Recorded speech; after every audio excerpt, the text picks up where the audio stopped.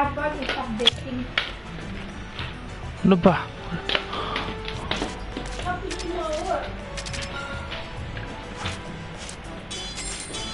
Hello, buddy.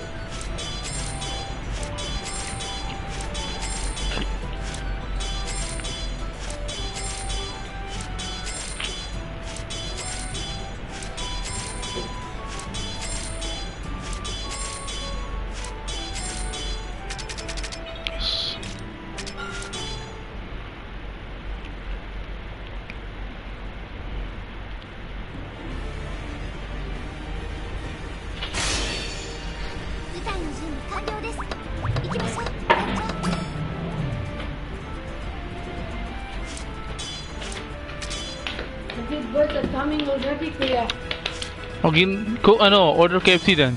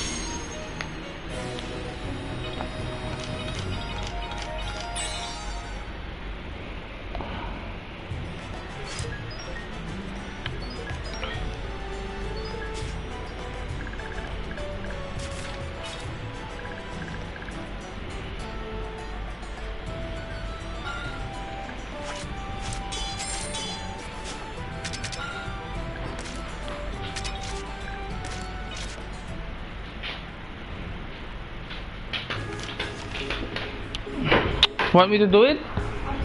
Eh di mag-order ka ng KFC for me. KFC ay masarap. Ano? KFC masarap. Awan na yung tomato eh wala naman tayong karne o KFC. Ano ba yan? Go there then. Choose what you want. No, you order for me. I think it's okay.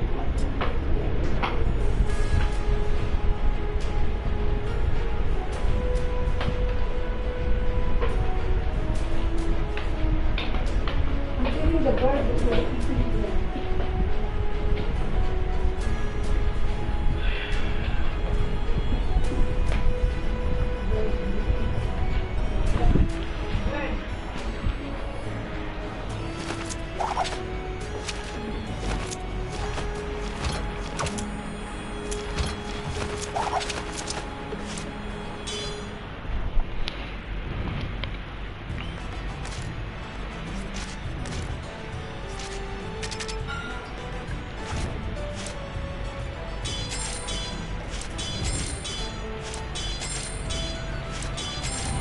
Kuya, look! Kuya, look! Kuya, look! I have no time to look. What? Ano na naman? Shut up, Mama. I'm hungry. I want KFC.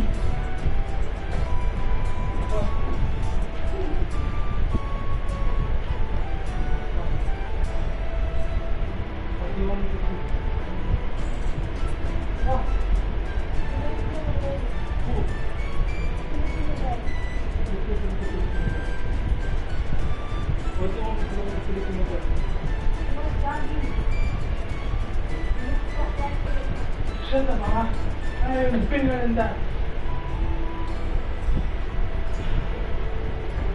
Jack, yung pangit.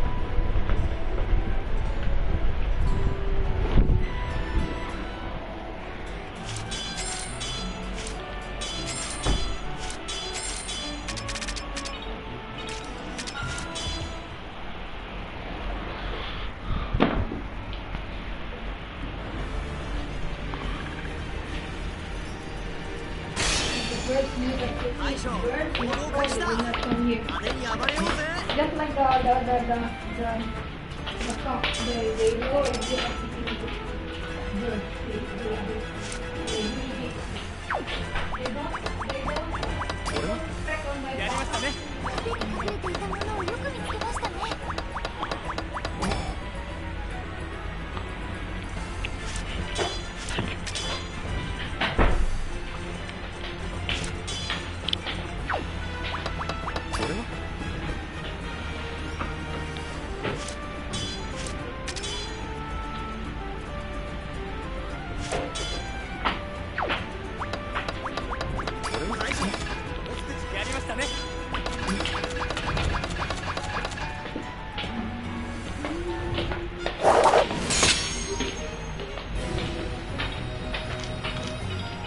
Ibadah naman siya.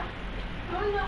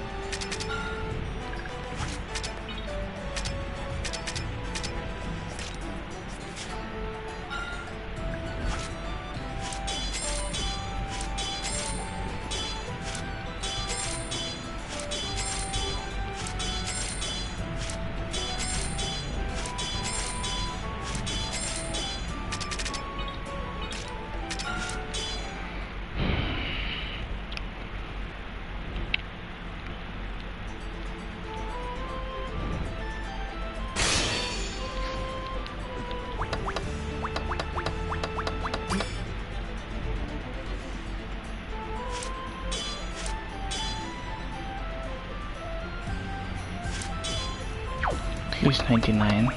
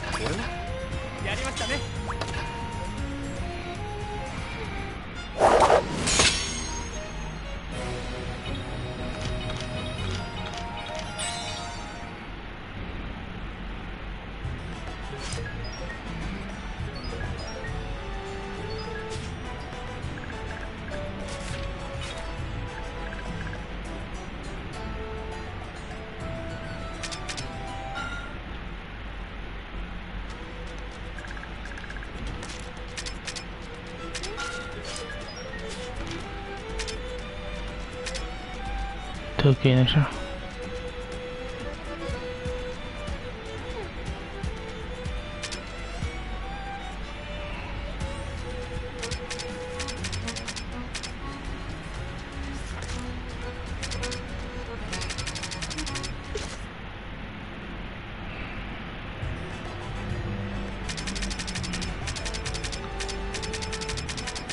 I'm gonna have to go to Valkyr.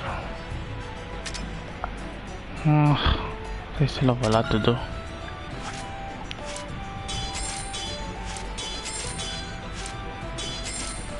It's already 8 o'clock. I spent 4 hours doing this crap.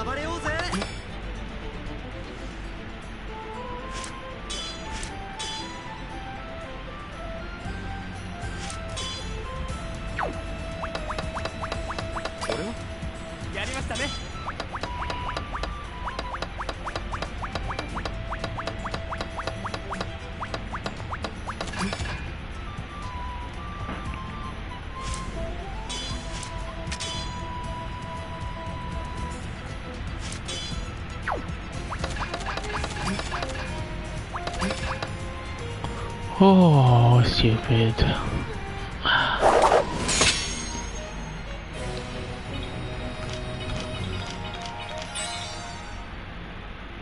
It was very stupid.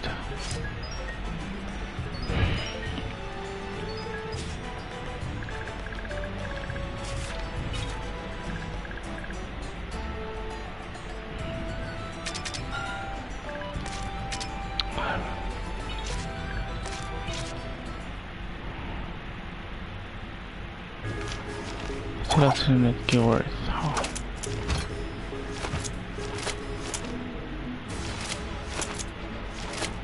Troop attack up. Another one.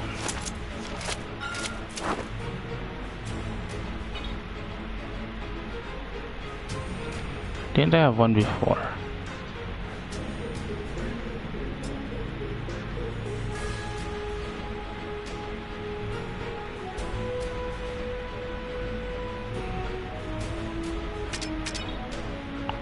This will be the back to Marcus then.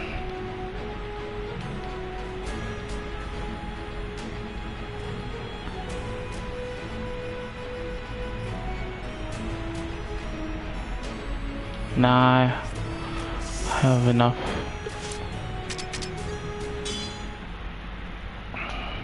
One troop attack up is enough.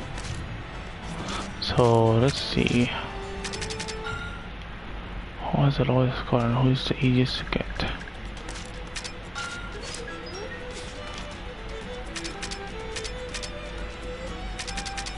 At the moment there is nobody. This is Valkyr.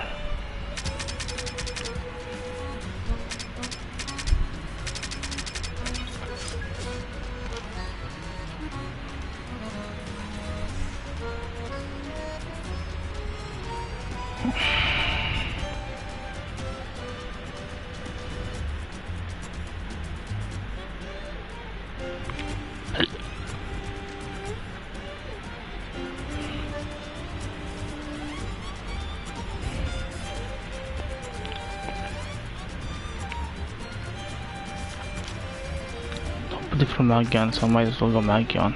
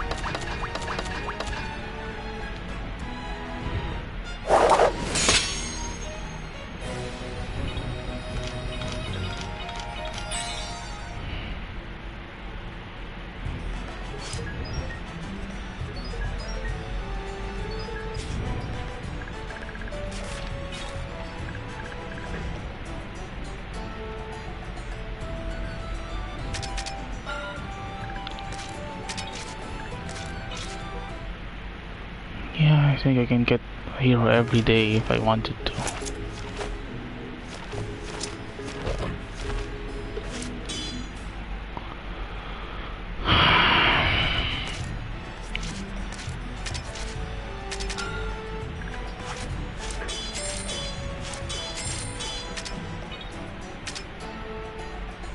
Did it. So now we go to Cauldra for the Millennium Tree or Millennium Wood. 舞台の準備完了です。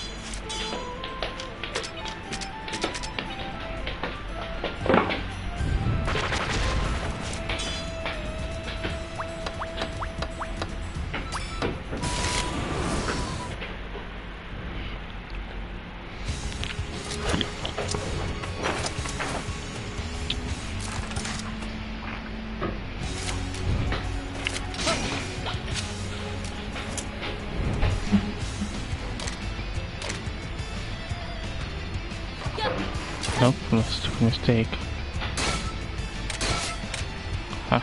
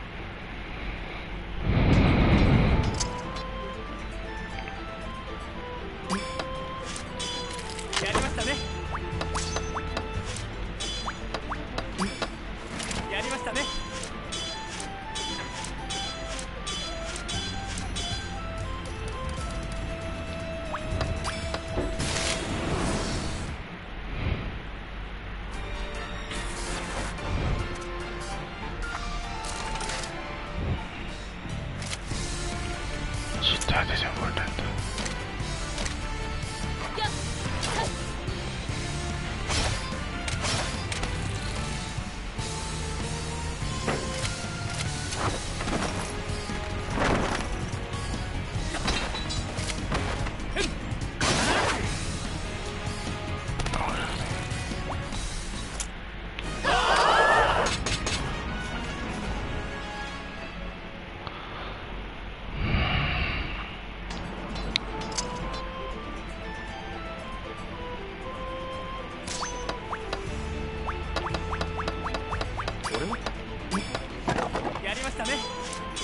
Yes.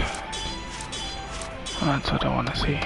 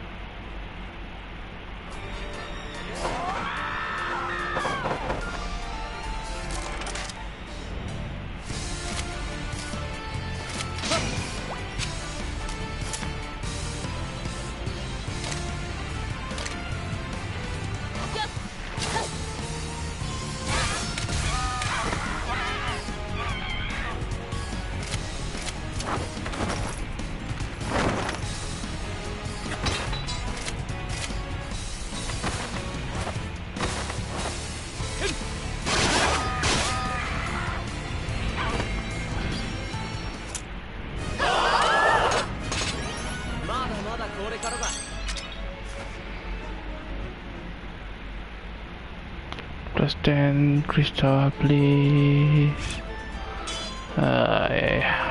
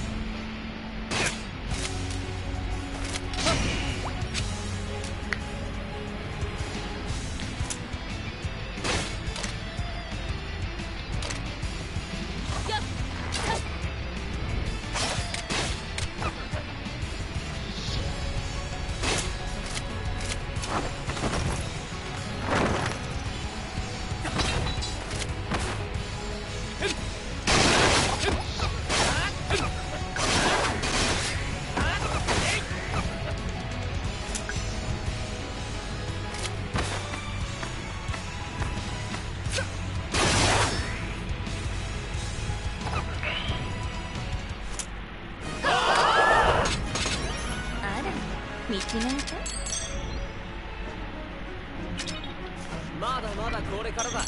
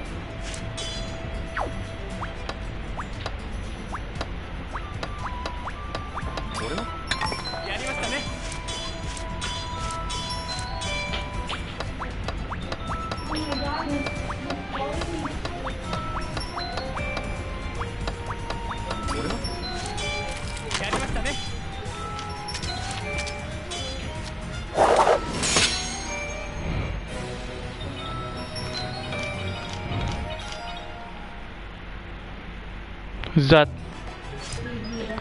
Answer it, stupid. No, I'm not in the position to answer it. Shut up. Hurry up and just answer it, stupid. Stupid ka ba? Ang bastos mo? You're so bastos. Ito ka ba? Shut up. Hurry up and answer it next time. Stupid woman. Shut up. You keep answering, stupid.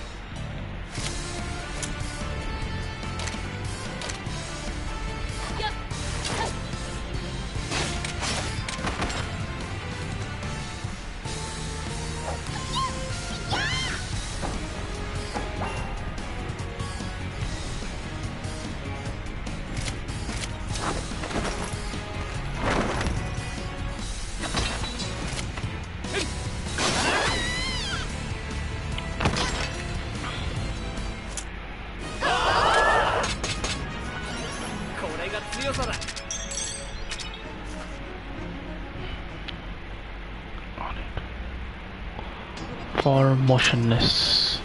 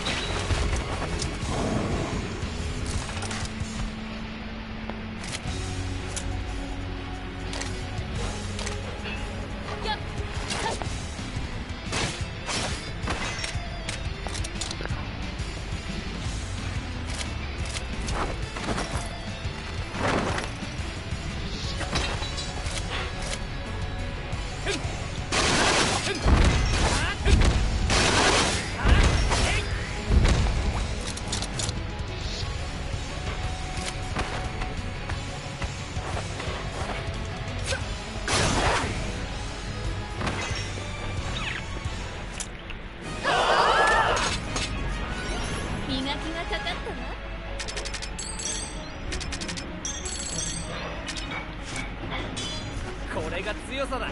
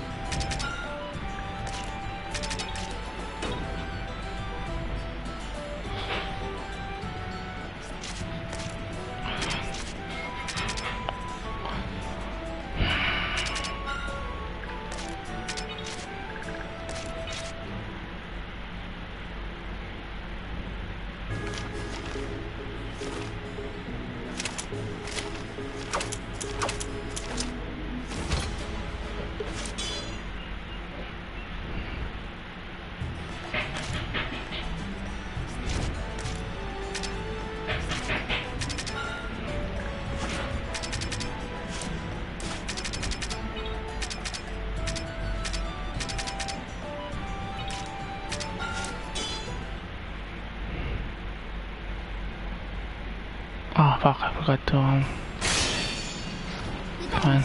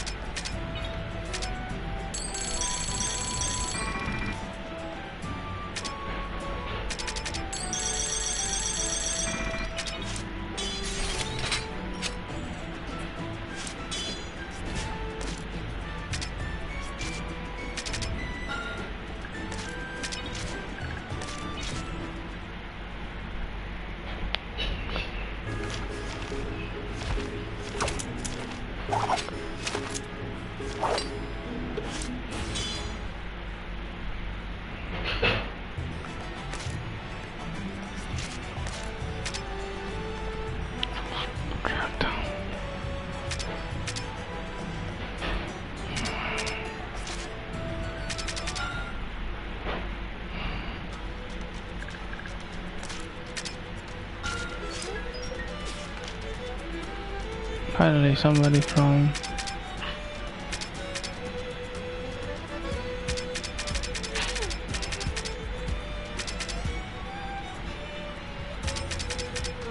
nobody from Magyar.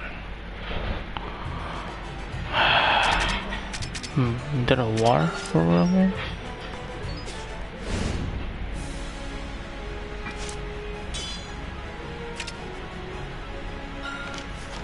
Yes, there is. Again, versus Fiel. That's a lot of fun.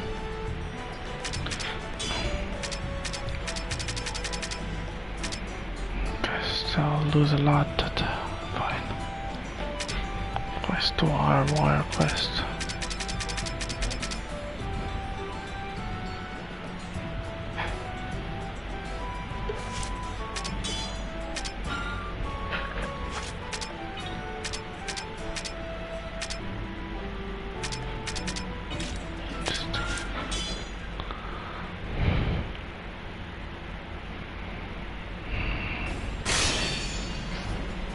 Have to win battle.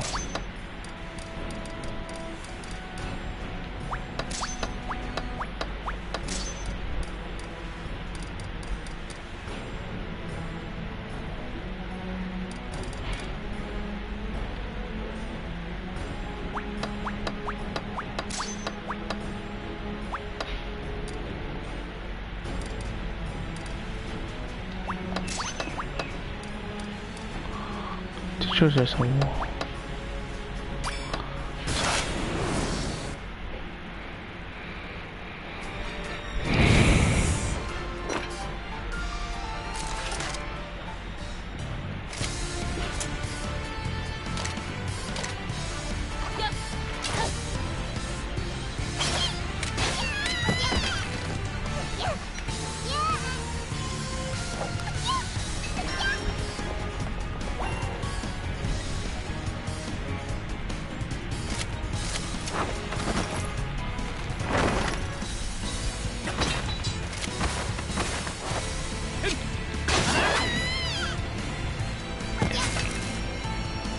They're in a big. まだまだこれからだ。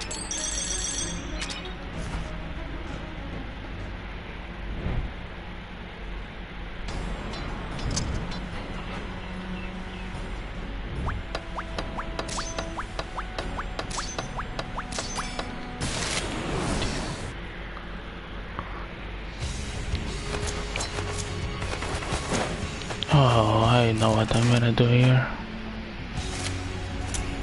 Oh fuck, I should have done that thing.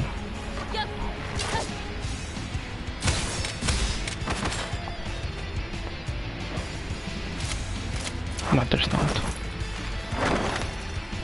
So maybe it does kind of matter a bit.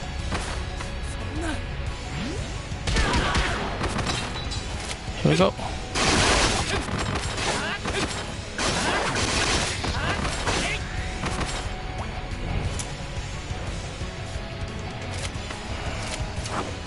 Fine.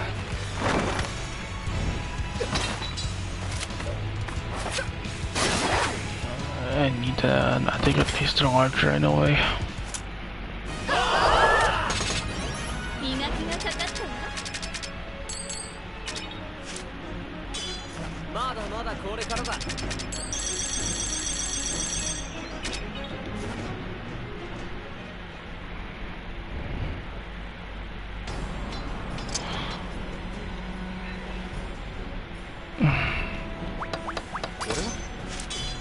やりましたね。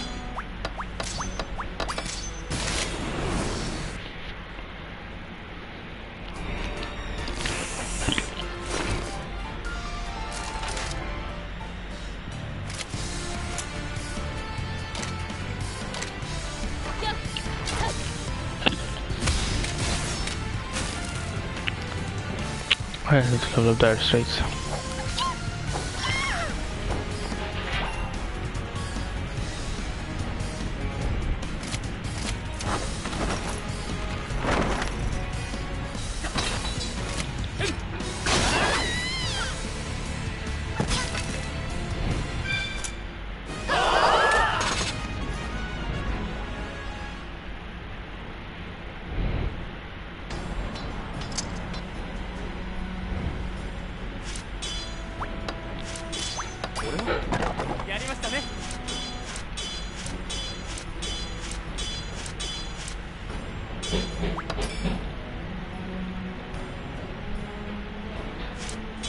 Okay, good. こんなところに抜け出した。やりましたね。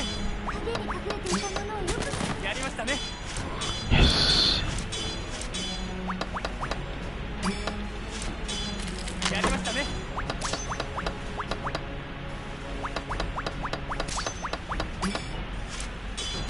やりましたね。俺はやりましたね。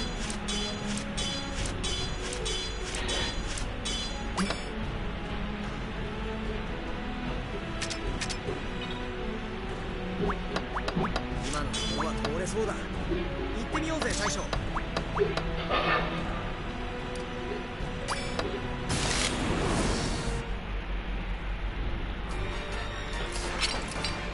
なんだ。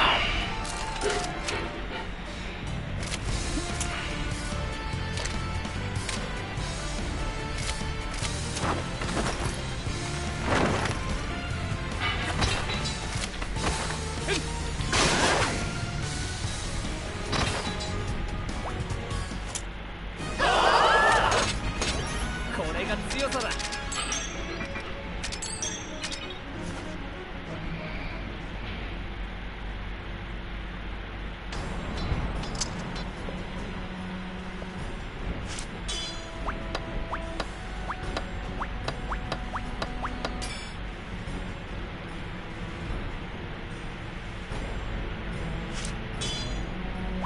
俺は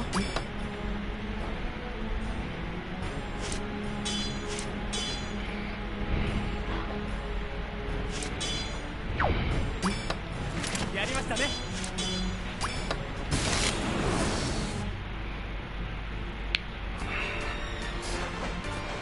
I'm done.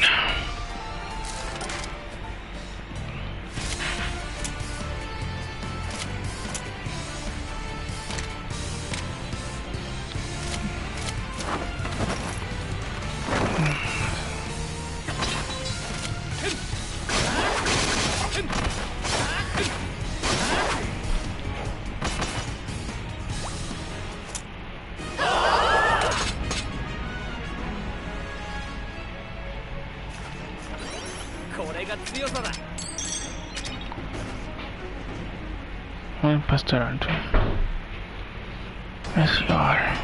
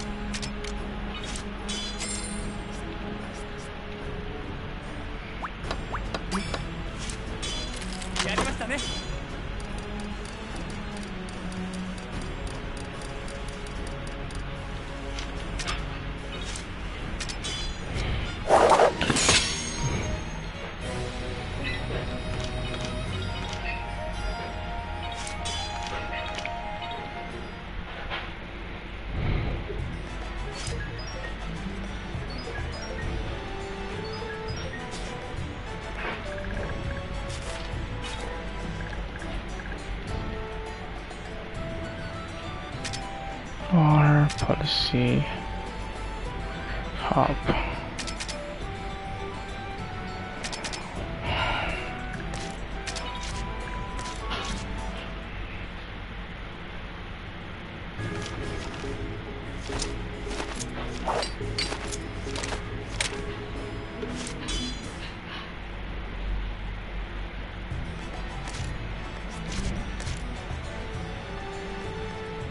Double attack.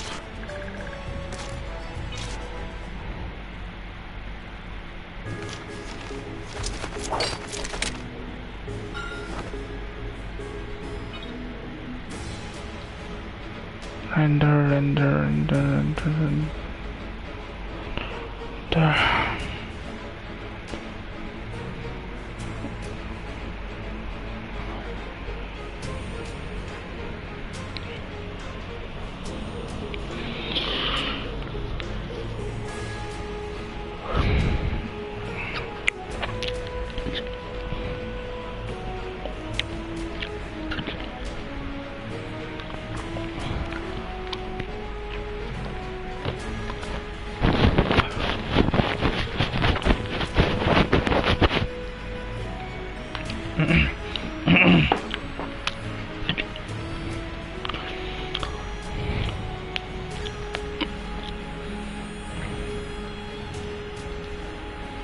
Surrender.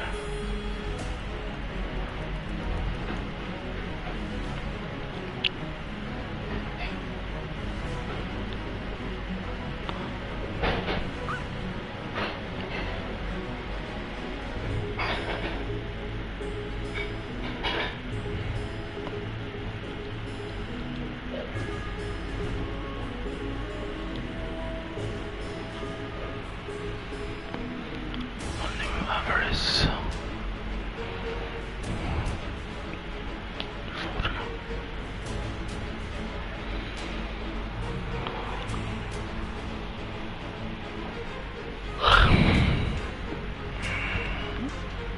Kinda bored. Don't know what to name him.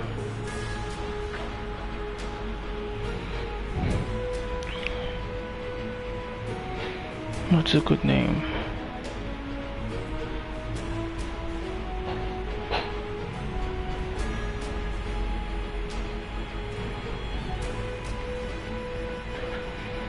Murder type.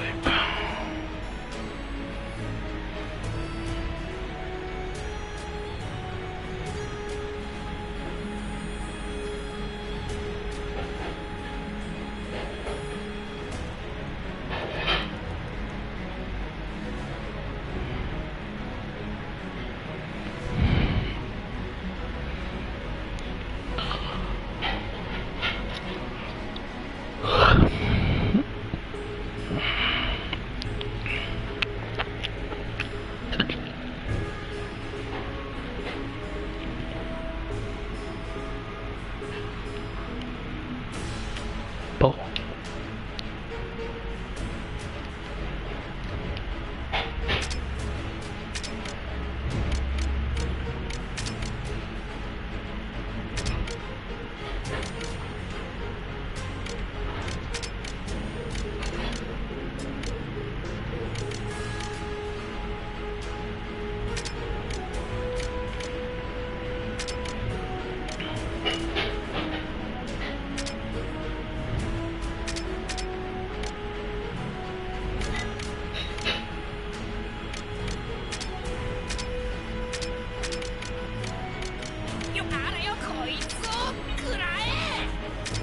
It's actually really good.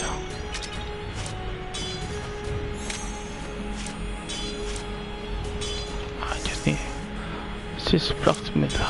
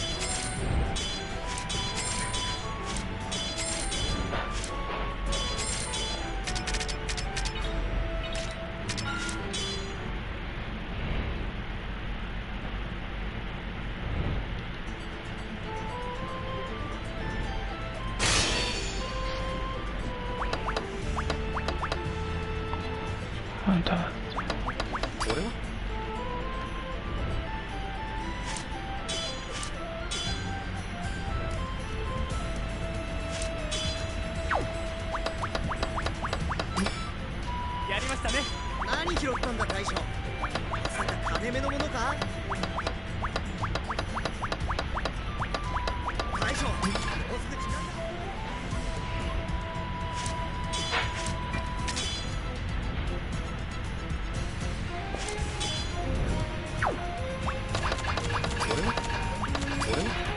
やりましたね。何拾ったんだ大将。Got it.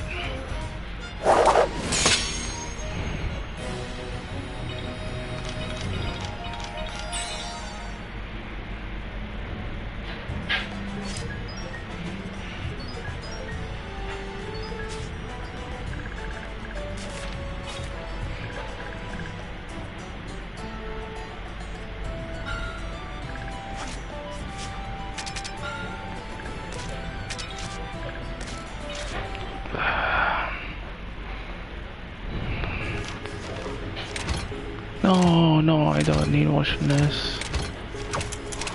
And this is plus.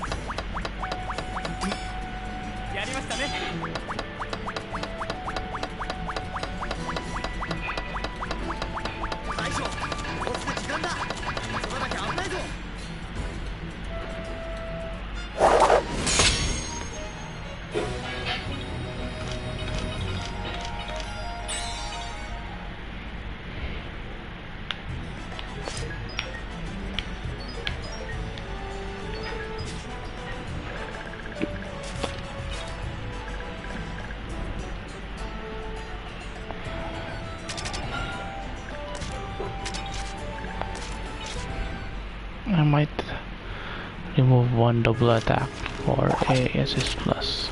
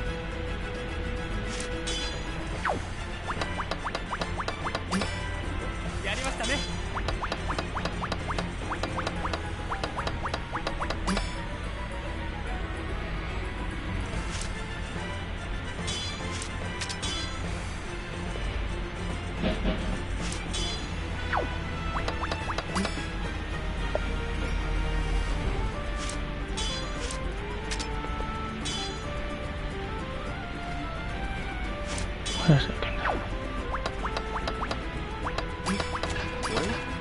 やりましたね。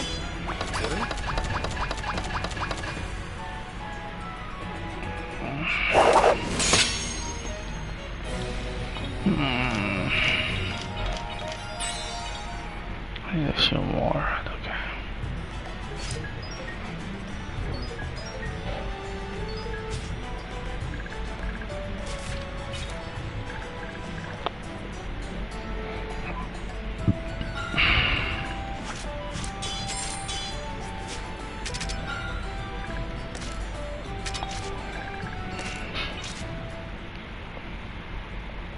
Double attack blacksmiths and then assist with blacksmith.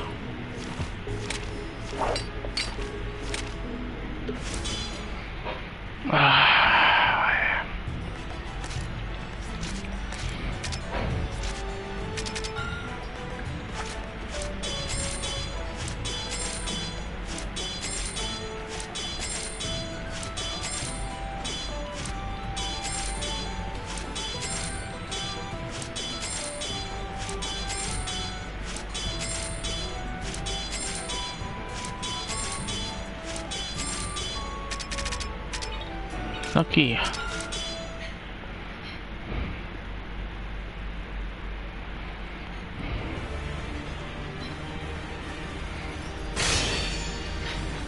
Pretty sure I have enough to get the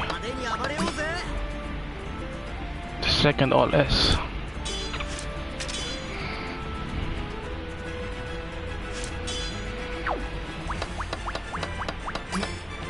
やりましたね。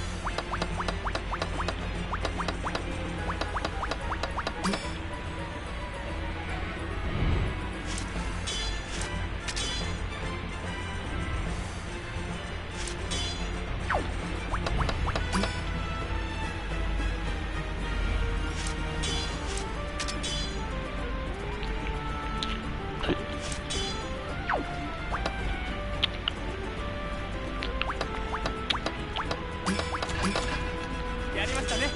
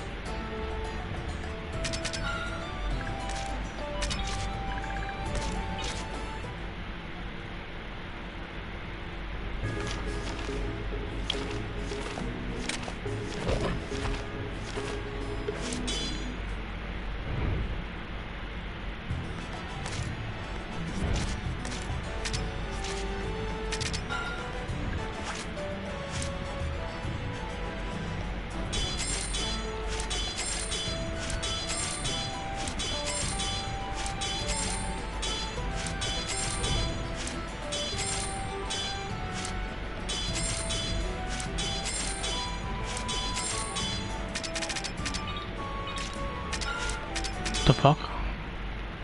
This is crazy.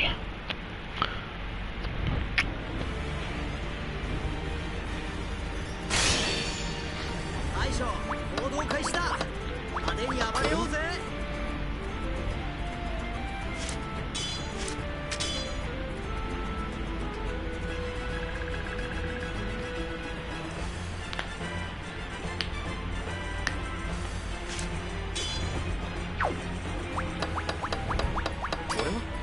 やりましたね。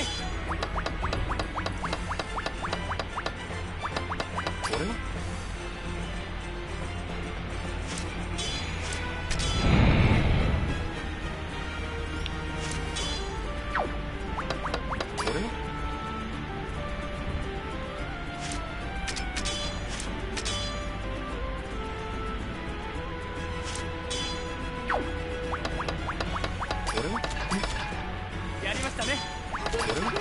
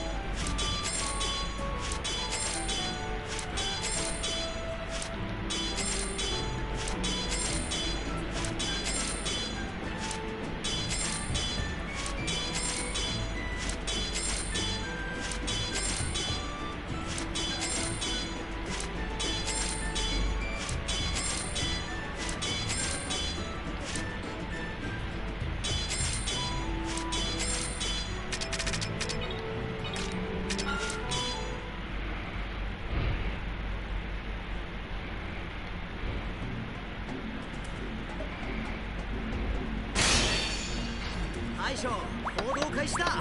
派手に暴れようぜ。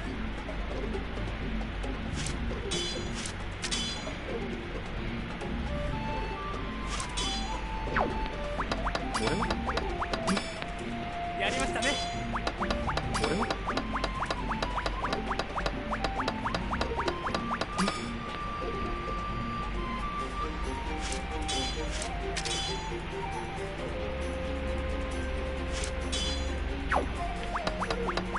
大将、もうすぐ時間だ。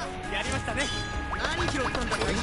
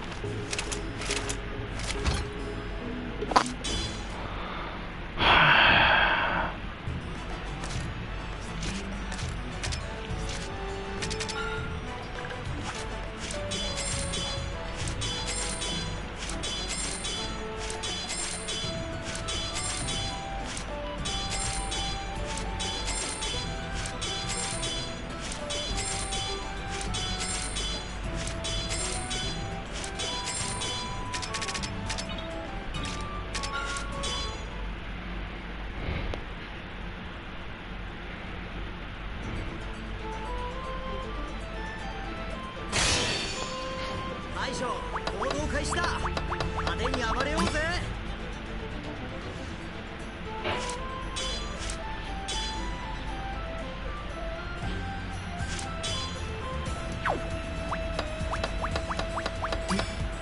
やりましたね。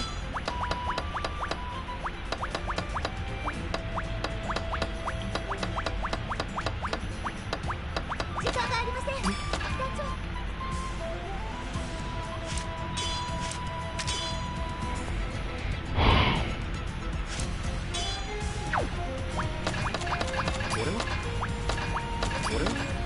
やりましたね。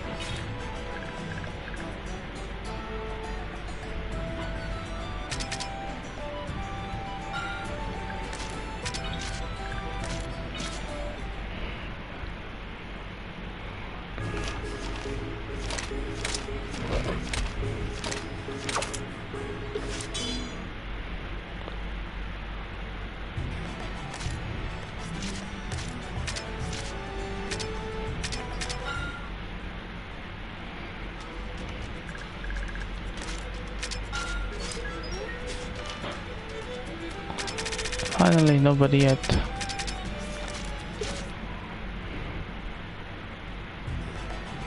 Okay, nothing.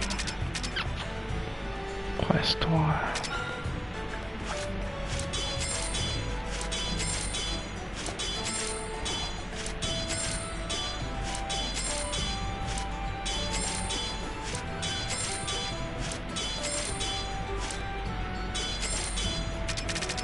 Wow, that's a lot of fucking magic scrolls. Well, I'm not complaining.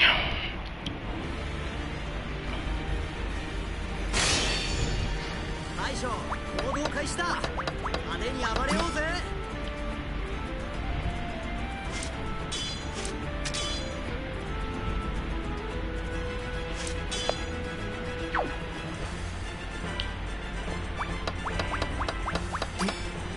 やりましたね。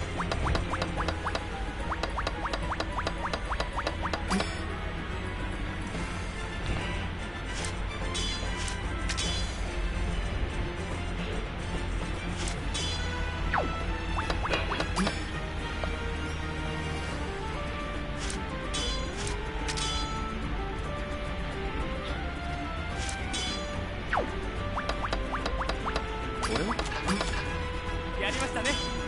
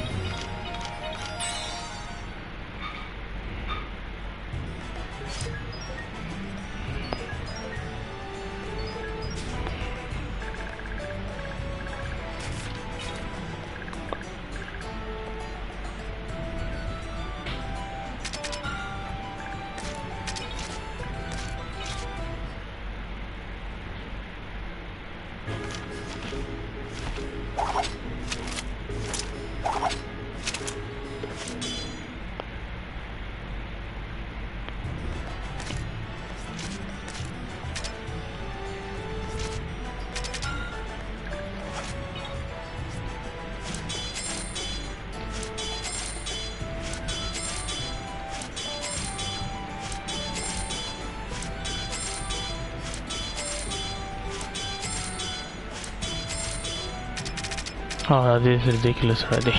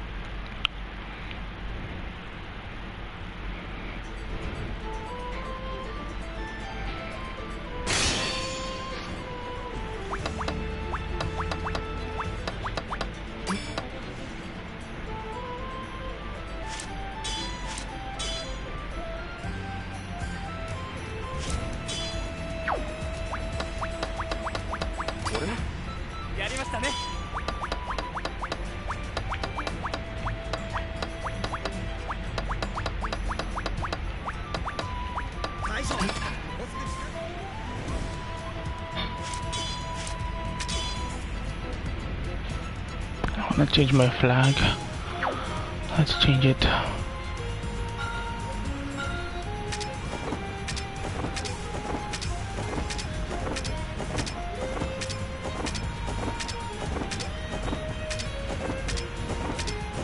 Ooh, bear flag.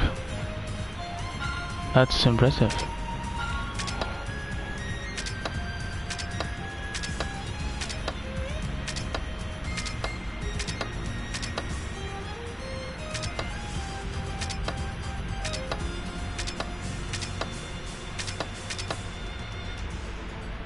High run piece.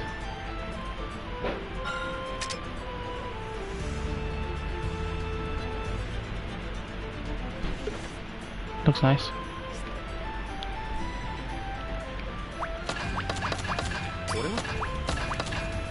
Okay.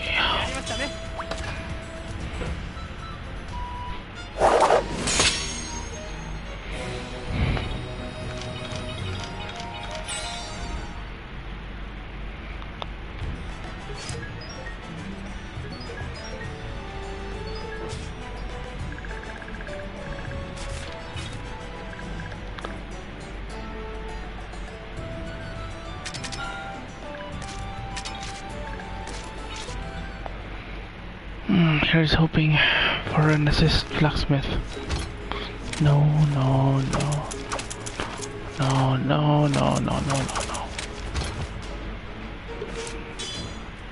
Fuck.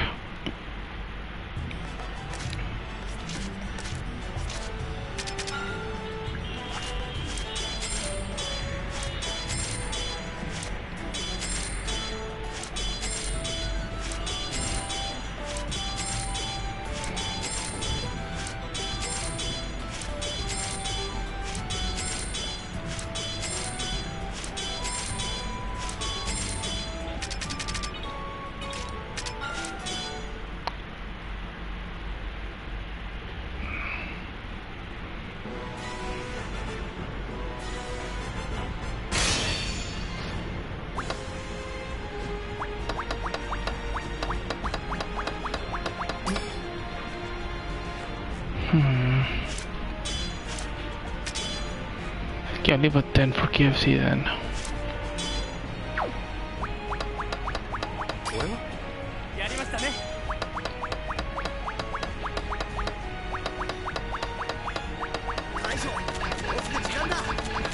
Ma'am, magluluto ka ng kanin? Bili na lang ako ulam?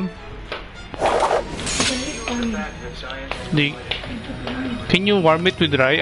Fry it with rice? Egg?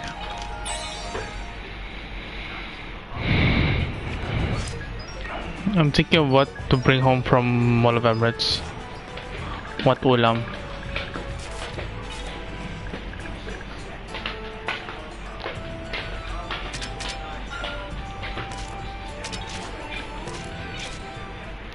No, do it at 10. I'm leaving at 10 to make sure everything is open.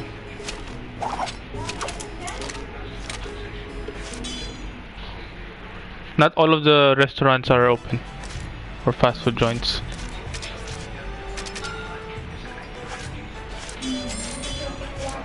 Ayoko yan. Ayoko yan. Throw that away. Tastes like charcoal. It's charcolate, not chocolate. Mama, it's charcolate, not chocolate.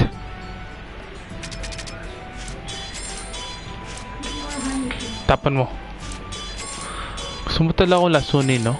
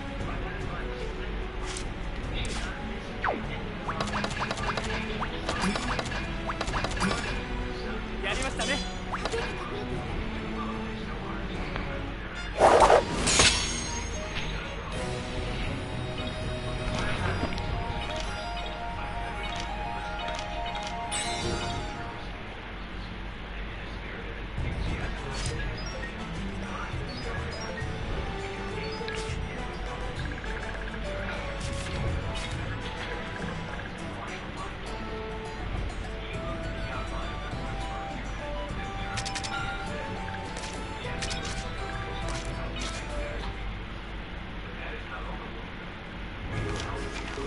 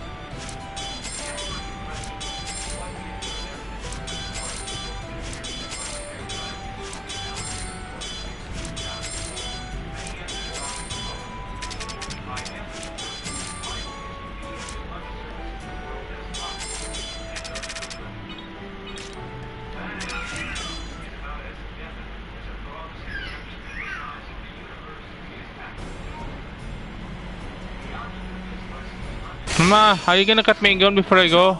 行動開始だ。 Mama, After I finish my task. but it's gonna be too late.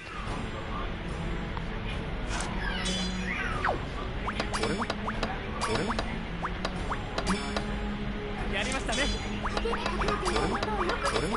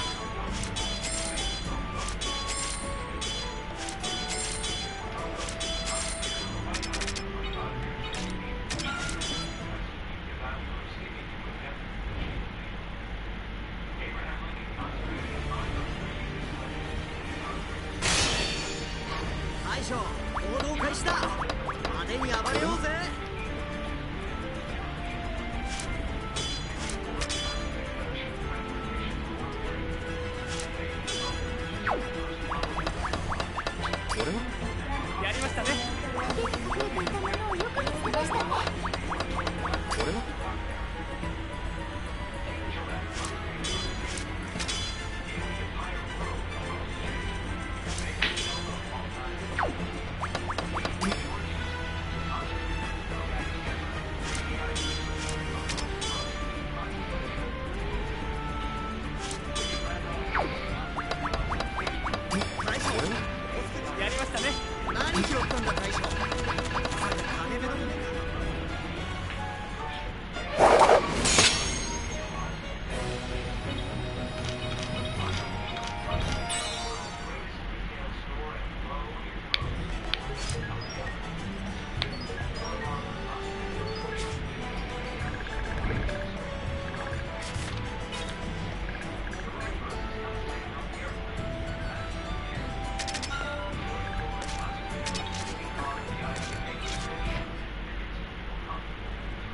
RNG.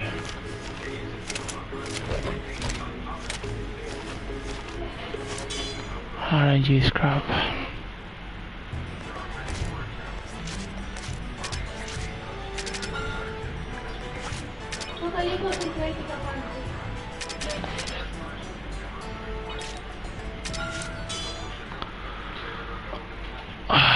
To be the best player in this particular game right now.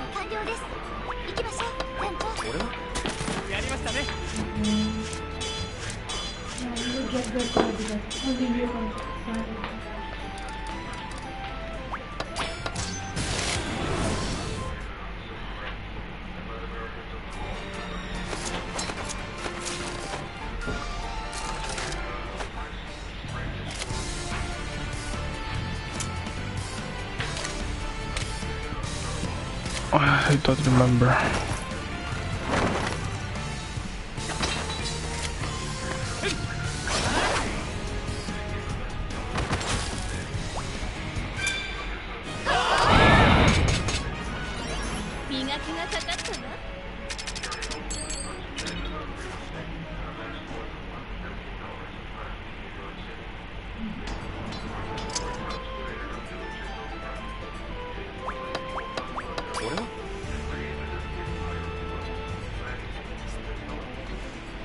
Ah,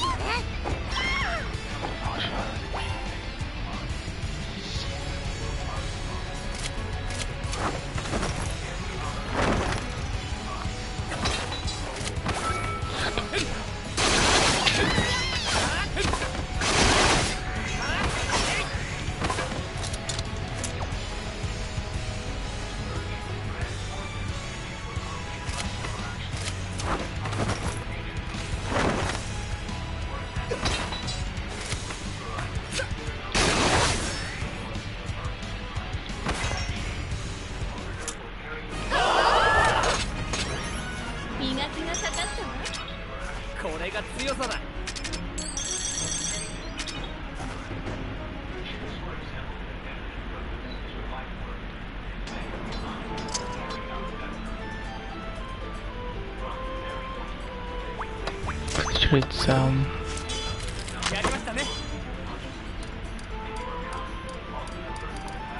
it's wood, isn't it?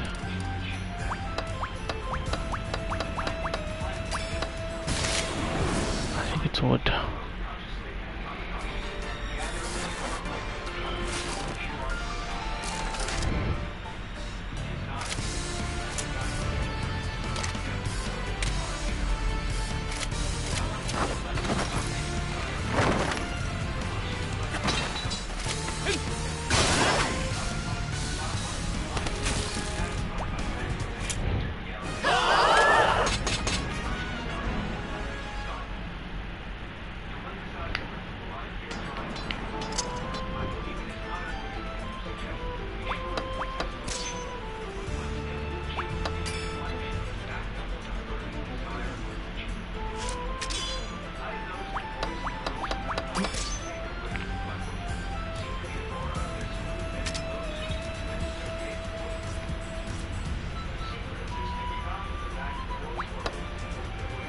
First movement. Pretty sure you can use reverse movement here.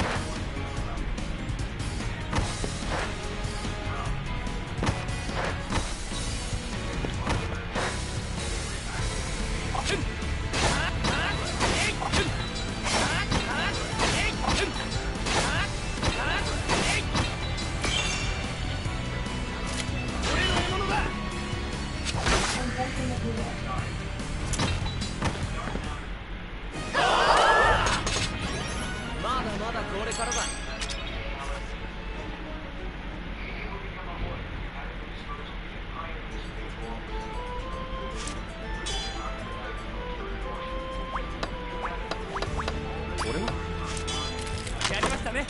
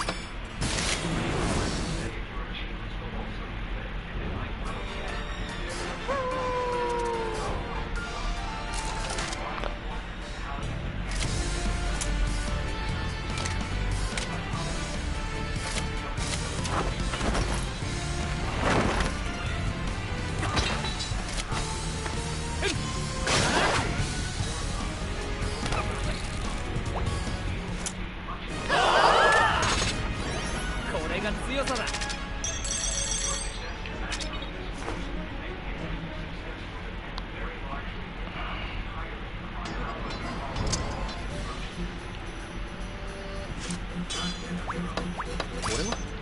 やりましたね。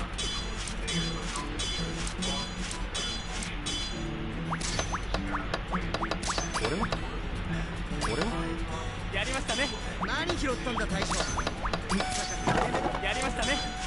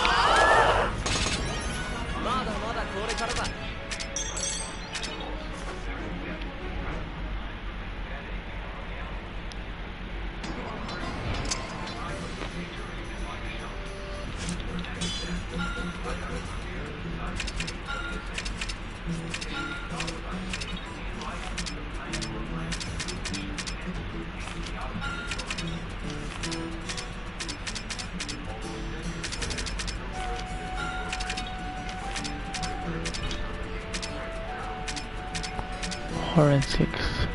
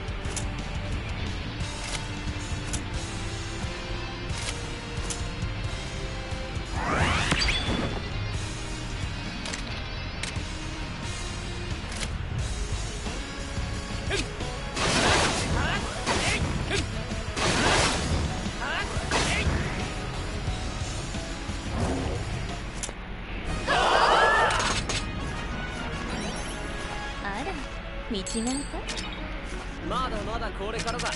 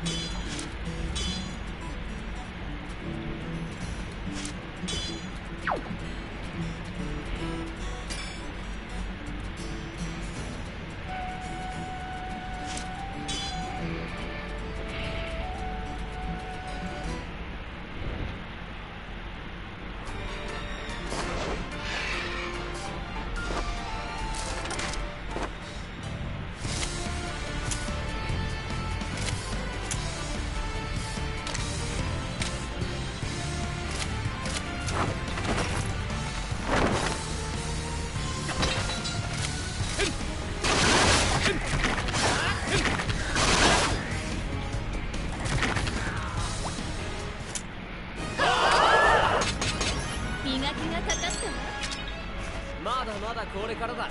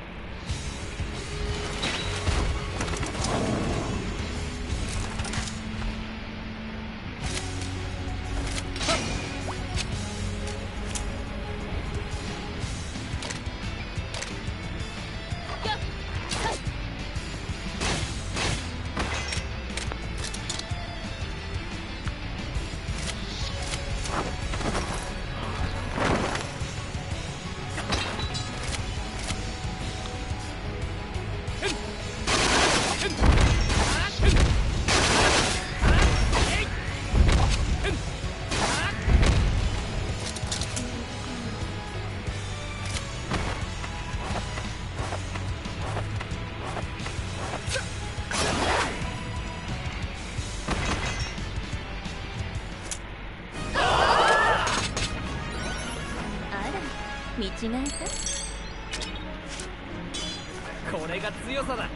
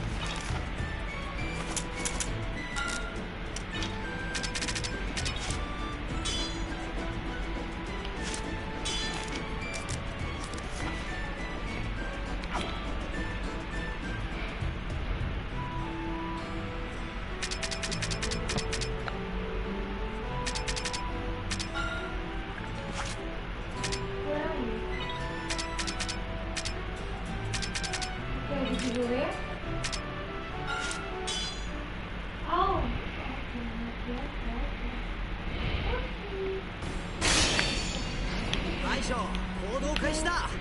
派手に暴れようぜ。 Okay, where the kanina I'm going?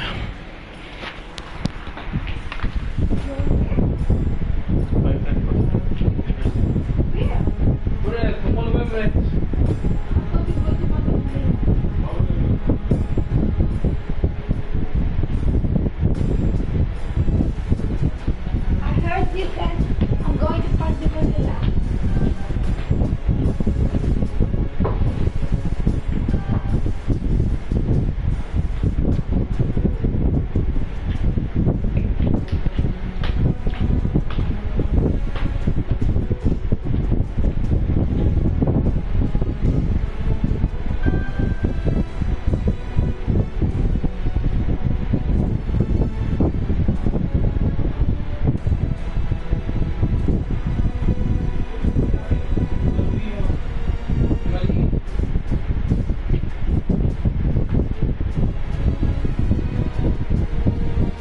It's raining hard in the Philippines. Where's my jumping jacket at least? There.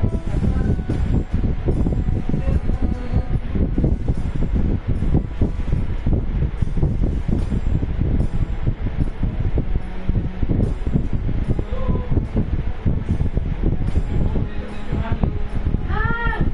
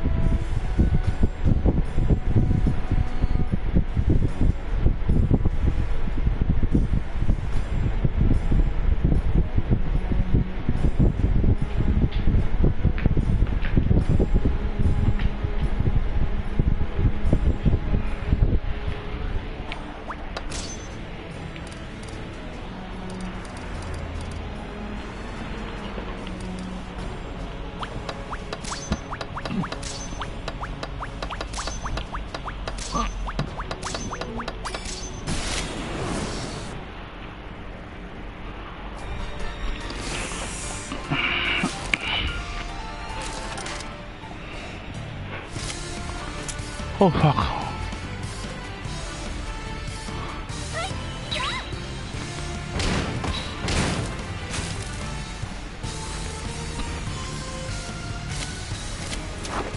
Why is he in the middle? Never mind.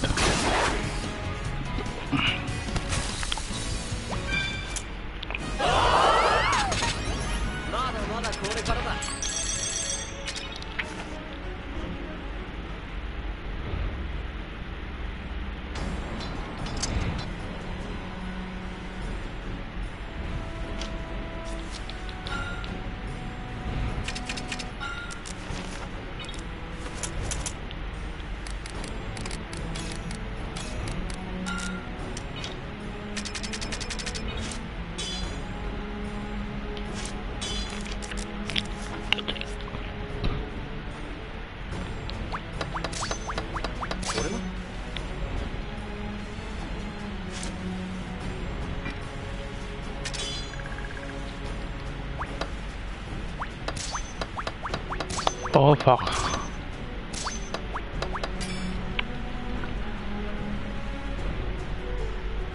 I need to teach this reverse movement.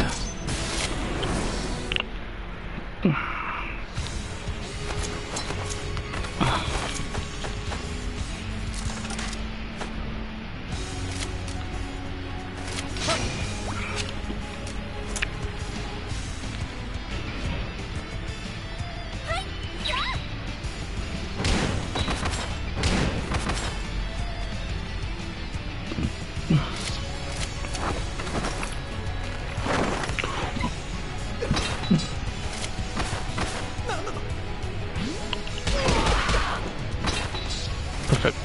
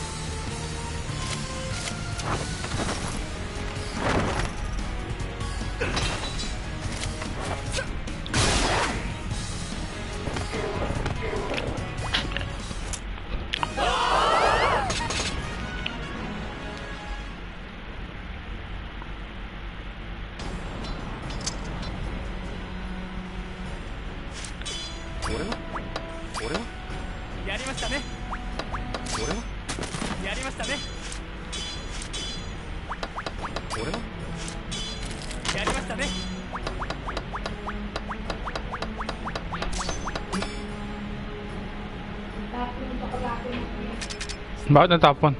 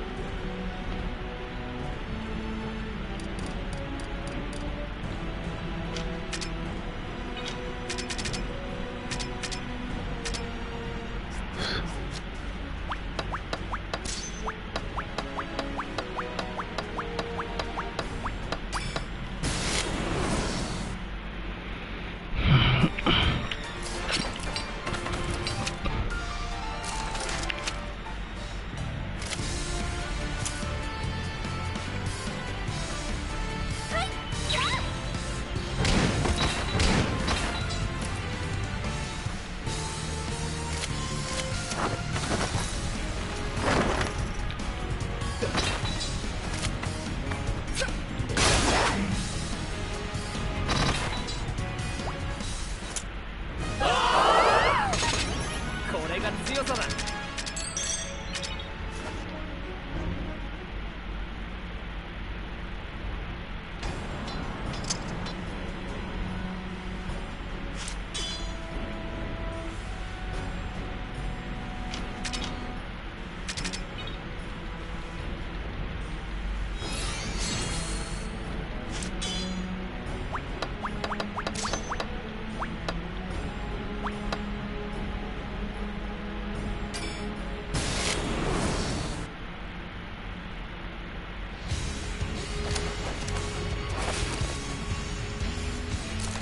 I need experience to do this.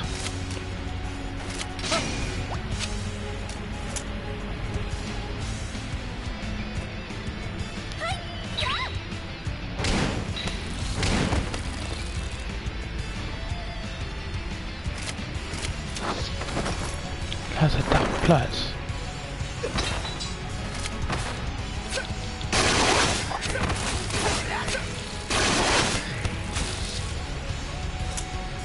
I think that's actually an extremely weak. Motionless is better.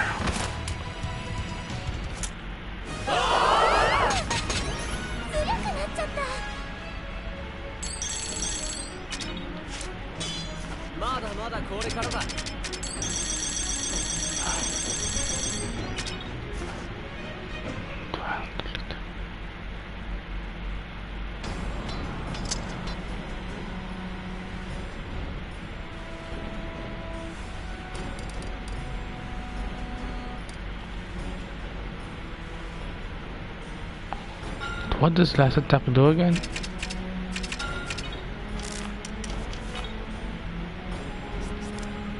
%.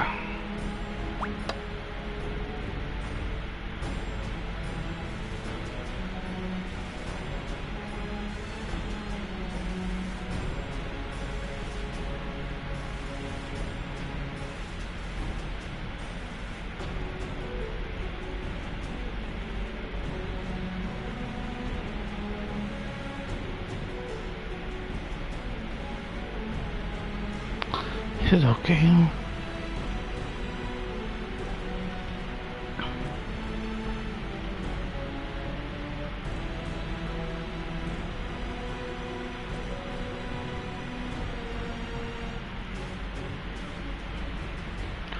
Last attack versus motionless.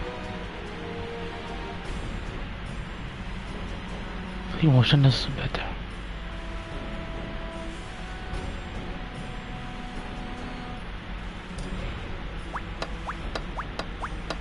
Finally water.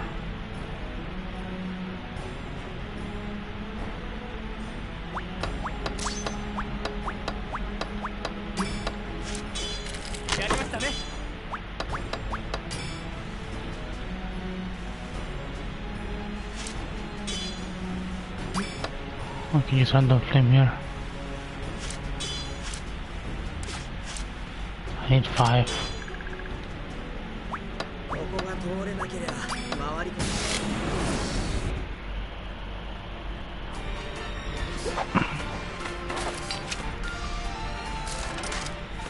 How many Brynhilders am I gonna remove?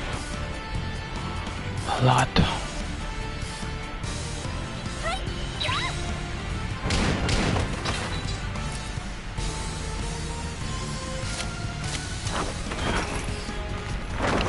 I'll get the motionless one.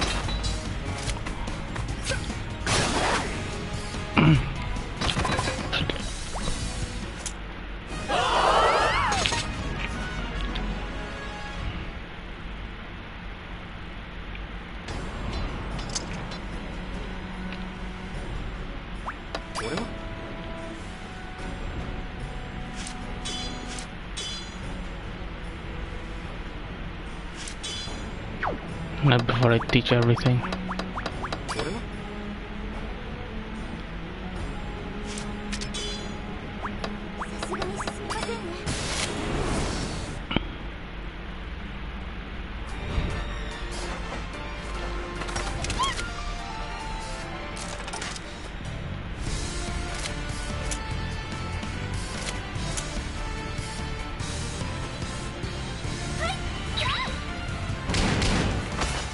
Ugh.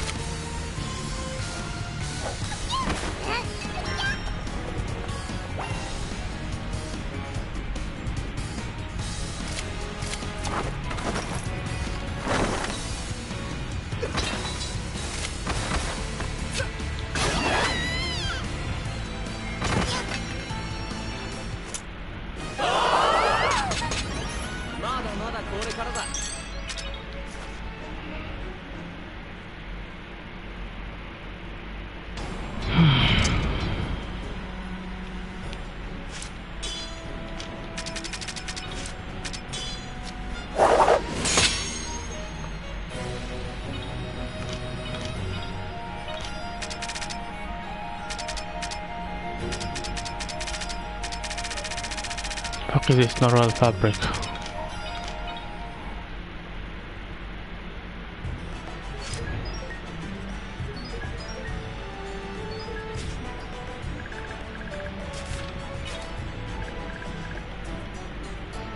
They max it out. Unlikely.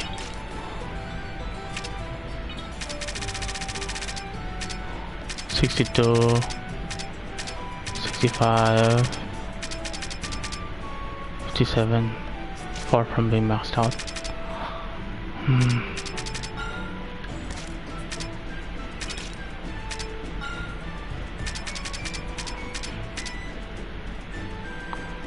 Let's go all through this.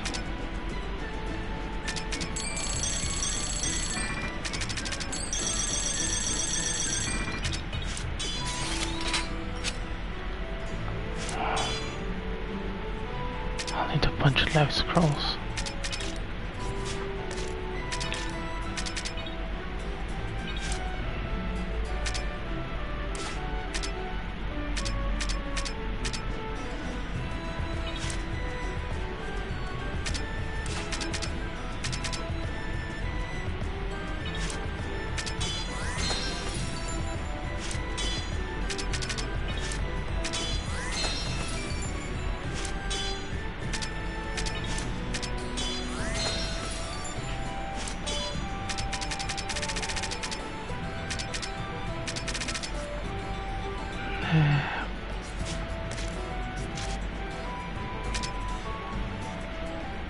Coliseum.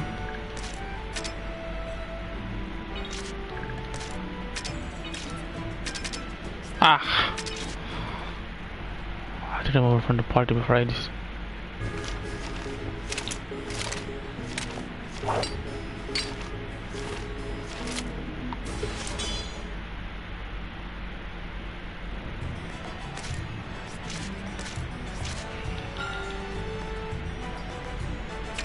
Party.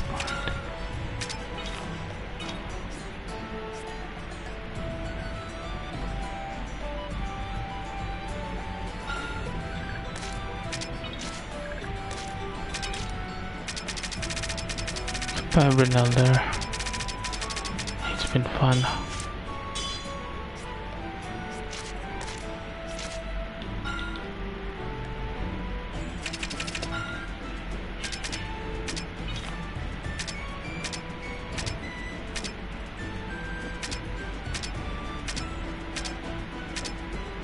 He has double attack, which is better.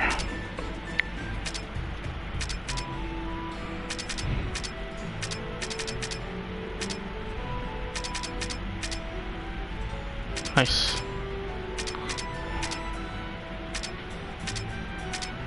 Cornelius.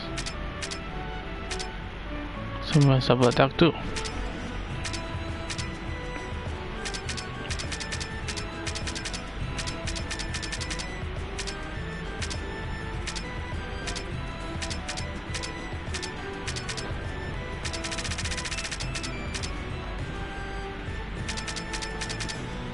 Let's go with the double attack pitch.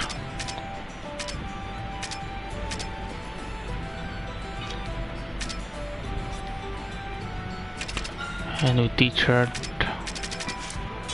death march.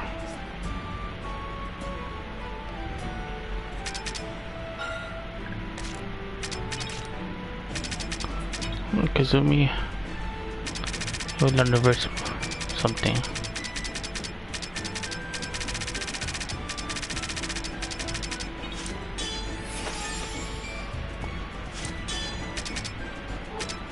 So assist.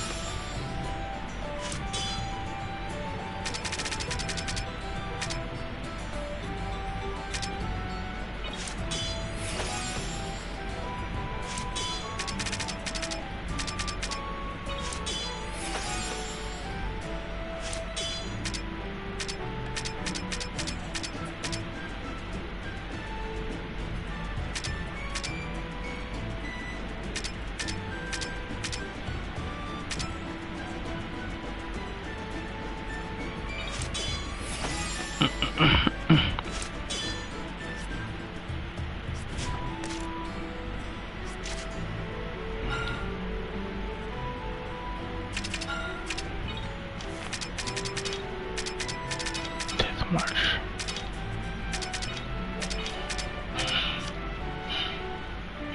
What's that? So everything must be on SP, which is fine.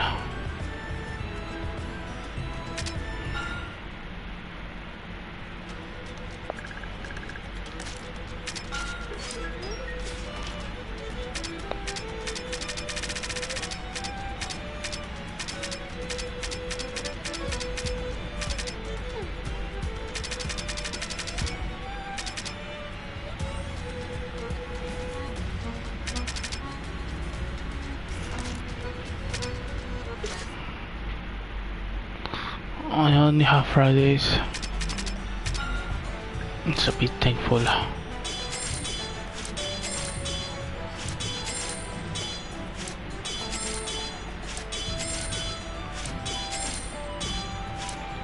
Highway, highway, highway.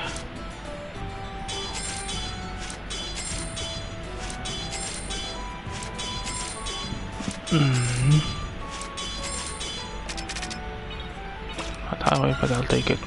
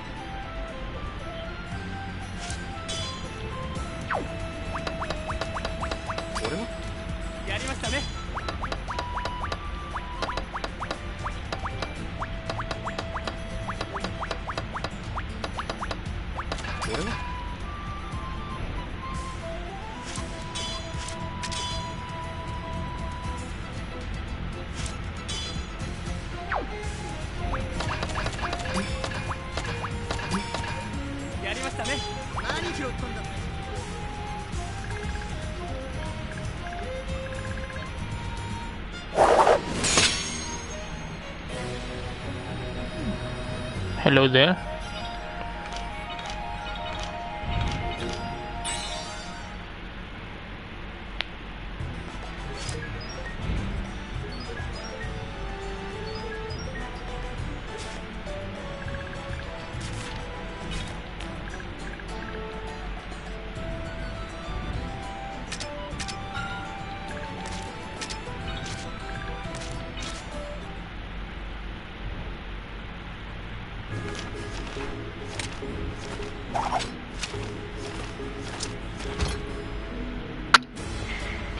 Assist increase, not assist plus. Where the fuck do I find motionless and motionless mages?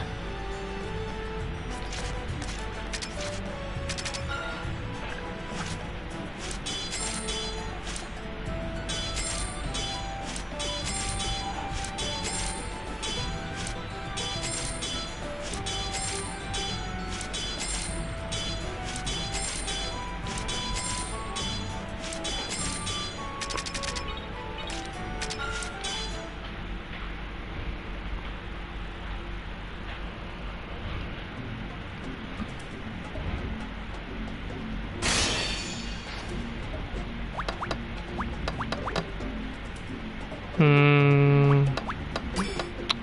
Did I fuck up? I don't know. Probably.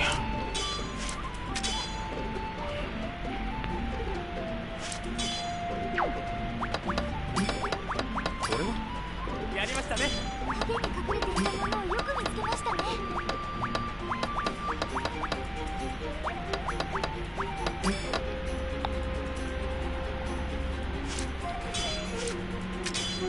This game? A lot. やりましたね。何拾ったんだ大将。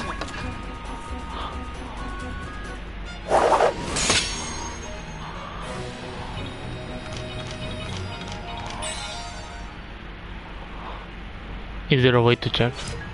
Okay, I'll check. I wonder if it's possible to see how many hours I put in.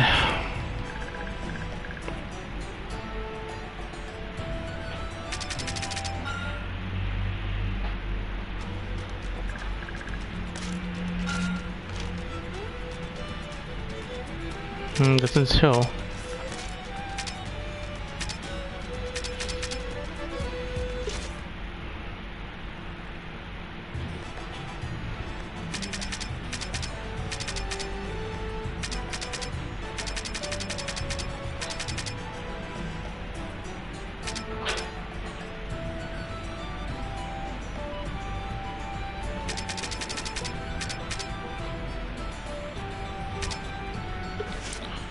Let's save and load. See if it's...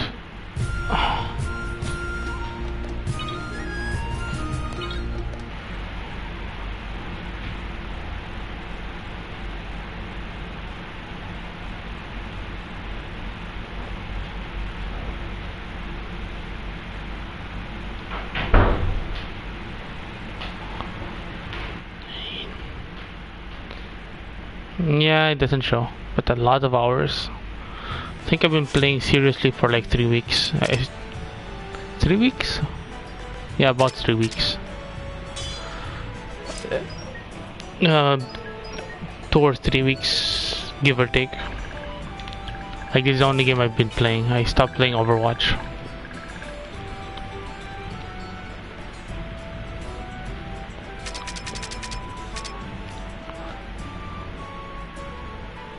What was I doing?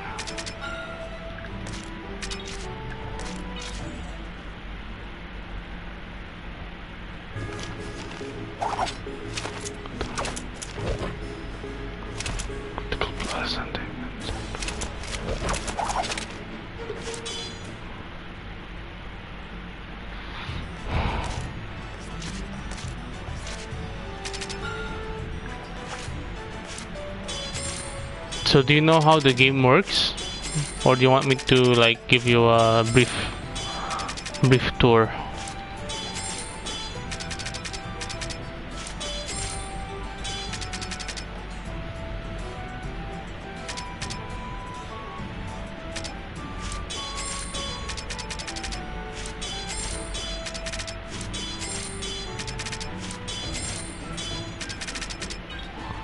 Wasteland again.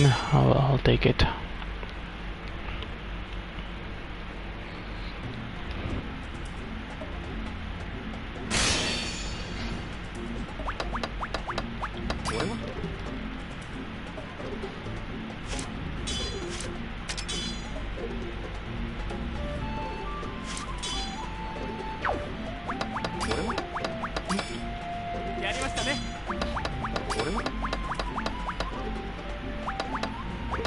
Okay, let me just finish this.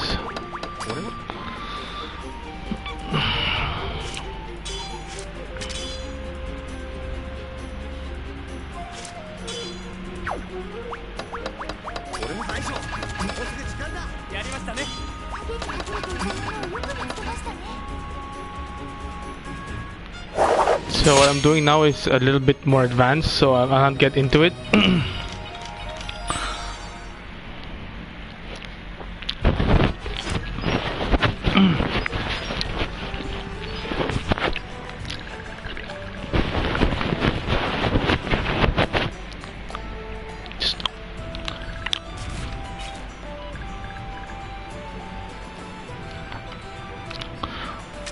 Where can we start?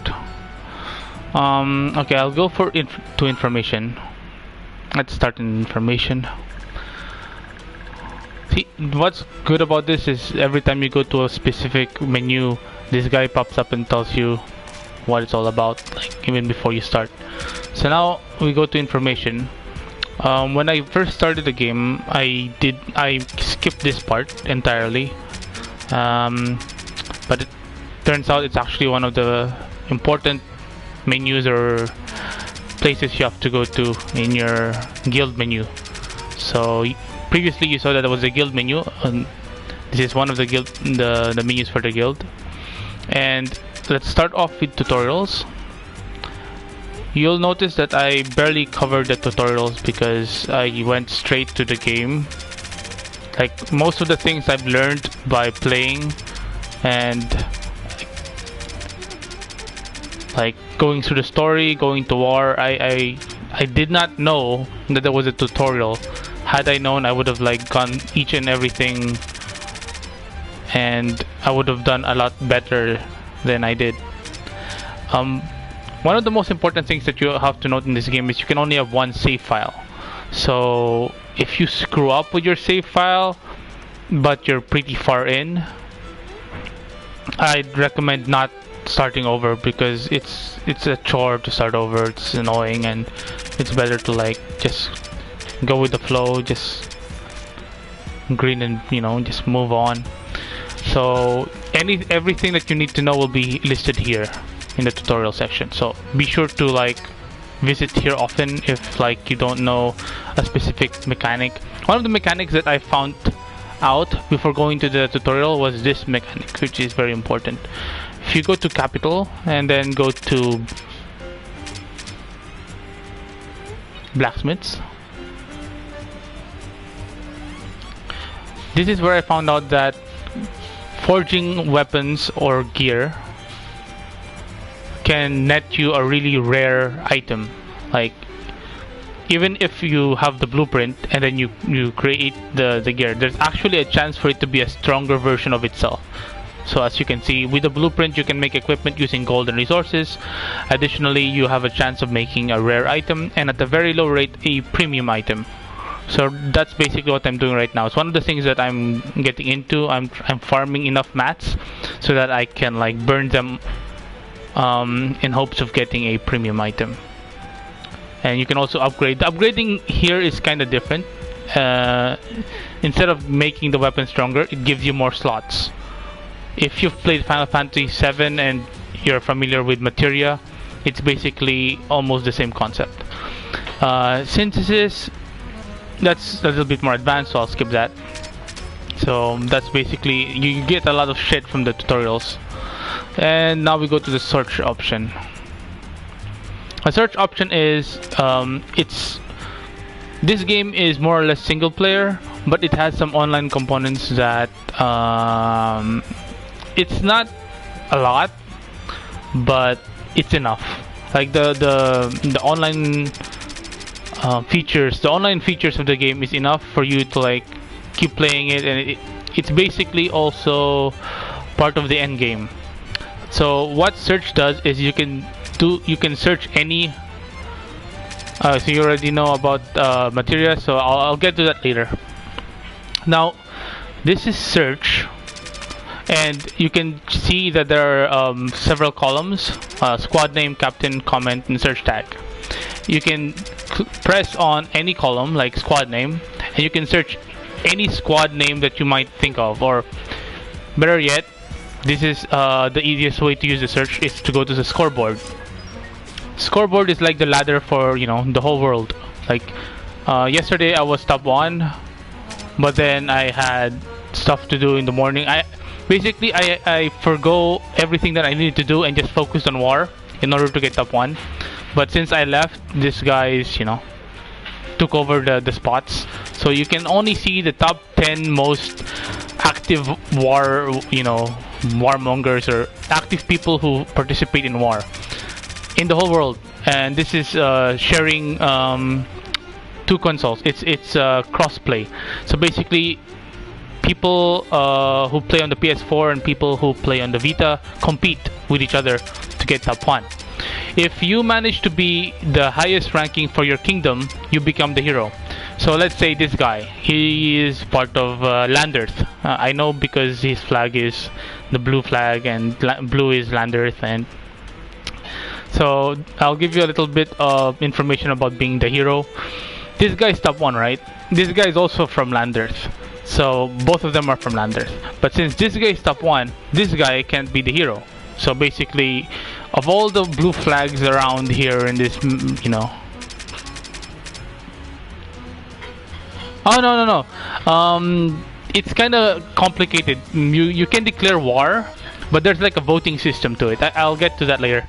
It's one of the things I don't really focus much on because I just go to the war and I just like go where everybody wants us to go. So if some people who played like an hour or 2 hours before me and they declared war on a specific country, they declare war by choosing a land to invade. So if that land belongs to so and so flag, basically you're declaring war on the kingdom that is like where that land is located. So back to being the hero.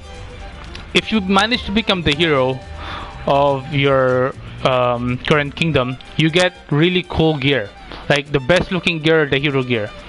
But since I'm not participating, I'm already the hero. I became the hero yesterday.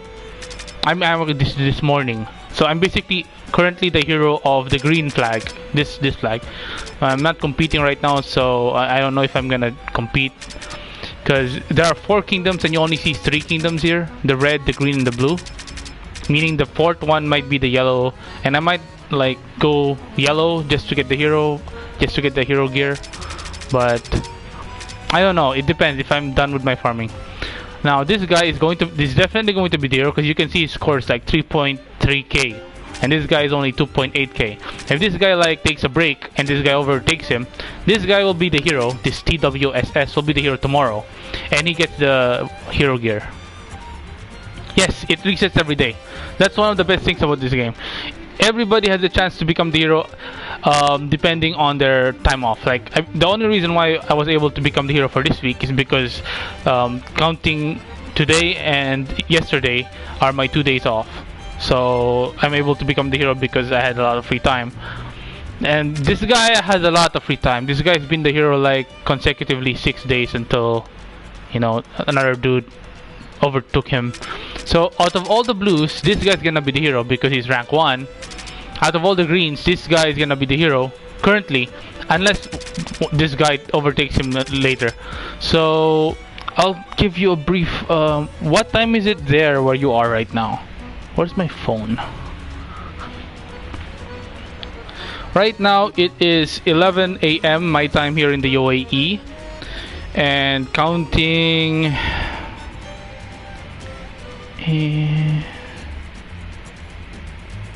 Wait, how?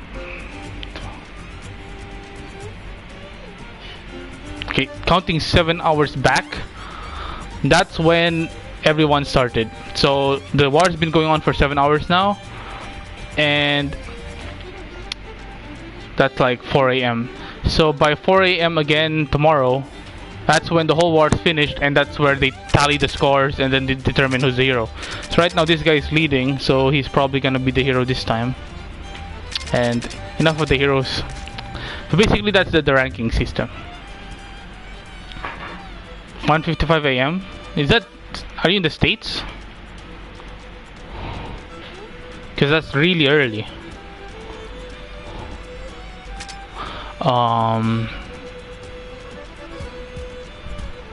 Your squad. This is your squad, or basically my squad, and you can see my stats. You can see my current team that I'm using on the upper right side, and you'll see the portrait of my hero. And that's the hero spear and that's the hero shield. And as you can see, they look really cool compared to the other spears and other shields. So he's using the hero. Basically, he's using the cosmetic appearance of the hero spear because the hero spear is actually weaker in terms of damage. But overall stats, it's the strongest weapon because it has defense and magic defense. But since in war you'd like a weapon that instantly or immediately kills the opposition, you need to focus on attack. So basically, like in most RPGs or MMOs right now, it's possible to like fuse a weapon so that instead of the stats, it will just retain the appearance. So that's basically what I did. So my weapon right now is a hero weapon, but it has the stats of a different weapon. And you can see my score, which is not really that good because, as you know, I didn't go over the tutorials. I didn't know much about this game. I bought this game on a whim because my friend, I was into it. Then my friend kind of gave up on it because it takes a lot of grinding and a lot of syncing and a lot of strategy and shit. So he gave up on it, and that's why I have a lot of losses. But it's almost impossible to go through a war without a loss because everybody is, you don't know the number of people playing at the same time. You can only make an estimate. And even then, there's a chance that more people will end up joining the war, and some people might, leave. So it's basically, all about luck or timing of people. Unless you have like a group of 20 friends, and then you tell everybody to go log on and participate in the war. That's the only way you can ascertain your victory. Like, group of 20 really strong captains or really strong mercenary squads going online at the same time, wreaking havoc and destroying everything. That's the only sure way of. But even then, you don't know if there are other people on the other side that have also a group of friends. So it's still 50-50. See, when you begin the game, you're given the option to choose the name of the captain. So that's my name, Gim. That's the captain's name. That's my online ID. This is my search tag. So search tags are more of a unique way to search people. If you know the search tag, because there might be people with the same name as you. Like there might be another guy whose name is Gim, and in that case, if there are like more than 10 people, there's a chance that you might not show up in the search menu. So search tags are there. So that's like more of an assurance to find who you need to look for. This is my comment. Like, the only thing good about comment is everybody can see it as long as you're part of the top 10. So if you want to like spread the word about some kind of product or anime, or just want to like mess around with people, you can enter that. See, like I said, everybody's comments are here. Fields, Nemesis, nope. I'm out of ranking range because I haven't participated in any war, so I will not be showing here. So people's comments are, some people just don't care about the comments and they just leave the default, like good fight, howdy, good fight, doesn't matter. Like this guy has a more personal comment because recently he's being irritated by the field soldiers, because field, I don't know, like some people take this game a little bit too seriously, not in terms of the gameplay but in terms of the lore. So this guy is annoyed by the people that are under the green flag because they take the lore too seriously and shit. Rank history basically tells you what wars you fought in. So yesterday's war was, I think, number 82, and that's where I fought. Though, yes, each nation can have their own hero. And now we go to followers. Follower system is basically so you can hire people. So it's best to like have only one friend, because then you'll be sure that you'll hire his units. So let me explain a bit. By hire, I mean in the game itself, in story mode or in offline mode, the maximum number of people you can have in your party is only 4. But in war mode, you can hire 2 more, granting you the ability to have 6 party members, ensuring that you have more chances in war, because the number of units the enemies have on defense is only 4. So basically, the more units you have, the more chances you'll defeat the enemy. So this guy is my friend, so I can hire his units anytime, and in doing so, I give him gold. So if he's offline and he's not playing seriously, you can give him some incentive to play. Like when he logs in, he'll like have a lot of gold because you've been hiring his units a little bit more often. Yes, you can have followers and people you follow as part of your team, but you can only have one. That's the thing that sucks, is you don't know who will be your... If you've got like more than one follower, because I've got a lot of followers, by being top 1, a lot of people saw my score in the rankings, and then, you know, out of a whim they followed me because they think I'm playing seriously every single day. But that's not the case. The only reason why I became hero 2 consecutive weeks is because I had, you know, off and I wasn't really doing much. So I've got a lot of followers. Not a lot, because the game is itself kind of niche, and the only reason why I was able to play it is because I bought it from the PS4. In this country, in the United Arab Emirates, I can't find any hard copy or retail copy of the game. So that kind of sucks, meaning chances of there being people playing the game in the same country as I am is very low, because most of the people don't go to the PS Store. They just, you know, buy stuff that they see on the shelf. And some of these guys are really good, so they're one of the reasons why they added me, is because they know that I'm top 1. They know that I know what's going on. They know how probably more or less I'm familiar with the game, familiar with the war, and the one that they can recruit from me is this one. See that guy who's on the upper right? The name's Nier, level 99 Paladin. That's who they'll recruit. So the mercenary that my followers or my friends will be able to recruit is the mercenary who is currently the leader of my current team, and that is the first dude on my party list, and the first dude's name is Nier, so more people will be able to hire Nier. So that's how the hiring works. So like I said, I only have one. I only follow one dude, because if I follow other guys, I'll have like, this guy will be, you know, lost. I won't be able to hire his mercenary unit. I thought prior to this that your friends are a separate entity, and meaning if you have like 5 friends, you'll be able to choose between 5 friends, but sadly you'll only be able to choose from 1 friend, and the game chooses for you, like the strongest of all your friends, that's who you'll be able to buy. But unfortunately this guy is kinda weak, but no offense to this guy, so his units will be overwritten by the other guys here that are rank S or higher ranks. Yeah, and I took that from the game Nier. I even tried to make him look like the Japanese version of the character. As you can see, white hair, black armor, the scar. So you can roleplay. You can make any character you want, and the customization is actually pretty decent. Which brings me to the customization. Let's go to the customization then. In order to hire heroes or units, you go to policy. If you already know it, then I don't have to like tell you. So you can hire, dismiss, or go back. So we're going to hire. So these are the number of units that are open to me right now, meaning these aren't the full range of units that you can hire. This is actually a select few that changes each time you come back to the mercenary, whether it's from a quest or from the war. Each time you come back, it resets. So these guys will be different every single time. Now I'm gonna delve into something a little bit advanced. Yes, you can see on the upper left, current members 48 out of 50. You can hire a total of 50 mercenaries, which is actually a huge number if you think about it. But as you go along, you'll actually rethink that stance, and you'll understand how limited it is for a lot of different reasons.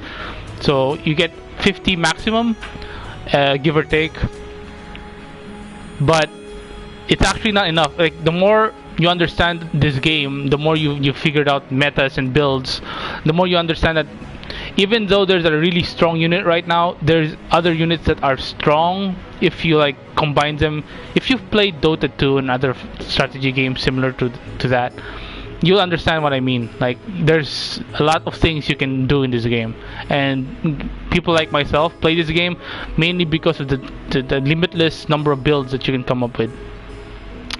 So when you first start off, you'll only be concerned about the stats. See, on the left side, because I don't know if this applies to most people, but for me, when I started out, I was concerned about this scores, like the stats, like strength. I immediately know what the term means because I've been playing other games. So strength, constitution, agility, magic, spirit, tech, vitality, and stamina. Do you know? Have you? Oh yeah, you're just downloading the demo, so you don't know what this stuff means. So I'm going over strength. Strength is the physical damage, basically either ranged or melee. So that's the modifier for your damage. It affects your damage if you have really high strength. By the way, just because it's D doesn't mean that the strength is weak, because D is how do I explain? It's kind of complicated. You understand once I hire a unit. I'll hire a unit. So this is a test unit. I'm gonna delete them later. So this you'll understand it easier from this menu. See, each stat begins at 0.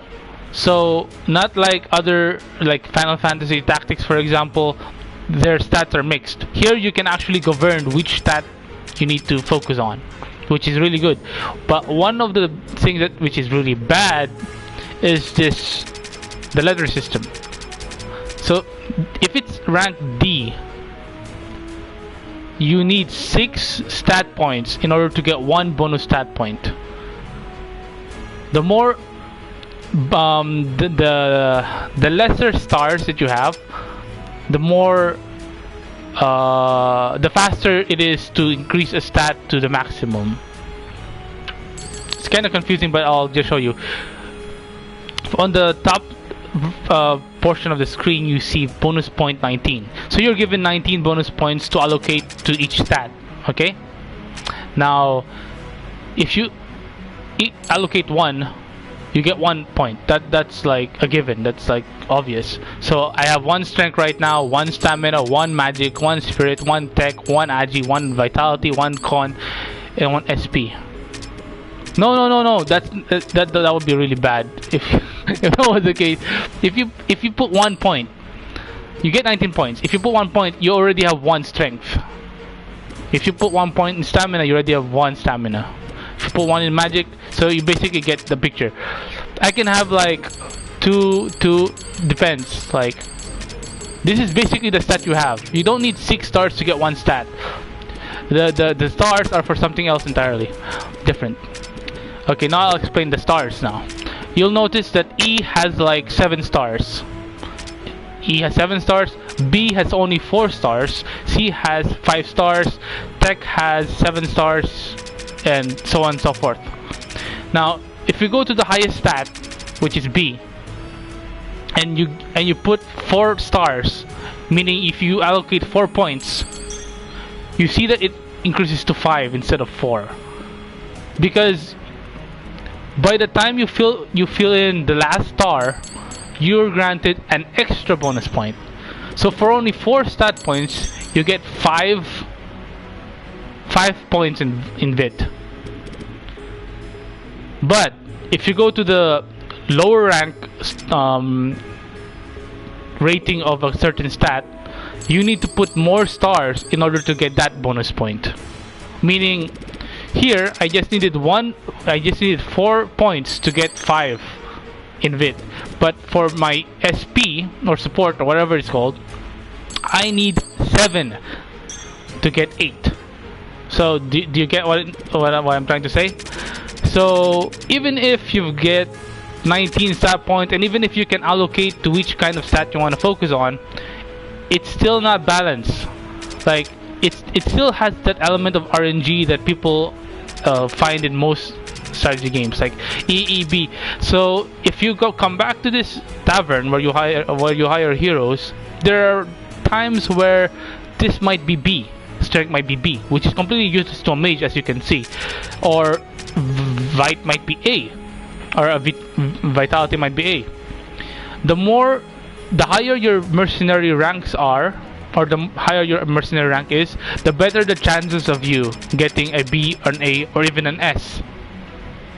That's one of the things that I was looking for when I first started the game. Like, I want more stats. I want better stats in a particular field that I want to level up. But that's actually not the case late game, because late game you have the ability to make everything S, and having an it depends on the class. Like, this guy's an arcanist, so he's basically a magic class. So you'd like to like max out his magic, vitality, and a little bit on agility. SP is more or less a given. SP governs the number of points you get to allocate passive skills. So basically, the higher SP, the more passive skills you can equip on that hero, or that mercenary. Excuse me. So right now, this guy has 19 bonus points. So if I started this game and this is the first unit that I have, I would like max out magic, because that's magic, magic damage. You see the explanation in the portion below. Strength affects physical attack power, stamina affects physical damage resistance, magic affects magic attack power, spirit affects magic damage resistance, technique affects XP growth rate, agility affects quickness and move gauge recovery rate, vitality affects action gauge. Basically, this is the action points, the number of points you have in order to do more stuff, like move around or do a combo. Constitution is HP. SP is the support skill. Support skills basically passive skills. So I'm not hiring him. I just like explain the stuff.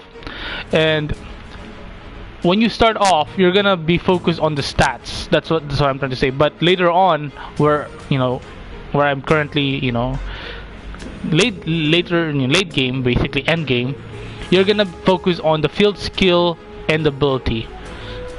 More on the ability, because there are many kinds of passive skills in this game, and ability is the make or break passive, because it's not very easy to find the ability skill. Ability is like the main passive of your hero. It's the innate passive, so you can't learn it. The funny thing about this game is support skill is a passive skill, right? But if you keep using, if you have that passive skill equipped and you keep leveling up, that passive skill will gain mastery levels, and the higher your mastery levels, the more chances you can create a book of that support skill and teach it to other units. But the ability is a passive skill you can't teach to anyone unless you have a book given to you by the ruler, or you find it lying around. There are 3 ways to find the ability.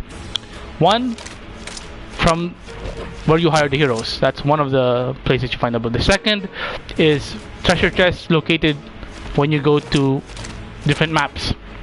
Third, it can be given by this dude that's like he's like a wandering mercenary. He challenges you, and if you defeat him, he gives you one ability that you can teach to any of your unit. And fourth, the ruler of a current kingdom can give it to you as a gift. This, because of the rarity of this instances, the most efficient way to farm abilities is to keep coming back to the mercenary tavern. I don't even know what it's called. It's where you hire mercenaries, and keep currently checking which you need, because not all the time it's not gonna be effective each time. So that's what I meant about the current members. You're gonna like need a lot of a particular ability on a particular class. Like if this right now this is one of the strongest units, but it takes 2 slots. There is an ability that doubles the HP and damage of a unit if it's alone in combat. That ability I spent around 2 weeks to find, and I found it like earlier this morning. Now I don't need to look for that ability anymore because I already have the unit. But in case I needed another unit, like for a different kind of combo, I might look for it, but since I already have 48 mercenaries, chances of that are quite low. This anti-effects, they're all defensive, which is useless on an offensive unit. Drop cure, completely useless. Troop attack up is decent, but not for an archer. Troop attack up is wait, excuse me. Troop attack up is a passive that allows the leader. If you make this unit the leader, it gives everybody in your troop 5% increase in damage, which is very good. But if this unit dies, that effect is kind of useless. So basically, I have a troop attack up mercenary, but he's a paladin, so he makes use of it better than this archer ever will. Overkill, I don't really know much about this skill, because the problem is with this is you don't really know what the skill does until you hire and check the stats of the unit. Because right now, because of the nature of the skill that you can only give it to the class leader, only one unit can have this skill, so it only increases by 5%. But there are other ways to stack damage, like multiple ways just to stack increase damage. So anything with the word troop means that it's only gonna work if that unit becomes the leader, and since you can only have one leader, you can only have one effect. I think there was one unit with troop defense, troop XP up. So if you make this unit your leader, there is a significant boost in your XP gain, which is kind of useless because you don't really need XP in war. You just need the damage and the survivability. So yeah, overkill. Each of this is not significant, but I'll show you the significant ones. And in order to do that, I'm going to my. It's actually easier to see if you dismiss. I'm not really gonna dismiss, but I'll give you a brief. These are all my units. Like I have, you're able to see all 48 of the units that I hired and all of their names. I'm going to one particular unit, like this. This is a Dark Knight I hired. As you notice, there was no Dark Knights because, like I said, it's RNG based. So this guy might appear, sometimes, or he might appear never. He might never appear. So luckily, no, I'm not gonna dismiss him. Why will I dismiss him? I'm going to check the stat of this dude. So this is the aptitude, meaning what I said. So C, C, C, E, E, E, B, E, D, and now the skills. Now his ability is double attack, and as you see in the description, the unit has a 5% chance to take another turn immediately. Meaning, this might sound really small because of the 5% chance, but if that 5% triggers, this unit can take 2 turns. Basically, it's like having another unit at 5% of the time, which is kind of crazy if you think about it. And since a Dark Knight has the ability to equip 2 swords, his damage is off the charts. There are very few units that have really high DPS, and since this game has a lot of them, this game has an incredible amount of melee units, and those units focus mostly on damage. Even the guy with the shield focuses on damage. So if this procs, this guy is going to wreck. And since this guy has like one of the best AoE skills in the game, this is the next guy I'm gonna grind. I'm gonna make all of his. Basically, what I'm doing now is I'm making everything S. So if his rank is S, it only takes 2 stars to gain a bonus point, meaning it's a lot faster for him to fill up his points. The only thing that sucks is you can't have 99 everything. You can have 99 if you max out all of your aptitude to rank S. I'm gonna show you a fully ranked S unit, which only took me a week, but now it's gonna take me a little bit less. So this is the one I'm gonna show you first. Near, this is the one I'm using. You can see his aptitudes all S, and you can see his stats are like 99 strength, 99 agi, and 99 vit. It's because he has a lot more points to if everything's S. You saw that the bonus points you can get at level 1 is 19. Well, if you make everything S, the bonus points you get at level 1 is like 54. So that's like a huge difference. So that's what I'm doing now with the other units. So rank is all S. His skill is troop attack up because he's the group leader. Max charge increases the attack and defense. Basically, you activate this while in the field. It increases everything by 10%, like attack, defense, and magic defense, which is huge. And it stacks with troop attack up. So basically, I get 15% extra damage every time I go to war. You can check all of his abilities here. This is the support abilities that I talked to you about. These are all the passives, and this kind of passives, you can learn it and you can train it, then you can teach it to another unit. See, his mastery level for team support is 7, meaning I can create a book or a grimoire out of it and teach, and then let my other unit read that book and gain the skill. So it's kind of like farming. It's kind of like planting a tree. I mean, giving the think of the abilities or the passive abilities as seeds, and by giving it to the unit and by leveling him up, you grow that seed and you plant it until it becomes a tree. Level 9 is the maximum, and you only need 3 mastery levels to teach it to unit. So basically, this guy can teach long run 3 times. So 3 other units can learn this, and this is a really, yeah, you can see how this really love grinding. And since, which is kind of weird, I'm Filipino and my friend's Korean, and Koreans are more known for their, abilities and their love of grinding. Testament of their MMOs like Lineage 2 and other grind-heavy MMOs. He doesn't like to grind. Well, I love to grind. I don't know why. It's kind of built in my system. So I find this game really intriguing because of the grind. The grind is actually worth it. So the more you grind, the better your units are and stronger it is. See, everything's 9. These aren't all the effective units. You can only have 4 support skills, and this is like really fun.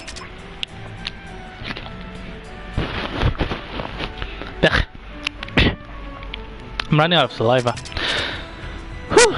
Now, this is it. Now you know the difference between support skills and ability skills. Support skills are passives that you can learn and teach to other units, while ability is something innate and you will not be able to teach it to any unit, and you'll only be able to find it 4 ways, and I've already listed the number of ways. Oh, recon support allows you to see traps. So in war, people lay out different kinds of traps, like warp traps, bear traps. The problem is you don't know what trap it is until you step on it. So this allows you to see whatever. If it's a warp trap or a bear trap or any kind of trap, you'll be able to see it in the battlefield, and if you see it, you'll be able to avoid it. The problem with the traps is the most annoying one is the warp trap, because paladins, although they're quite strong, they have really limited movability, meaning they take a long time before they can reach the other units. So if he steps in a warp trap before reaching the units, he is basically screwed, because he'll warp right at the beginning of the battlefield, meaning his turn is completely wasted. And if his turn is completely wasted, he'll get screwed by the enemy units. So no matter how strong you are, if you warp to the beginning of the area before reaching your enemy, before doing anything, you won't be able to reach them, because this guy's a melee unit. He won't be able to damage them. He won't be able to. It's basically useless. That's the reason why I got recon support, because if he can see the traps, he can avoid it, hence do a bit more damage. He can avoid being warped to the beginning of the field, which is really annoying. So before I got this, I was always warping back and I was always getting destroyed. Now that I have this, I don't have to worry about traps. So long run reduces move gauge consumption. Team support increases skill damage by 30% for assist attacks, which is really useful if you have really strong damage. Piercing strike is the melee version of the piercing plus, which increases the number of enemies you can hit with your, because there are AoE spells. So this one can pierce targets and damage multiple enemies. So this basically strengthens your AoE spells. Deadly blow increases the chance. This is of course a no-brainer. Forced entry, it allows for interesting things. I might go to war a bit later after I finish my farming run, so I'll show you what forced entry can do if you're still there. Boosted immunity, I don't use it. There are skills that I don't use. because they're completely useless in war, because war is just, you know, over in the blink of an eye. Each battle in war, it's basically a race. If you know Dynasty Warriors, war in this game is basically like Dynasty Warriors. If you know what you're doing and you have a really strong unit, you can get through each and every one without, you know, breaking a sweat. Which is kind of what I like in this game. You can completely overrun other people after you figure out each and every detail that you need to figure out. So these are the skills. Okay, enough about the skills. I think I gave so much info about the skills already. So this I'll show you units.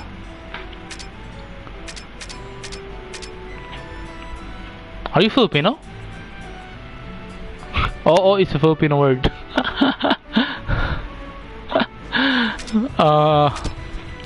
These units are kind of inactive because these are the units that I got from the beginning, meaning they have really crappy stats. So they're basically what I use to raise my current units, and the units now that I've raised to 99 are raising the rest of my units, if that makes any sense. So they were the babysitter. They were the babysitters, and now these guys are the babysitters. They're all paladins. What's HMong? Mongolian? I'll show you the guy I was using previously, because I didn't know anything about the stats and shit. His skill is friendly fire, which is kind of good because enemies, your units can damage him, because there's a friendly fire system to this game. If you're not careful, you'll end up damaging your own teammates, and it is very much possible to kill your own teammates. So bear in mind that this has that kind of feature. So it gives you, you know, it gives you added awareness, and it makes you a bit more careful about where your units are attacking and shit. So these guys are outdated. I'm just putting them there. I'll decide what to do with them. Most likely I'll probably remove them when I get my optimal, or I might just leave them there because they have a decent passive. Okay, which unit you'd like to see next? I'll give a brave fat unit.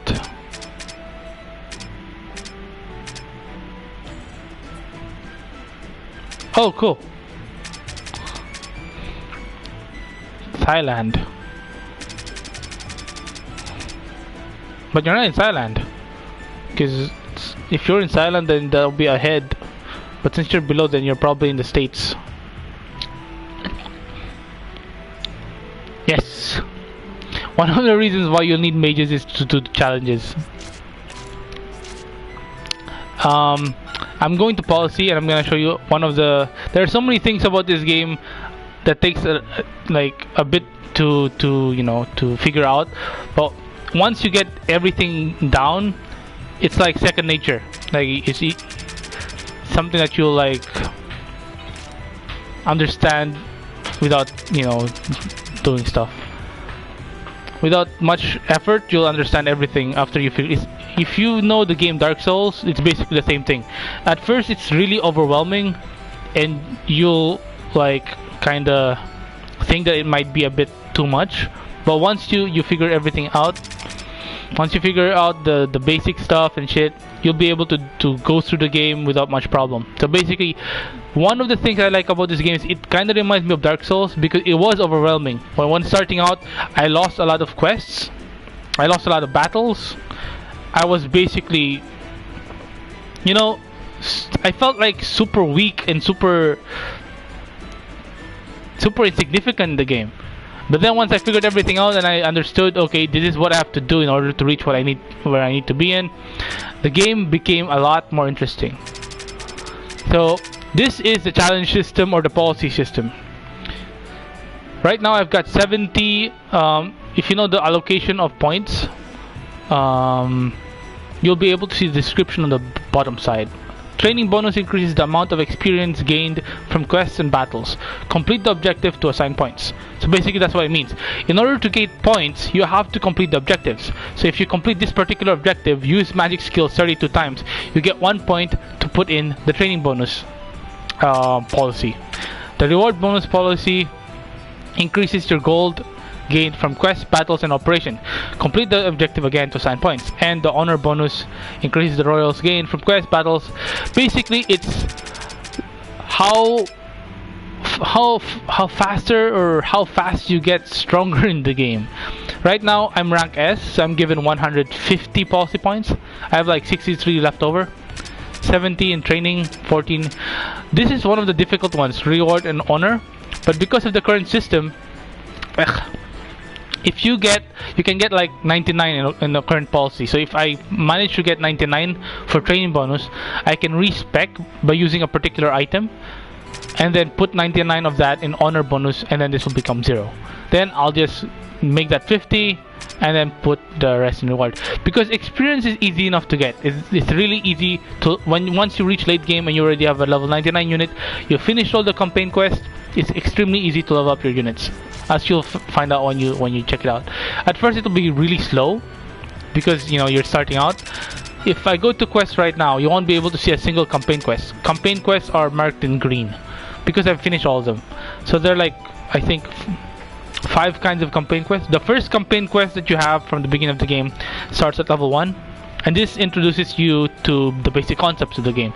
It also gets you more or less adjusted. It gets you more or less adjusted, and it gets you in, basically it gets you into the game without giving you much trouble, because this quest, single versus travel, let's leave travel for later. Single and versus quests scale with the current with your highest leveled unit. So if your unit is level 99 and all of your units are 99, every enemy in this single quest versus quest and everything, they'll be 99, and chances are they'll be very difficult. So when you're starting out and you don't have much weapons or much gear, imagine when you're level 20 and the enemies here are like crazy. They're like, you can have like 6, you can fight 6 enemies. That's one of the things that's kind of unfair in the beginning, because in war you can have 6 units like I've explained, and you can like,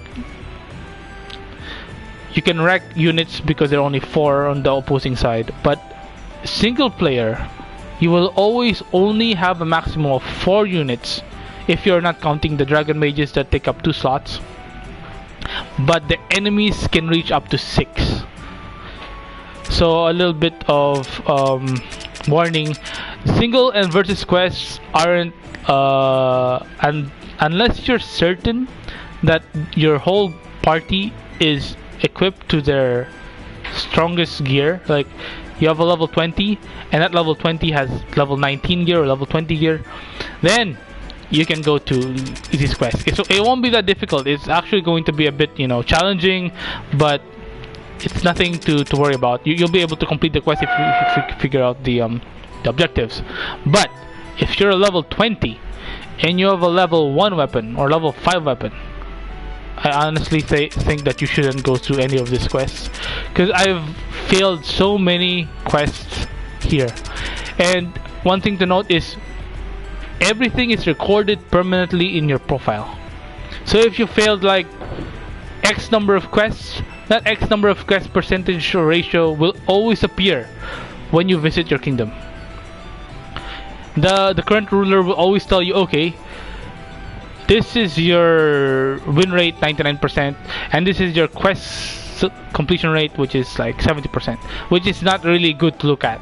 So as somebody who's like played the game a lot, always like research the quest first, because there are like a bunch of videos on YouTube right now.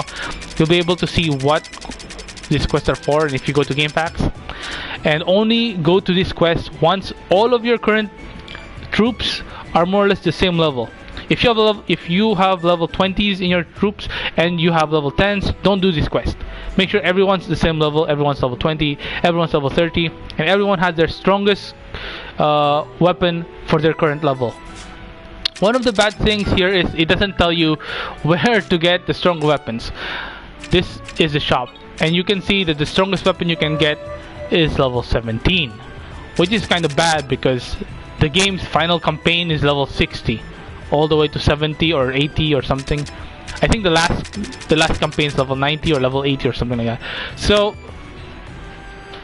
it's I'm willing to wager that this will not be enough to keep you alive in the next level campaigns. This is where travel quests come in. Travel quests are areas that are not affected by wars, or you can basically just travel here. You don't really need to worry, because if you die here, it doesn't really have that much of a negative effect. There's no timer. So if you die, you just wait 10 turns and then you'll revive immediately. And you can go forward. You can see that each area has a certain level. Ruin Shalt starts at level 3. Appearance enemy level 5 in PO. Nigel level 7. All the way to the last, which is Pastura, with level 43 enemies. Keep in mind that even if the maximum level of the enemies are are presented to you at the beginning, no, they're permanently there. This is basically where you farm your materials. That's what I've been doing. I've been going through quests, then going back to travel quests, then going to quests, and basically just farming, because this is how you get stronger. In the beginning, I completely skipped travel, thinking it was completely stupid. Turns out this is the area, or this is the only area where you can get your blueprints and where you can buy weapons up to level 48.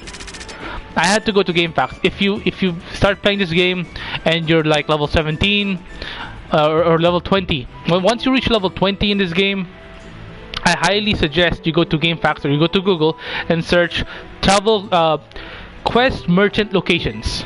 If you search in quest merchant locations, you'll know which location has the merchant that sells stronger gear. They're just anywhere there. I'm gonna go to a certain area. See, you're level 17, right? I'm not completely sure, but I'm going to a level 20 area.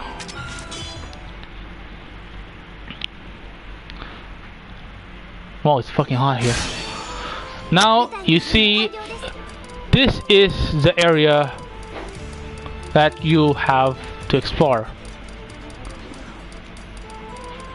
These are the enemies, these are the obstacles. There are various ways to get around obstacles, but you'll learn it. You'll learn what obstacles do later on anyway, and I think it's in the tutorials also. Basically, you need a field skill that enables you to destroy the obstacles to reach the target that you need to get. All of these bounties, all these treasures I've previously collected. Yes, this was what I was doing, but in a different map. I was basically going through the resources, because this is what you need to craft weapons. And I'm trying to get the rare weapons, so I'm gonna need a lot of resources, so I'll be able to have more chances to craft the ultimate weapons. Now this guy is the bounty. Bounties are not governed by the level of the enemies in the map. So this is, I don't know what map. Well, I'll be able to know what map it is if I press square. This is Falston. So in Falston, the enemies are level 20. I can see it here. I just kind of remembered from the beginning. So the enemies here are 20, okay? These gold enemies are not affected by the level of the current map. So right now, since I defeated, when you fight these guys for the very first time, they're probably level 50 or level 60. So even though they're bounties and you get a lot of gold by defeating them, when you're starting out, I highly suggest you don't engage any of these golden enemies, because they are crazy strong. They are super strong, and I ended up dying and getting stressed out more than once, and really annoyed me to no end. It's like I was playing Brigandine or Final Fantasy Tactics all over again, completely getting wrecked by these guys, even though they're AI. But you need to take note of them. Why? When you reach level 70 or level 80, it's easy to get like 99 by just going through the campaign and doing the single quest. Don't go to war yet. War is off limits until you get your level 99s and your strongest stuff. Your strongest troop, your strongest squad, whatever you call them. So let's get war out of the way. Bounties, they are one of the key things you need to keep in mind in order to be strong. Why? Because each bounty keeps with themselves blueprints, and these blueprints may end up being the strongest blueprint for a current class. So I don't know which bounty. There are like 3 bounties, right? One bounty out of the 3 bounties in one kind of map holds a blueprint for the strongest weapon of a specific class. So this guy might be keeping with him the strongest weapon for a lancer, the strongest weapon for a archer or a magician.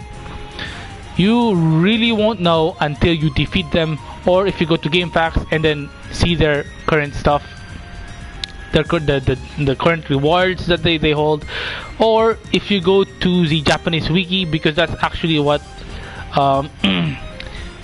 avid players are currently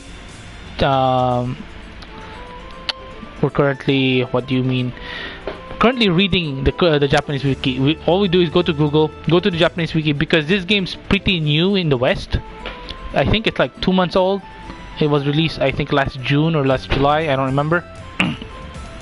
And everything is completely new, while the Japanese had this game for a year, 2015. And what was I talking about?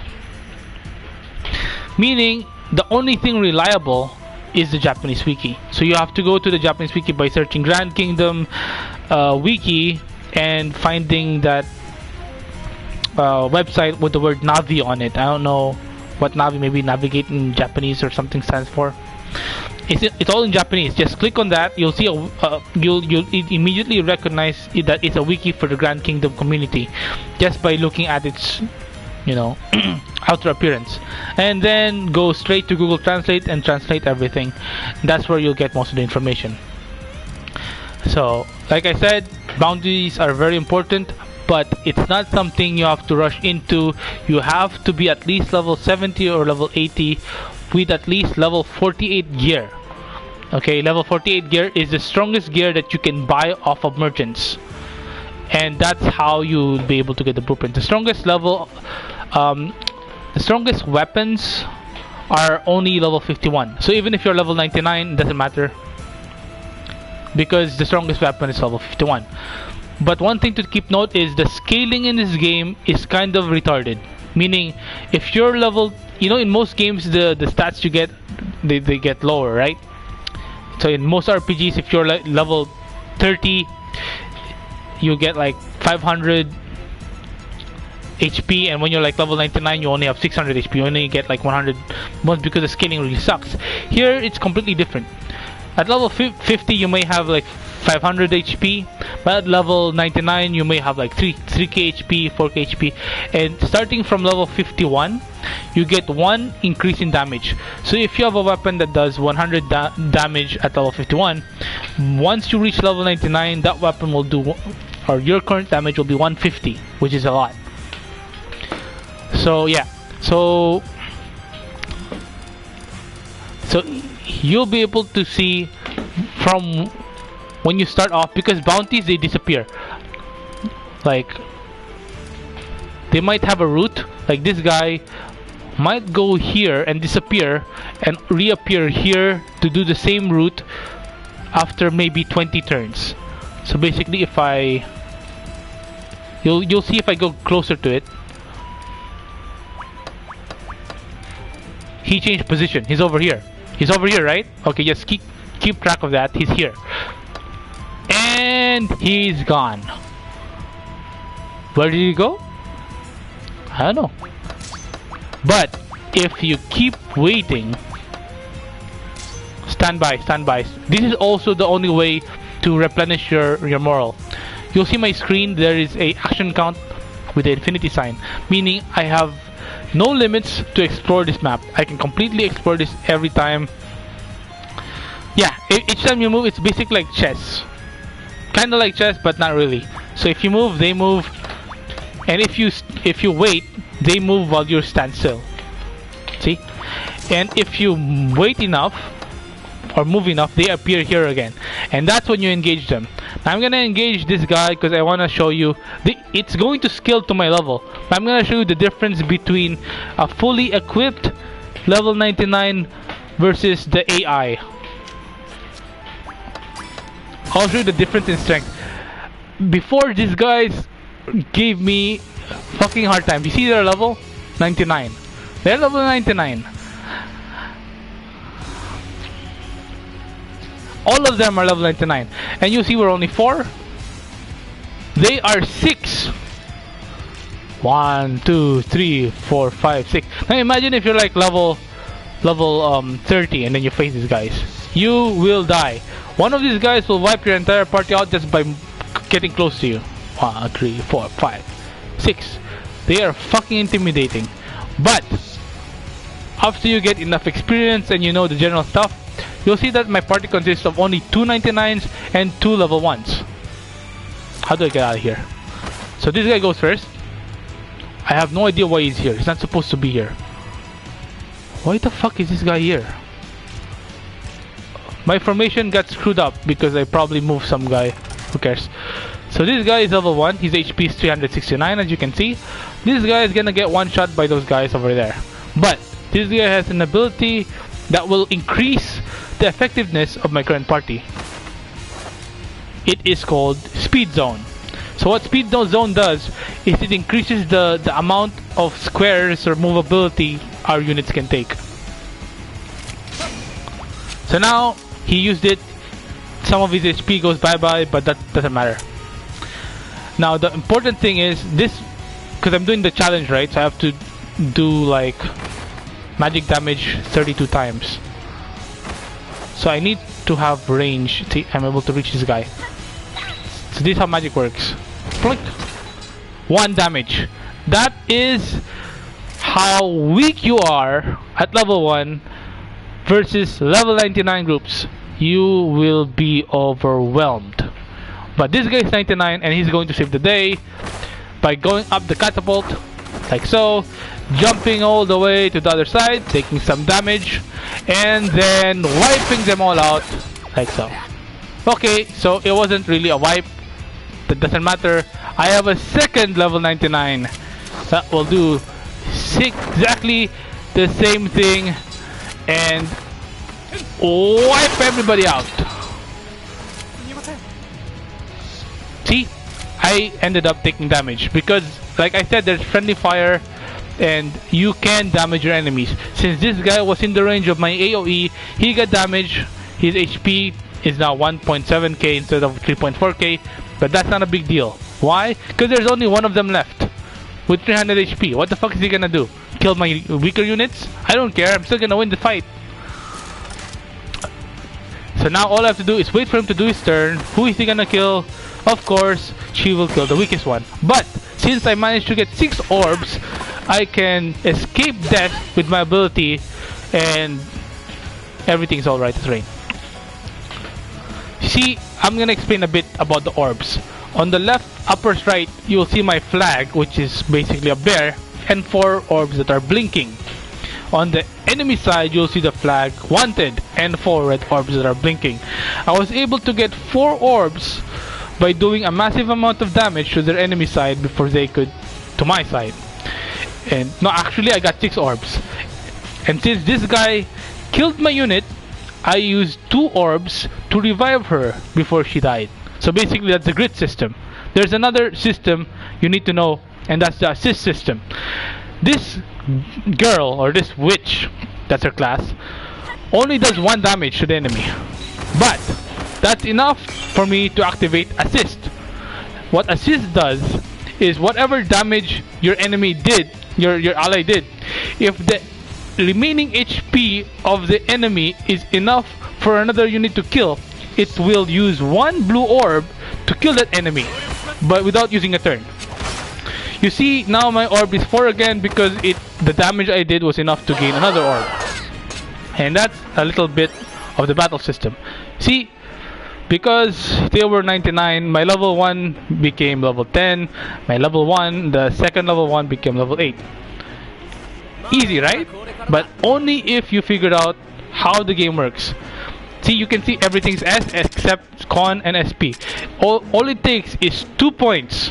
2 points to get 1 bonus point. Meaning by giving 2 points, I have 3. By giving another... So basically I have like... What the hell?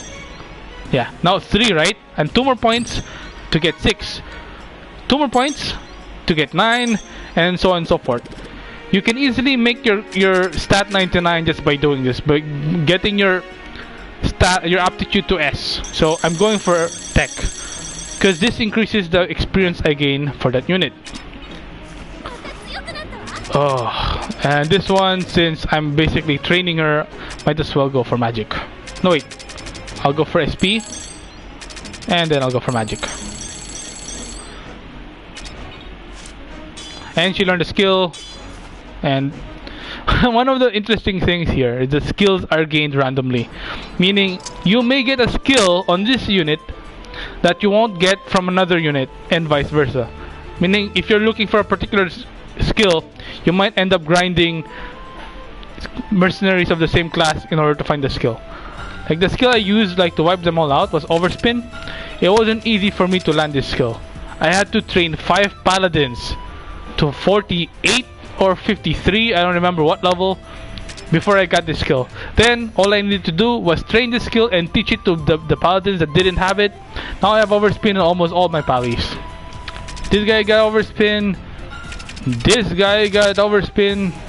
All I needed was one mercenary to learn overspin, and that mercenary trained that skill and taught it to my other mercenaries. So it's like cloning. It's basically cloning the skill so other people will learn it.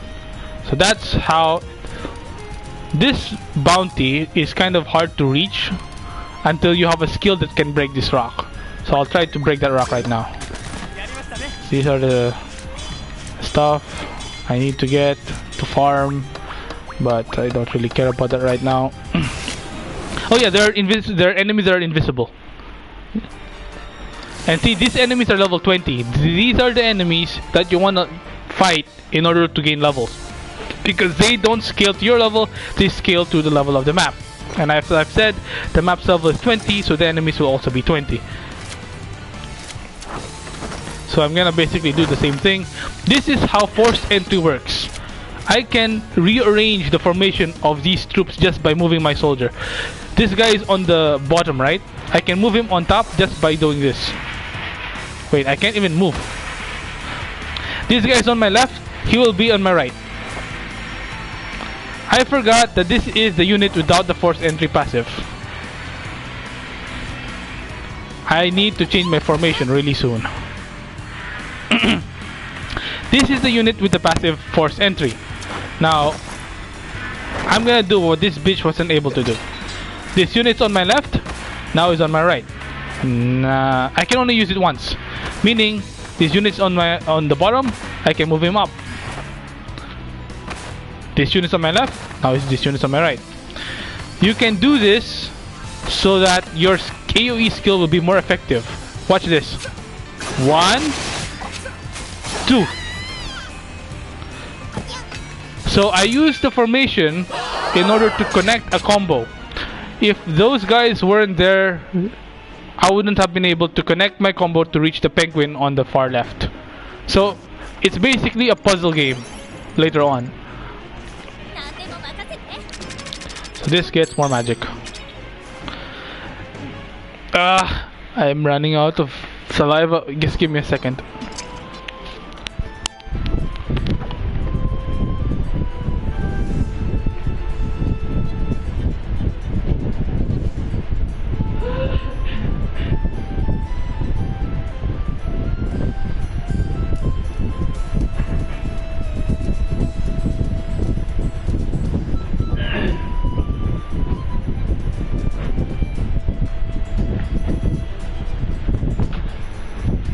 Now I know how a professor feels. Now I am going to try to break this rock.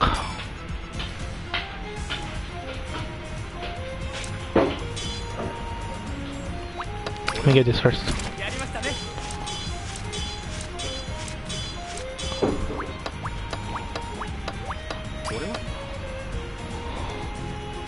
So now, since I have a field skill, max charge, or maximum charge, whatever, I can use this skill to break the rock. And now the rock's gone. And it used some of my TP. TP is basically, if you're familiar with AP and MP, TP is basically MP and AP for field skills. These are the field skills that I can use. Max charge increases my, I've already explained what max charge does, increases your damage and everything. This is a very important field skill that increases your experience gain in battle by 300%. This is what you're going to use to 99 all your troops in war. Because even if you're not fighting enemy units, they're basically the setup of other players. So right now, people might be fighting my units in war. Oh yeah, but I didn't join the war, so it's probably they're not gonna fight it because I don't have a particular kingdom right now. I'm going solo. I'm going, I'm a free agent, meaning I can explore any area and I can actually do quests regardless of my current faction. Because if you ally yourself with a kingdom, there are some quests you can't do because those quests have like connections with the enemy kingdoms, and you can't do them if you're having a war with them. You get my point. So being a free agent is almost as beneficial to you than being as an agent of a certain kingdom. So I used my max charge to break the rock, and now I have free reign to kill this bounty here. And now we'll see what this bounty does. But before that, I have to remember my formation is fucked up. I don't know why, but this is not how my formation is supposed to be. Formation is supposed to be Peach is over here, this guy's over here, and this guy's over here. Why? Because I want her to use a spell before I destroy my enemies, because I have a challenge to use the spell to gain the policy that I was talking to you about. This guy is completely useless, so he's in the back, and he's just gonna buff my units with that speed zone skill. And you can see formations. So you can see the list of my formations, and this is my M challenge or magic challenge. So I'm saving it on this. And I can load it anytime I want, depending on the situation. So invasion formation is like, attack. Defense formation is for, like I said, defense. It doesn't look that much different, but defense has its benefits. Like I said, enemies will be putting warp traps. Wait. And the only way for them to put warp traps is if they're on a defense formation. Why? You get more points to put traps or objects in your formation in defense than on your offensive stance. So even if you're only 4, you can put more stuff. Like you can put traps, you can put barrels, you can put stuff. But if you're on attack, you have a very limited amount of stuff you can put. Right now, the only stuff I can put is this human catapult, which boosts me over the enemy side. But besides that, I can't put any more traps, as you will find here. See, human catapult is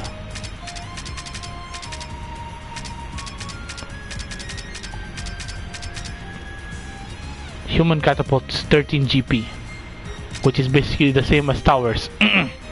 That's a lot of GP. Problem is I only have like 2 GP left. Or how many GP do I have left? 2? Yeah, I only have 2 GP left.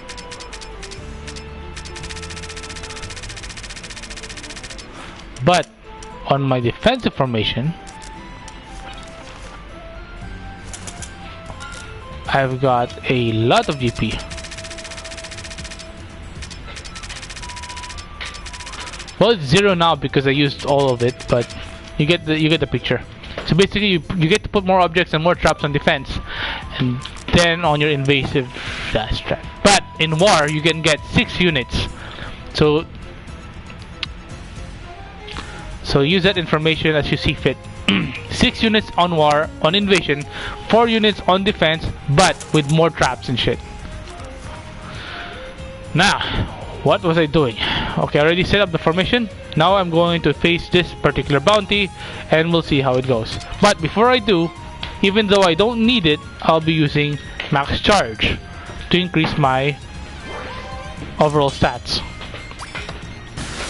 So that's basically how war goes. But war is a bit more fast because you really need to destroy more forts and shit. I don't know if I'm going to war. I'm kind of tired explaining everything, but it's fine. So I'm fighting against this troop girl garden, and they're consisting mostly of nobles. Like before, they are 6 units, while we are only 4, and all of them are level 99. 2k HP, 2k HP, 2.6k HP, 1.8k HP, so on and so forth. And this guy has 400 HP, completely useless, will only buff and then wait for his turn to end. You'll notice my units are going first. There are 2 reasons why, or there are actually more than 1 reason, more than 2 reasons, but I'm just gonna explain one of the reasons. It's because they have a passive skill I equipped them with called Death March. What Death March does... Okay, I don't know if I have the... I don't know if I have the energy for it after explaining so much, but okay, I'll try to go to war later. Now let's get back to Death March. Death March allows your unit to go first, but it will follow the general ACT. I didn't get to explain ACT, so it's gonna be a bit more complicated if I do. Basically, even if this unit's ACT is low, it will go before my paladin, which has the highest ACT score in the game, because my paladin's not equipped with the Death March skill, while this unit has it. So the only negative, and actually the biggest problem with the Death March passive, is that it completely lowers my movability and action stuff. Meaning my combos will be completely limited to 1 or 2 hits, like you'll see here. 1, 2. If I didn't have Death March, I would have easily been able to pull off 8 hits with that combo. But since I had Death March, I went first, but you know, you get the picture. This guy turned because he is a paladin, and paladins get second highest priority if they don't have Death March. And since I'm also on attack, they get higher priority than the units over there. So even if they're all level 99 and they're all really strong, it means squat, because my level 99 has the ability to get in their faces and destroy every single one of them.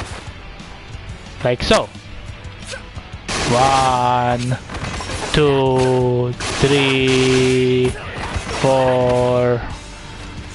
It's a bit weak because the units were pushed back, meaning they weren't in the range of my second AoE.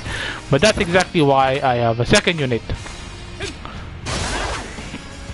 All 6 level 99s down in the first turn. This is basically how war goes later on. Like, you get to fight units that are level 1 sometimes at war. And those times it's really nice because you don't have to worry much about shit. So what was this guy's stats again? See, 99 is the maximum. Now I have 17 points left, and since I don't know where to put them, I'm just gonna put them on strength. It doesn't matter which point I do, because I'm gonna be resetting this guy to level 1 to raise his other stats. Oh, I can also show you how that works, but not right now. I'll be doing something else. What was this unit stat? Magic. Okay, before I go to war, I'll be doing something that I've been previously doing. I need to get this done quick because I started like 8 hours ago and I'm still doing it, and because I wasn't able to go to war and shit. So you can go to base anytime you want.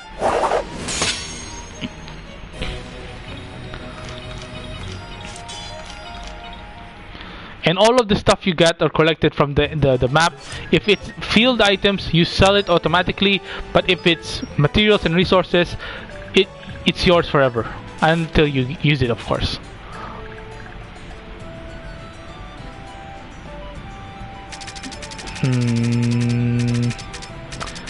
Where was I? Oh yeah, I need to keep track of which kingdom has the most points. Hopefully the kingdom I'm gonna join isn't part of it. Yeah, Magion is still not competing in the war, meaning I have a chance to be hero if I pick Magion and win a few wars. So what I've been previously doing... Oh, I'll show you one of the benefits of being a hero. Aside from getting the hero items, if you go to a capital, like let's say, I can go to any capital right now only because I am not allied with any kingdom. If I'm allied with this kingdom and this kingdom is in war with this kingdom, I won't be able to access their capital. So on and so forth. So you know my squad name, Galahad's, and my name, captain name is Gim. You can go to a current plaza and speak to the bard, and the bard will tell you the name of the captain or the current hero. See, it has a nice ring to it, and anybody who goes to the capital and talks to the bard will immediately know that you're the hero because he will say your name and your squad name. And this is the ruler. Wait, no, you can only talk to the ruler, but you can only talk to the ruler if you're allied to their kingdom. But even if you're not allied to the kingdom, you can still see your score. This is my current score with this kingdom.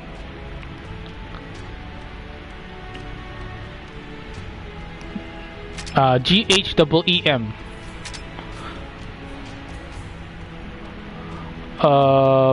This is my score with this kingdom. Fiel is the kingdom. I have 842 wins and 3 losses with this kingdom, meaning I only fell in battle 3 times while in this contract. And I'm pretty sure this 3 times is like when I started out, because yesterday I went all out and I haven't lost once.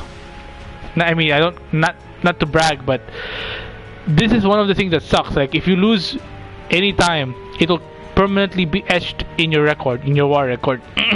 like so. This is the annoying part, the quest history. You can see that I've succeeded 281 times, but I failed 46 times, and the rate is 85%. Which sucks compared to my battle statistics, which is 2,661 wins and only 13 losses. See how bad it is? But even if it's really bad, I mean I don't have reason to quit, because if I quit, all of this will be deleted. Everything, all of my records will be deleted. I have 11 followers, found 1,529. This is basically your score sheet, your other score sheet. I hired 107 mercenaries. I had 31 detachments. Like I said, quest history is really bad because I failed a lot of quests when I was starting out. If I knew, had I known that everything is recorded, I would have been a bit more careful in doing my fucking quests. So now you know, when you're doing your quests, don't do them until you're sure on how to do them. Research on them, YouTube them, Google them, doesn't matter. Looking at your stat as a sucky compared to your war stat, it's not really good. It doesn't feel good at all. And sometimes they give you stuff. Like now I'm getting Froststone and Pandemic and a Snipe Crystal +7. Okay, enough about this. Oh, this is also where you craft stuff. Remember when I told you blacksmith and blueprints from bounties and shit? This is how much stuff you can get from blueprints. And this is only the swords. The strongest is the level 51 demon sword. And these are the rest. Spears, daggers, hammers, bows, cannons, books, staves, fetishes, barrels, shields, arrows, and vials, and lastly gear.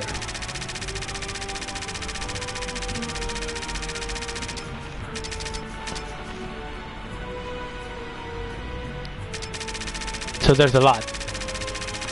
One thing to keep note is they're not arranged by level.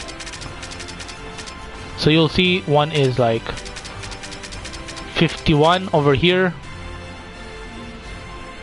It gives mostly def and magic defense.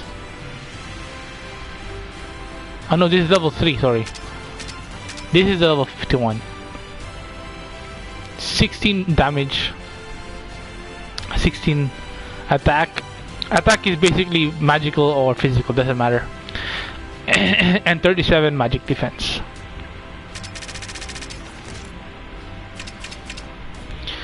Right now I am farming 99 all mats before I start farming, because before I start crafting swords and shit, because I need them to be 99 to have a chance in getting the rare versions. This is how the synthesis works. As you can see, this is the king spike. This is a trident. This is a green king spike. But you can see the stat of the trident is 104. The stat of the king spike is 92 damage. But this king spike is 104. Like I've explained, I combined the king spike with the trident so that I will have a king spike that has the same damage as the trident.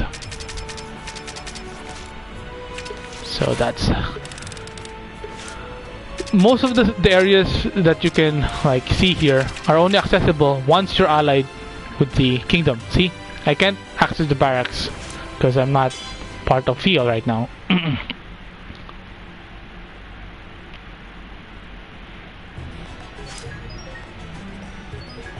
Are you playing this game on the Vita or the PS4?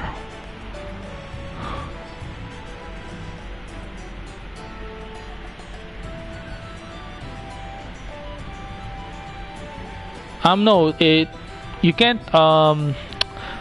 there is no chance for a weapon to break when you're crafting like in some games. Like if you have the mats, it's assured that you're gonna get the 100% sure you're gonna get that weapon and their base stats, which is like 104. But there's a chance that you can get a weapon with 105 damage or 106. Oh, okay. Because on the Vita, the loading screens are a bit slower, not that noticeable, which kind of affects War, because in War it speeds the name of the game, and if your loading screen is kind of slower, then everything's gonna be slower for you, while the PS4 players are already finishing their War. So I'm going to do the thing that I've been doing, which is using all my gold to refresh the quest that I have until I get the hidden treasure quest. Oh, this is also something that you need to know later on. So it's a good thing that I'm kind of doing it right now. So basically I'm using all the gold that I have until I have this quest, hidden treasure. And since I memorized basically the optimal routes, I know where I need to go in order to get the stuff that I need to get. It's also on the wiki, on the Japanese wiki.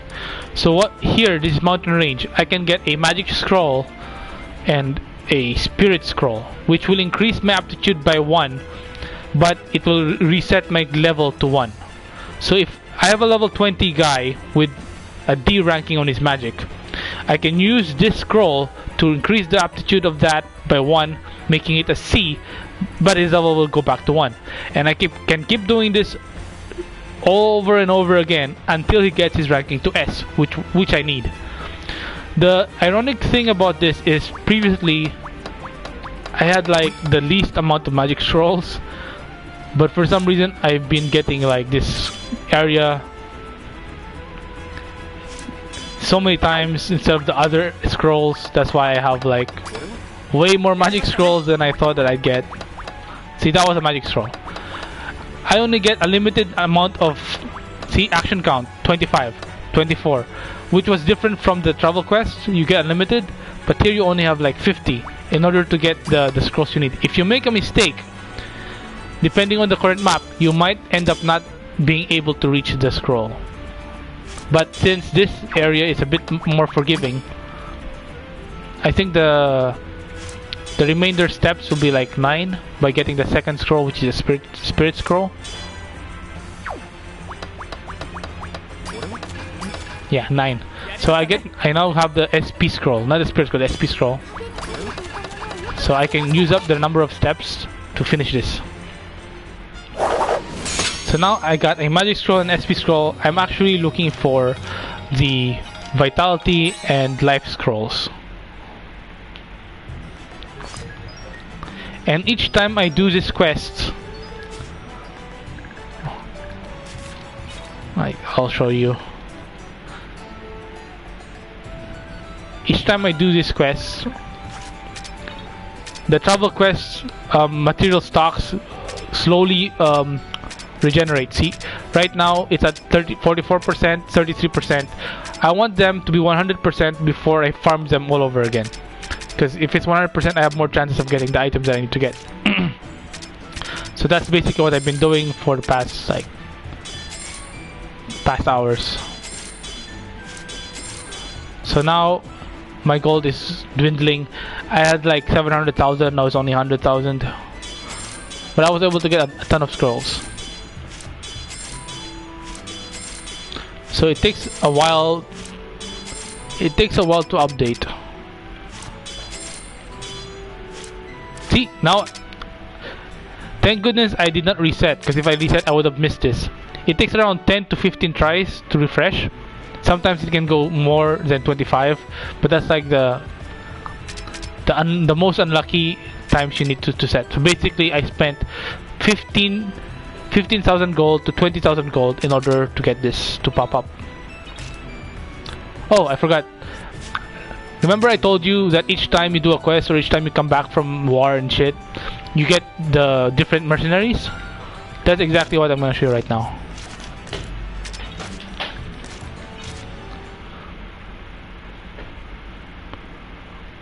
So now I have a completely different set of stuff, of mercenaries I can hire.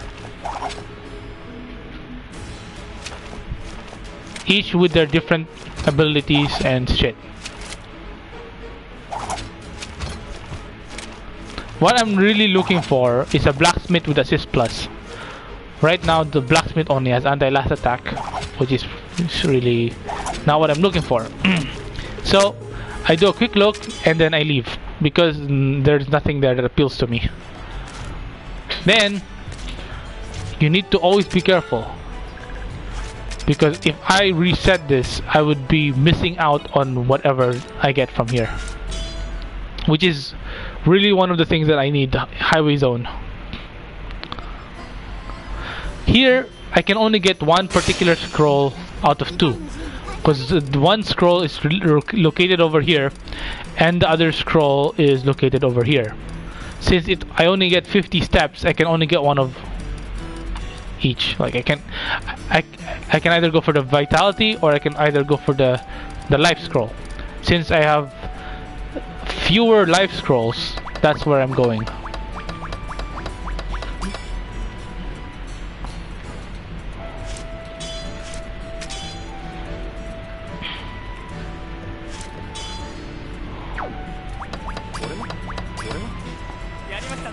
See, life scroll.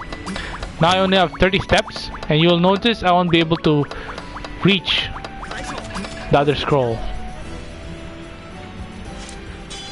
No matter how I want to reach the other scroll.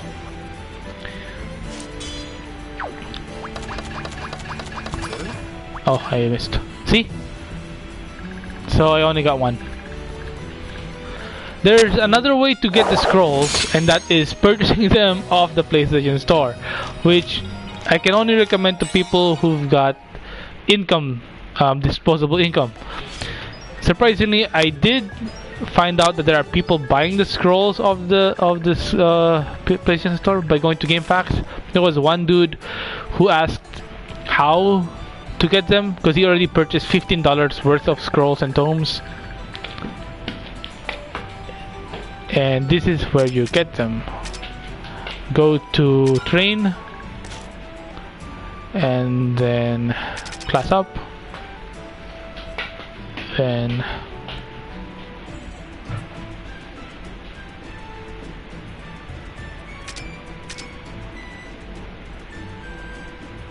oh, it's not here. Oh, you can only buy them off here, huh?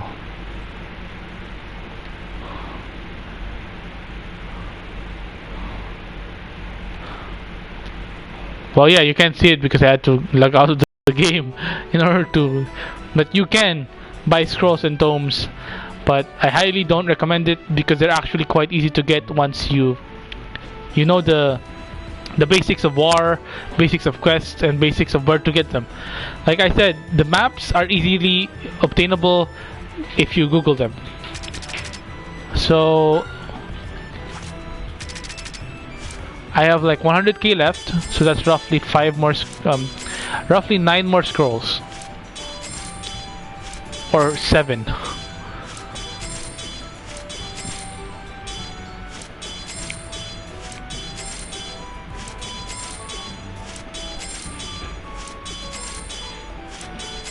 I might be really unlucky this time. There! Got it. Okay. Thanks for watching, and if you like get the game, or if you want, you can like add me now. My gamer tag is...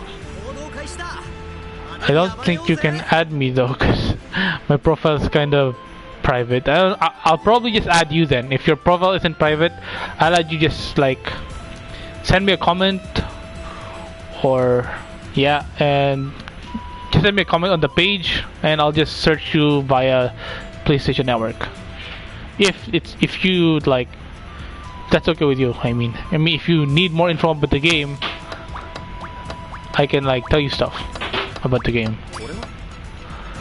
Oh, my throat hurts explaining everything.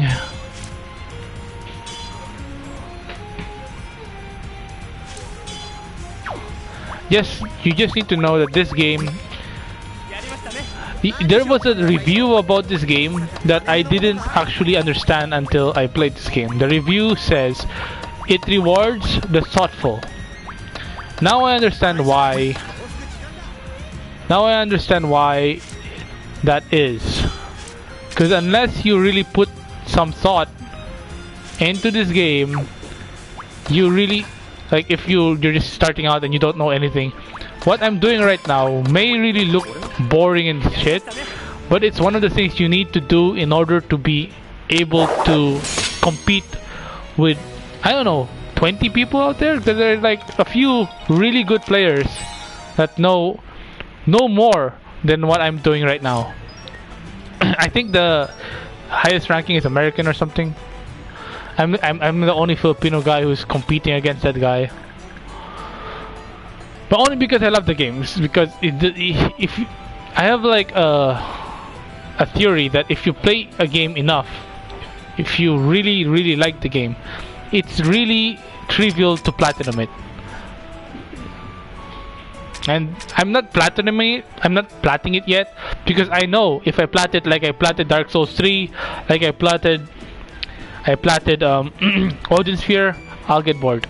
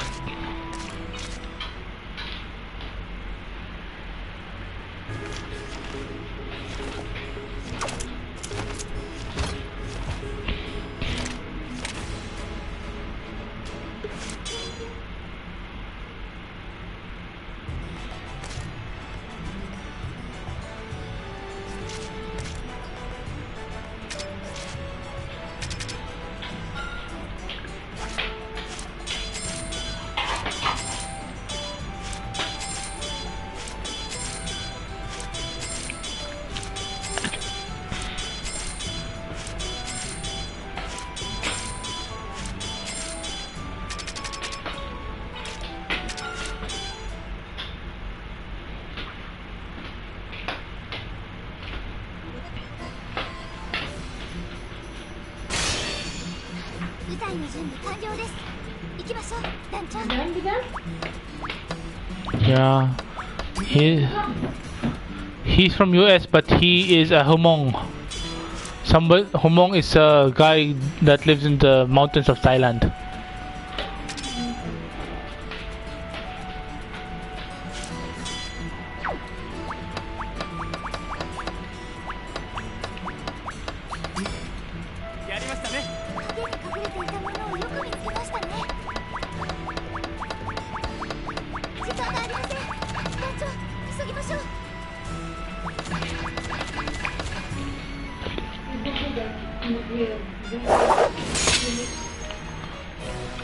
He's like the Ita, but he plays games, and he's in America, and he's smart. See, this is his English. Really good English. America is the land of the opportunities.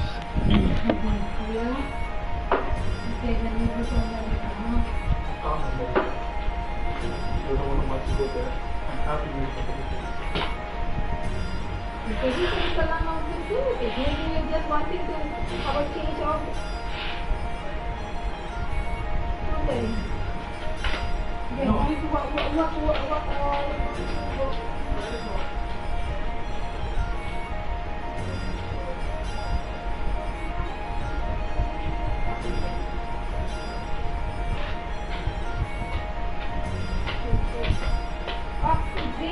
Kuya! Don't eat yan now, ha? Tomorrow is Sunday! I'm not even going in the morning. It's already 1 o'clock. I'll do it later in the evening or Sunday evening. It's enough tomorrow. Sunday evening.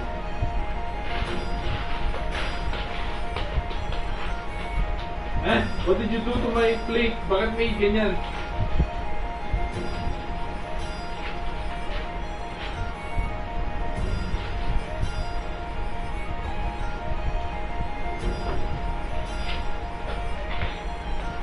People are interested in the game.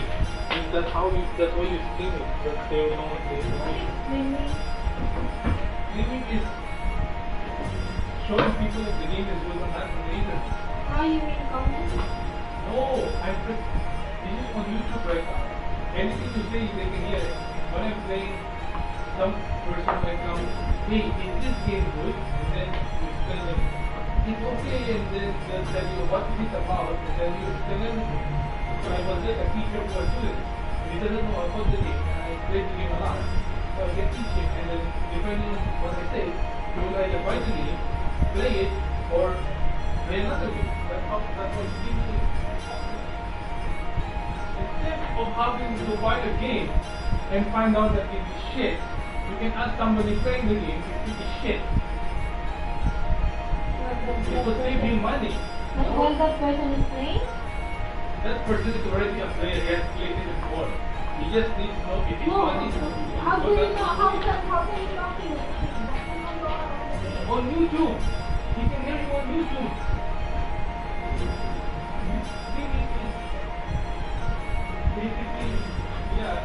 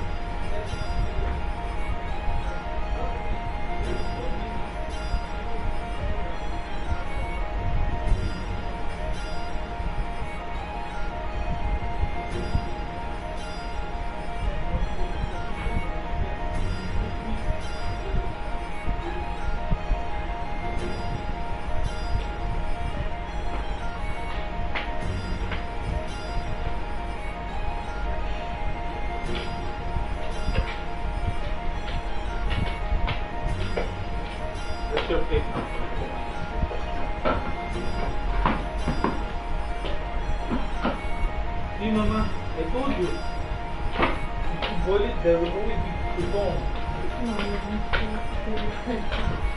Yes, it's the yaki. I don't like tutong, but it's yaki. It looks like vanilla rice.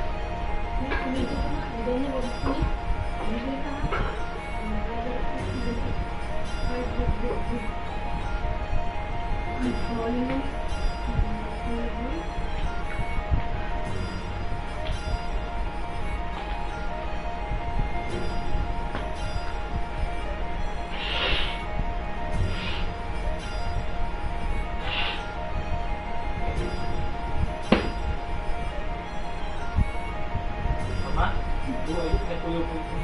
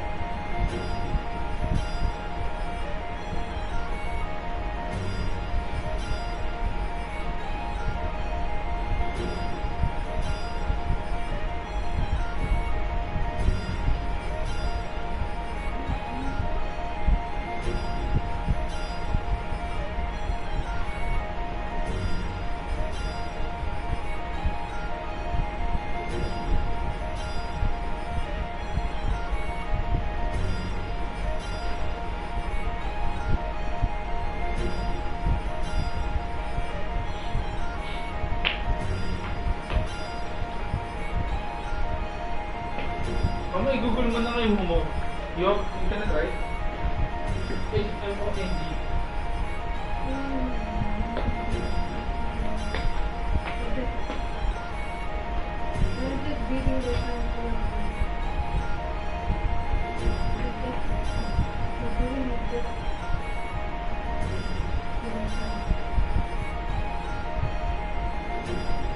What I'm doing connects people from all over the world. People are the power of video games. But because there are sports tournaments, people treat it like powerball or Olympics. Brings people together. Creates jobs. Kuya, great job by taking down. Yes, because of me, people who are developing games can eat tomorrow.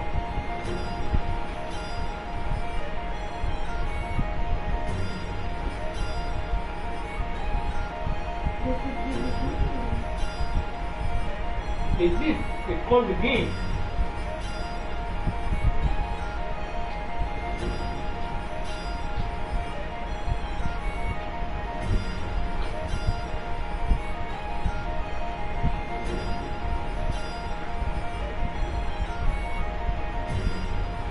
You know, the video game industry creates so many jobs for different kinds of people with different talents. From developers to music writers to marketers to retailers.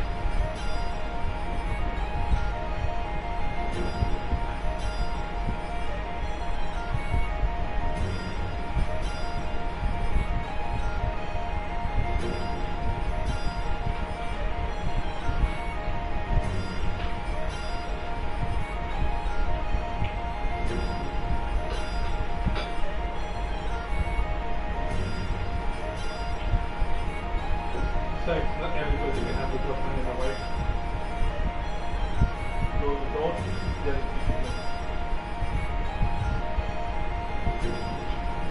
it's also cheaper.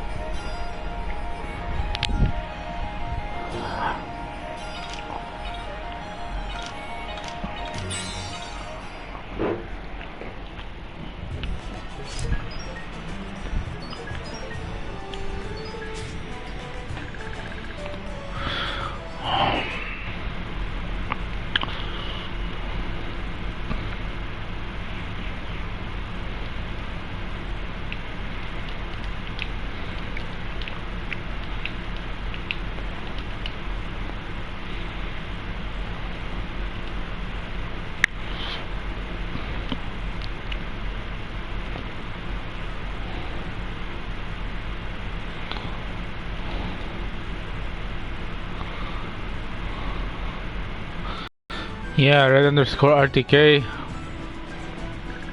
Your profile's on private as well.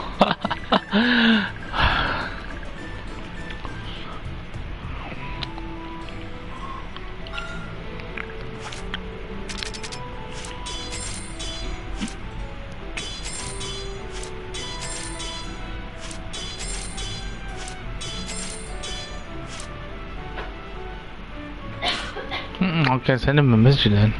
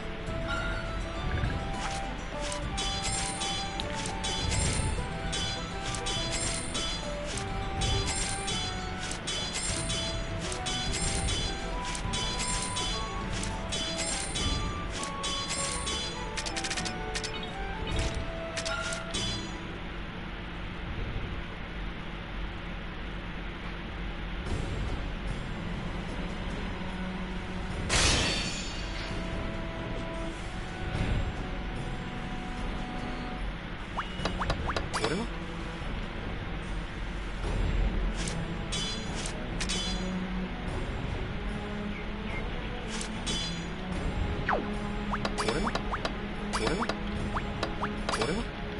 りましたね。何拾ったんだ大将。まさか金目のものか。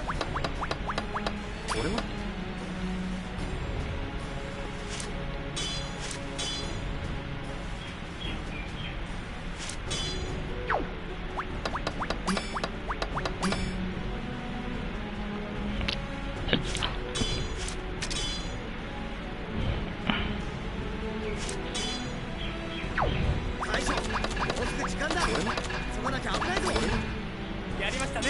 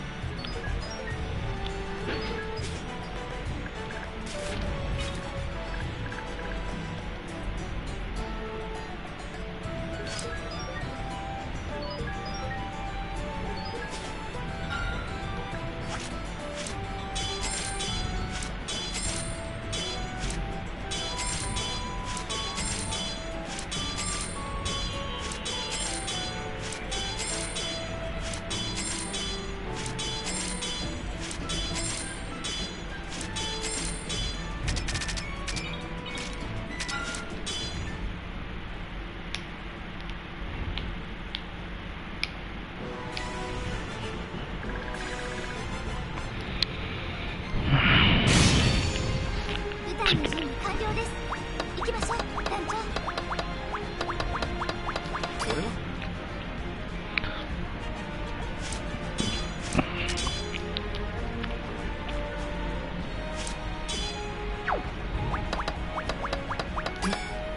やりましたね。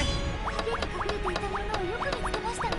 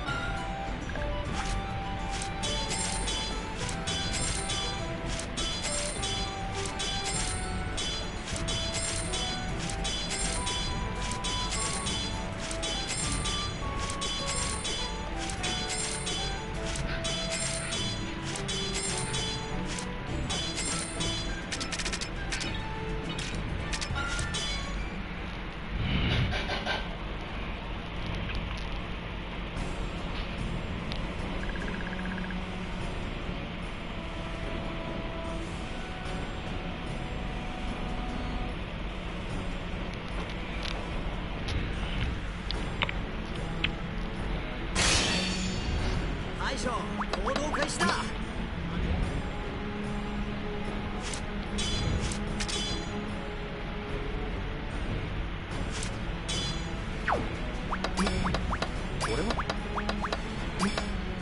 やりましたね。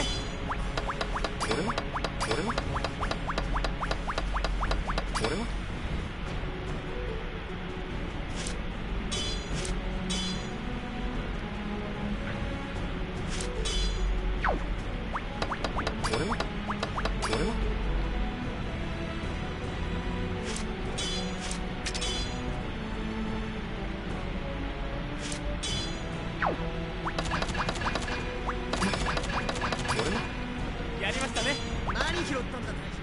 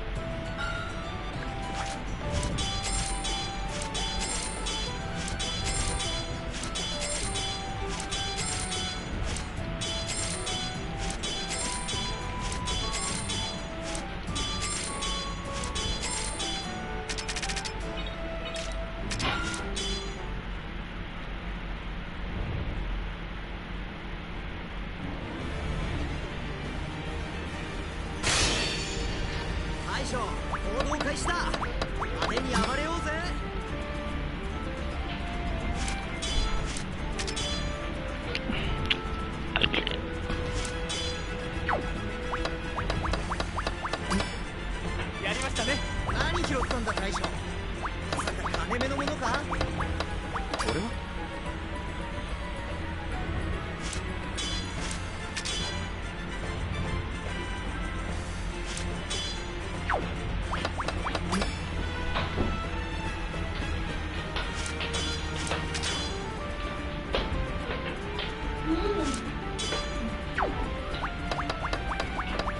大将、もうすぐ時間だ。やりましたね。 Kawawa naman si Steve Lieber, hindi mo siya sinasagot. Yeah, bawa ko yung sa kanya. Pagdadali ko yung sa Eh, tinawag ka, hindi mo naman siya tinawagan eh. he always knows that when I'm calling him, I'm in distress. I'm not in distress now. You didn't call him, you stupid bitch! He called you! I was an animal. Gusto mo kataran ng hindi sa Pilipinas. You're an animal. Pero, Hayop ka. hindi tinutumbuhan ko ako magkakaibigan.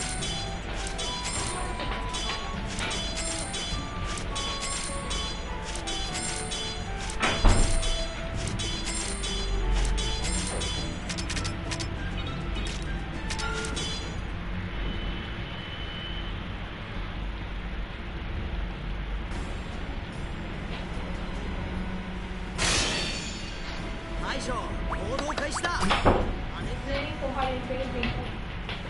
Cause you don't wanna open the AC. Ha? Magpa-plancha ka, you didn't even turn on the AC.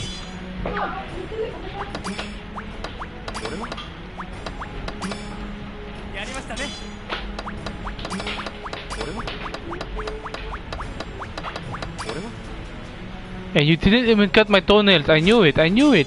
You will forget about it. Ingrown toenails.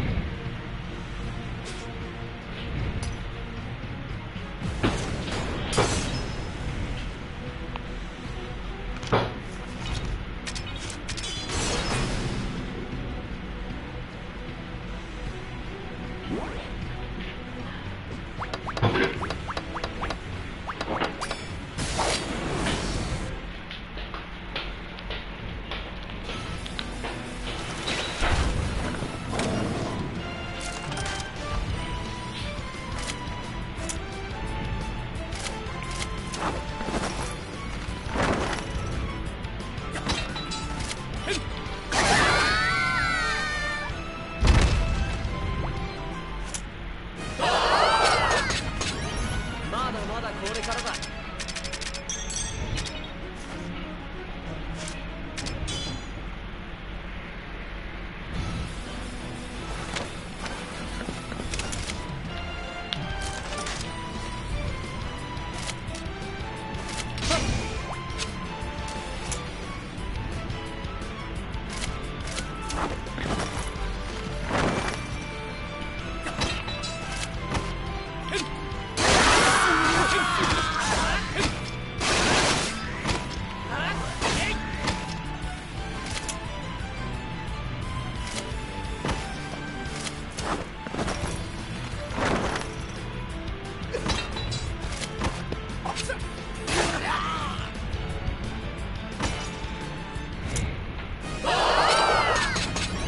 これが強さだ。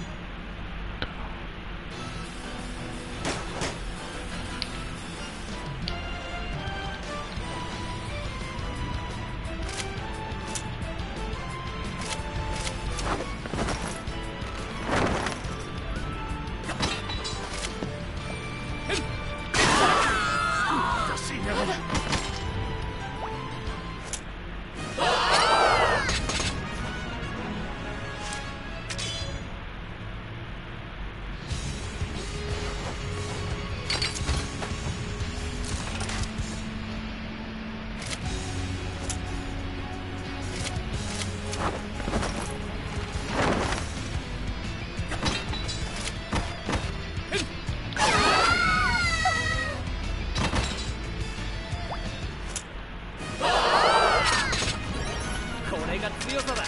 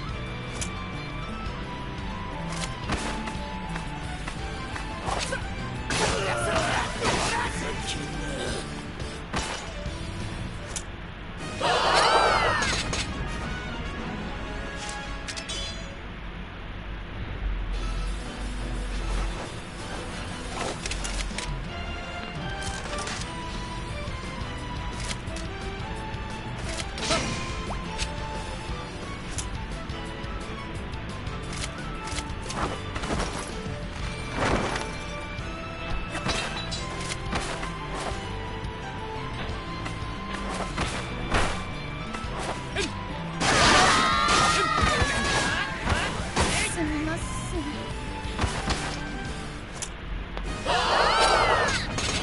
まだまだこれからだ。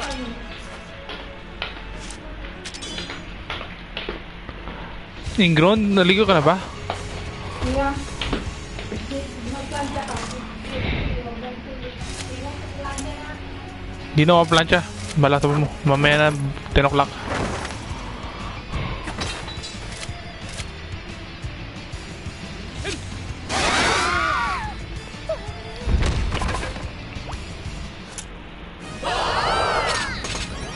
まだまだこれからだ。 こ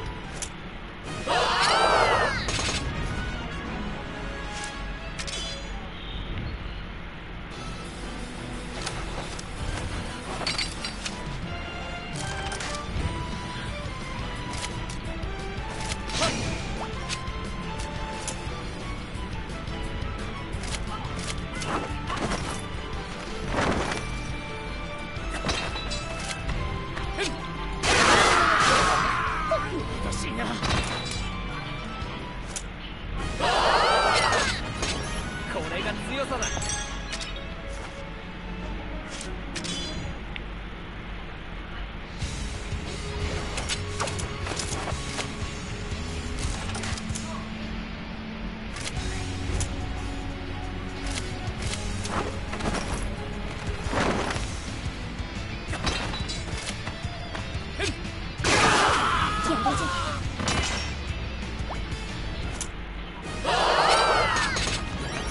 まだまだこれからだ。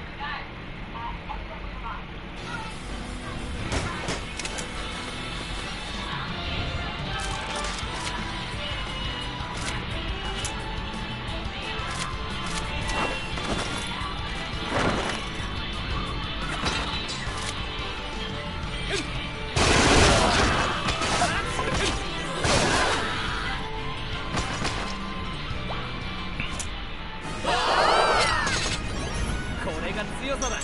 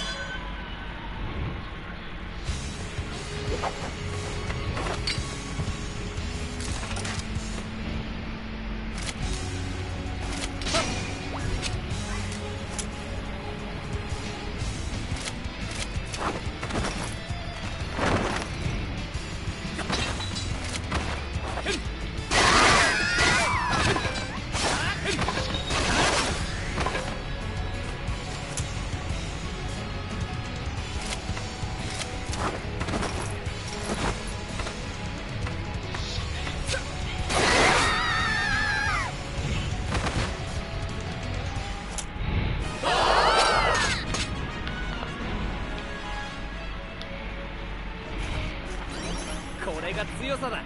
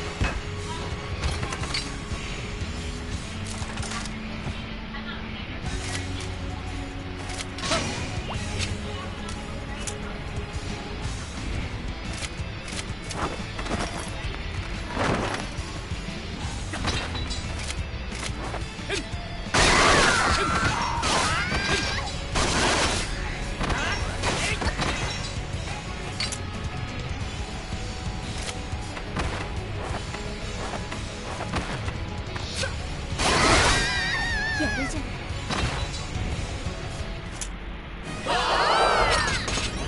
まだまだこれからだ。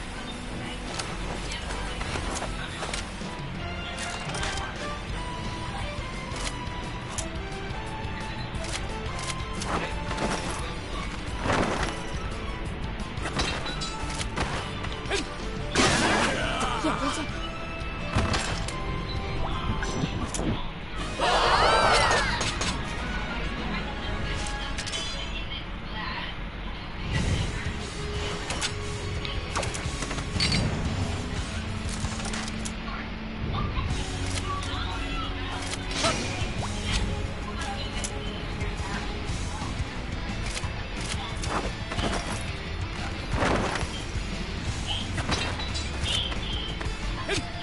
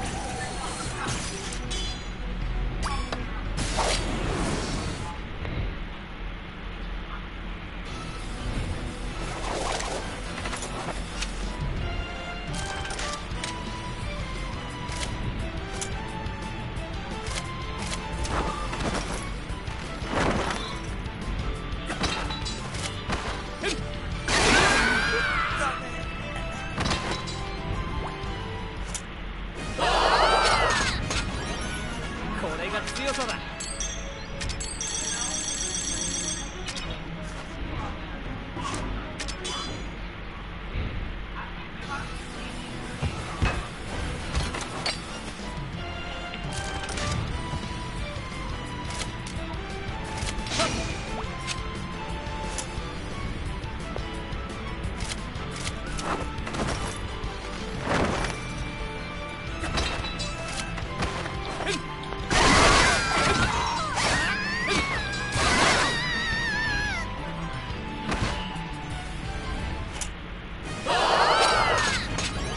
まだまだこれからだ。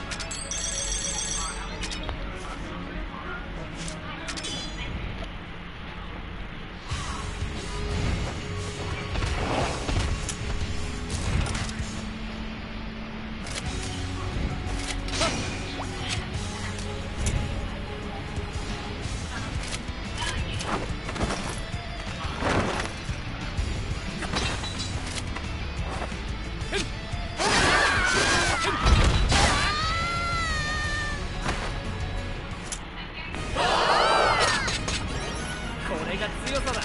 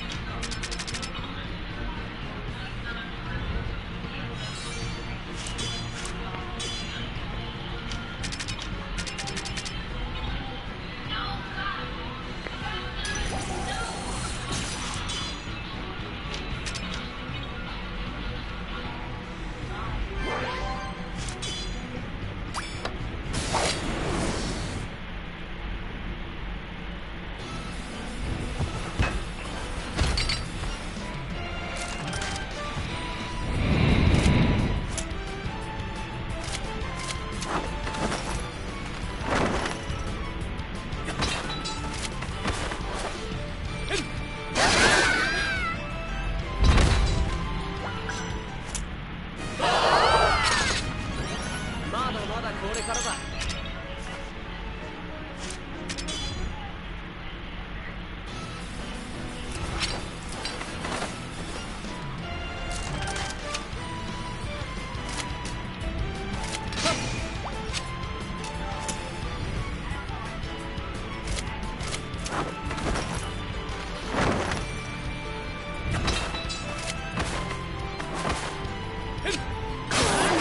恥ずかしいな。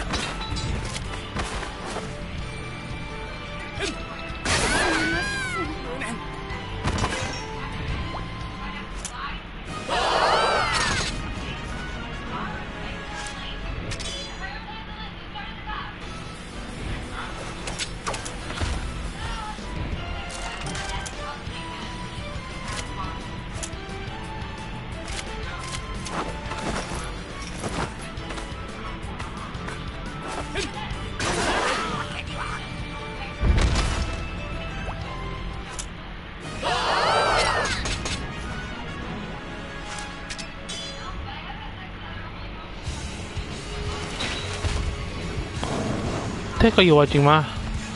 Friends with benefits? What?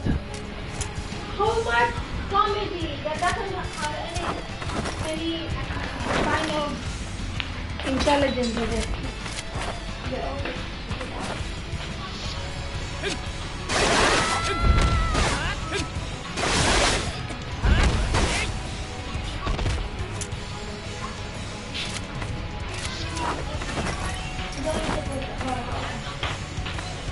I don't suppose The AC? And it's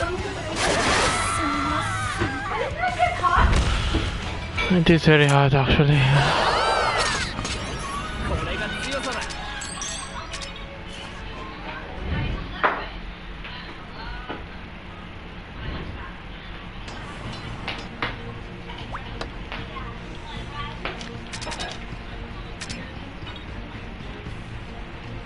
America is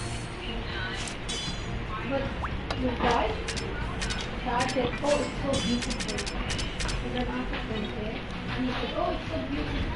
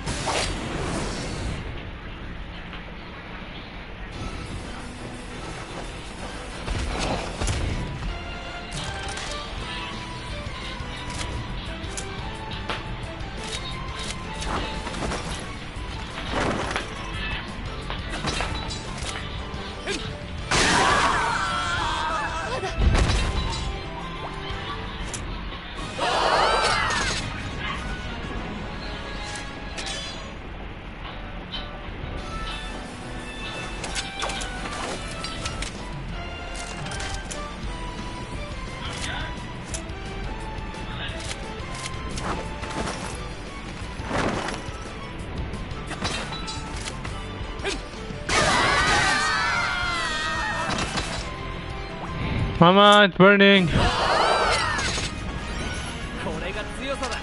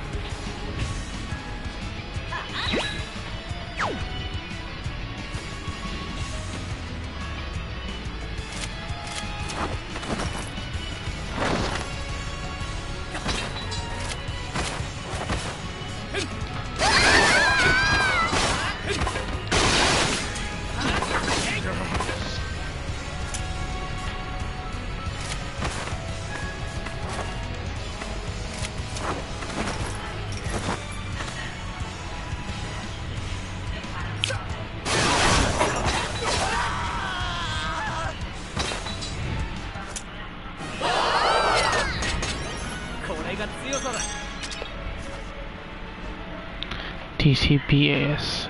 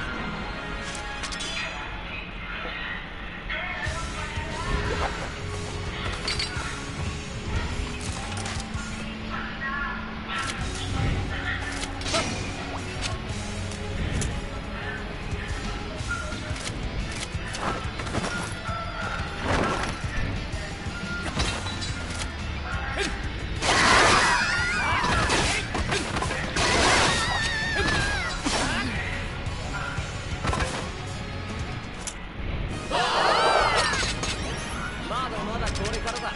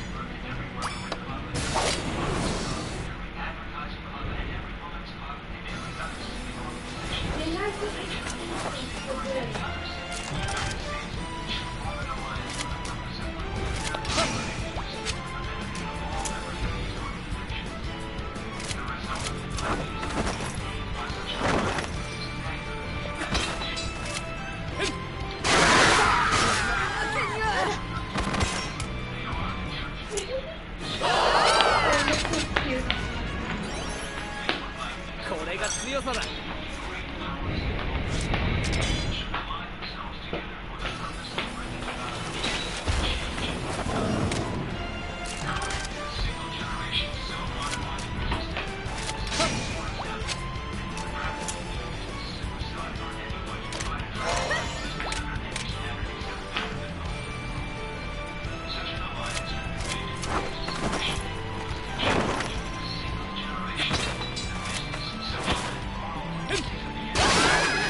あれじゃ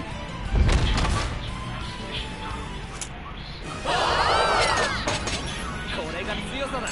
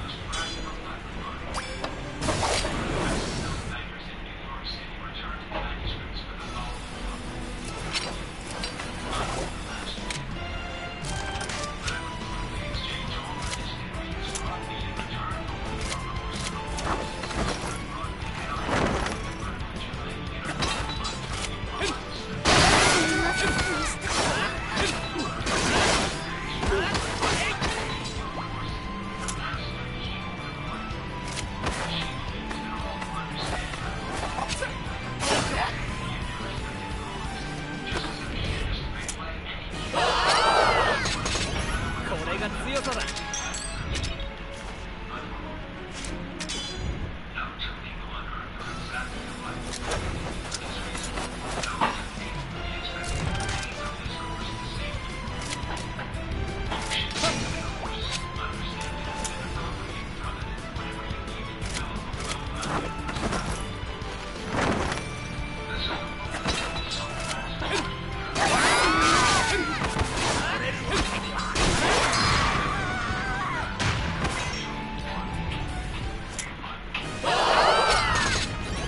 まだまだこれからだ。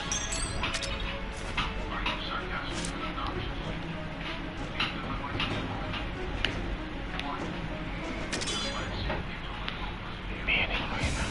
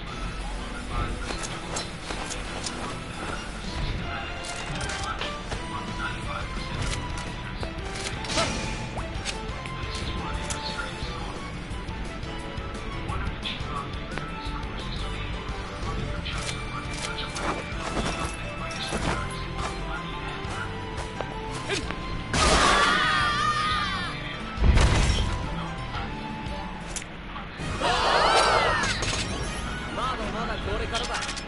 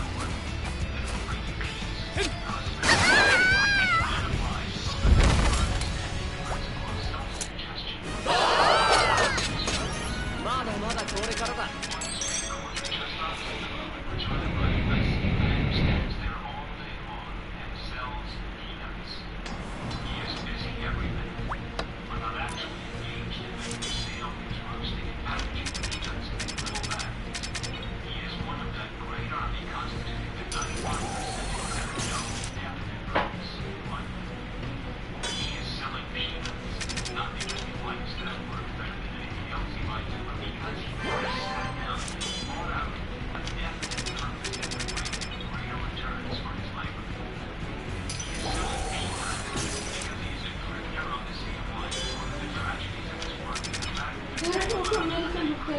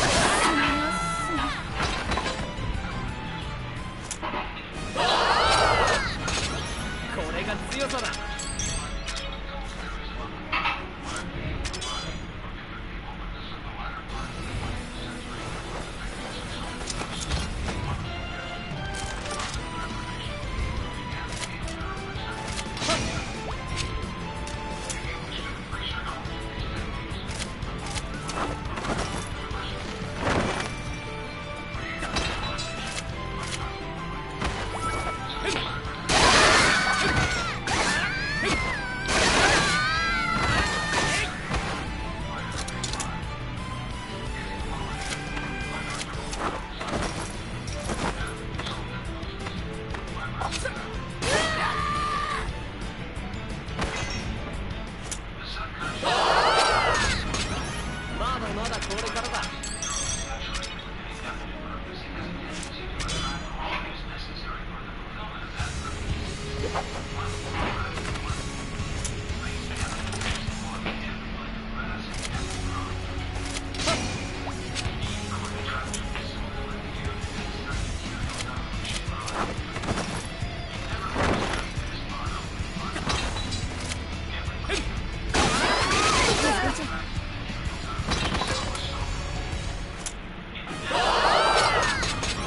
これが強さだ。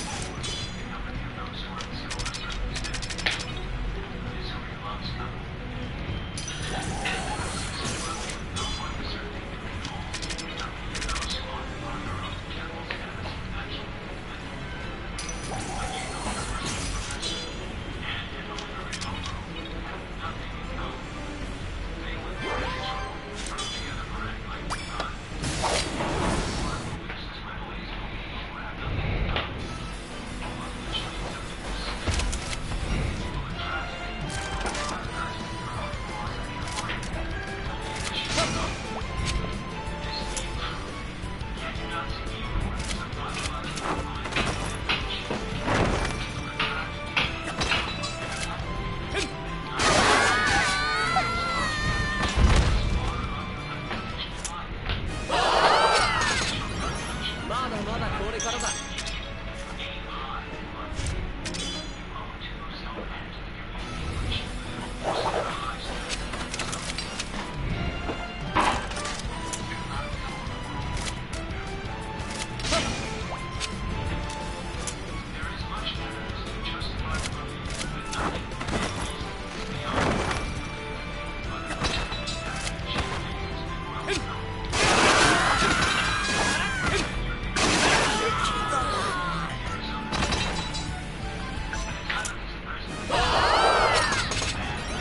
まだまだこれからだ。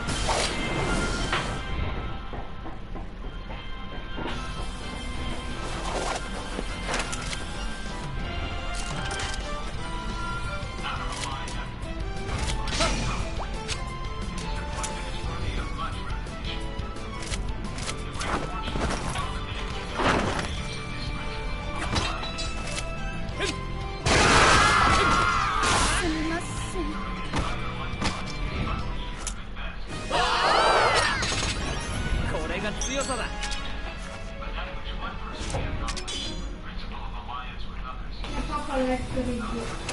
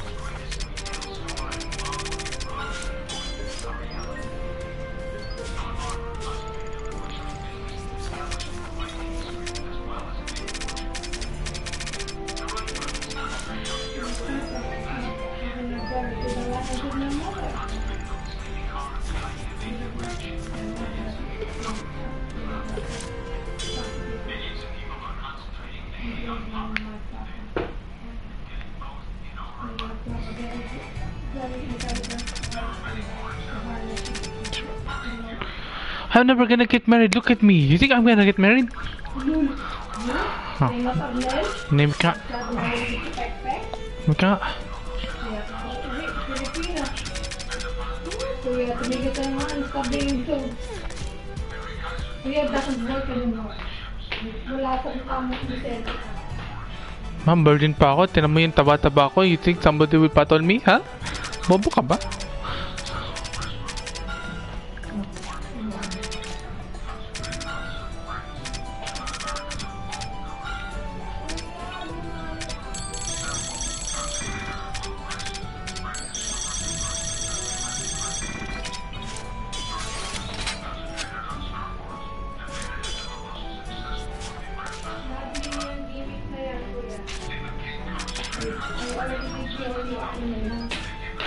Thank you, mommy. Wanna watch TV na? Katulad kay Obe. That's how you watch. He tries to, You don't wanna watch a good movie? wait, because sabi niya, if I talk to you, you will feel better. Manahimik ka, kadiri ka.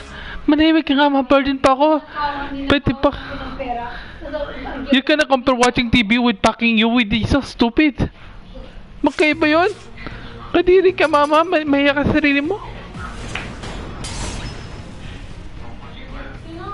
I was so stupid that I just like music. Really, ako yan ang pinaka-dami na babae. Buti alam mo.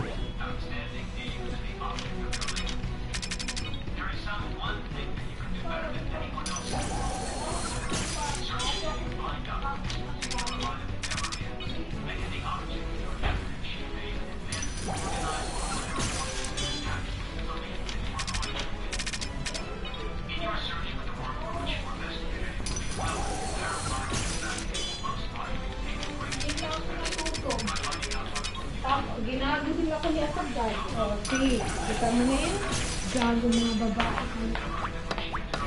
Kasi mga...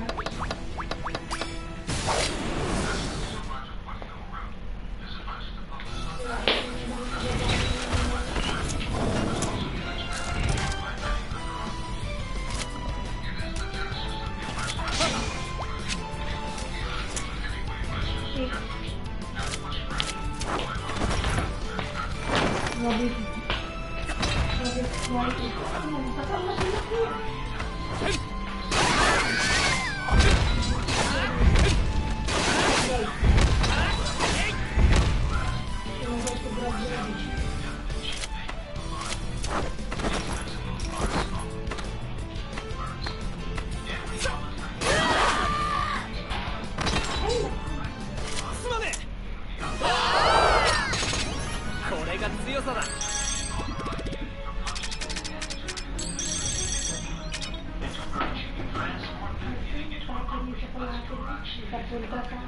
You're the one who toppled it and you're blaming me? Manahimik ka sa sarili mo? Who told you that? I was gonna drink it and tinapan mo.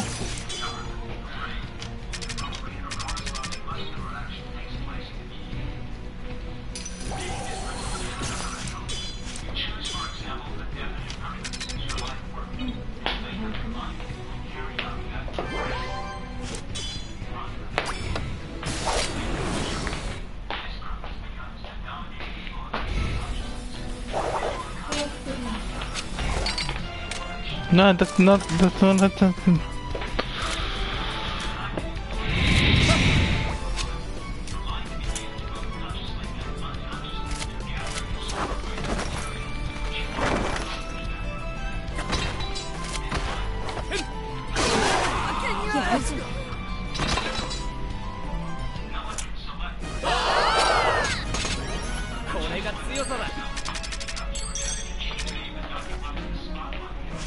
Ano yan? Dirty na ba ito? No. Why would it be dirty? Nobody's even using that. No? Yung ano mo, kamot mo. Baka na ba? Pangay na ba? The only one you can become. It's not even smelling like anything and you're going to... Yung mabaki na. Mama, wala siyang amoy.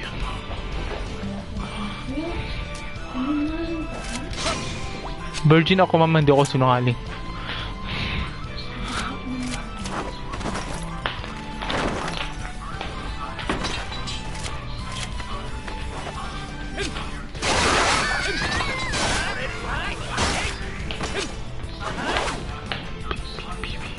Eh, bakit basa yung upuan ko?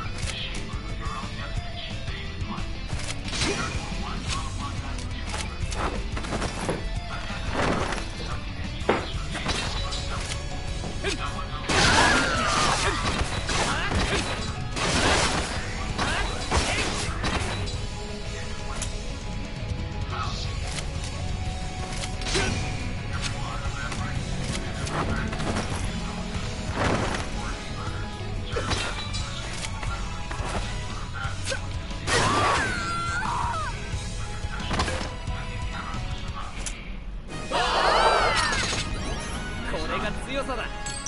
Start now to analyze your desires and find out what it is that you wish. Then make up your mind to get it. Lessons we will point out to you the next step and show you how to proceed. Nothing is left to chance in this course. Every step is already planned. Your part is to follow the directions to arrive at your destination, which is represented by your captain and chief mate. Make that aim clear and back it up with persistence. Recognize the word impossible. When you come to select your captain and chief mate, just keep in mind the fact that you cannot aim too high.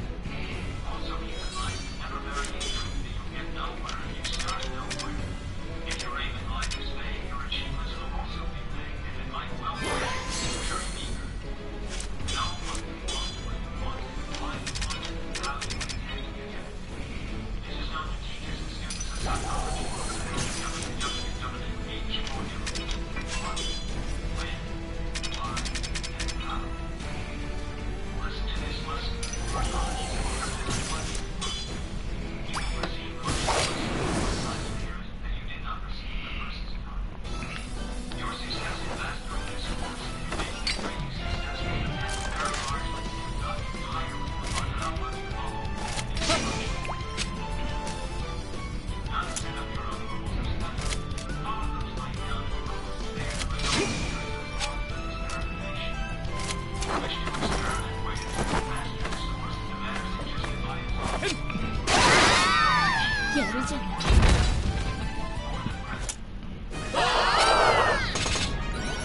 まだまだこれからだ。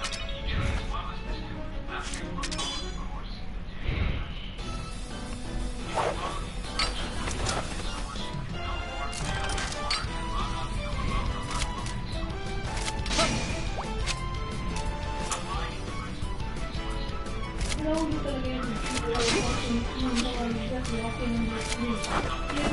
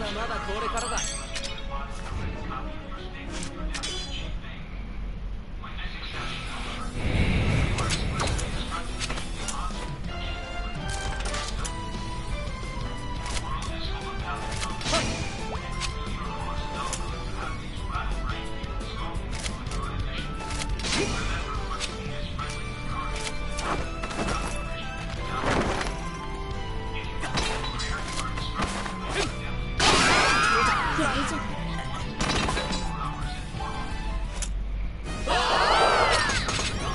これが強さだ。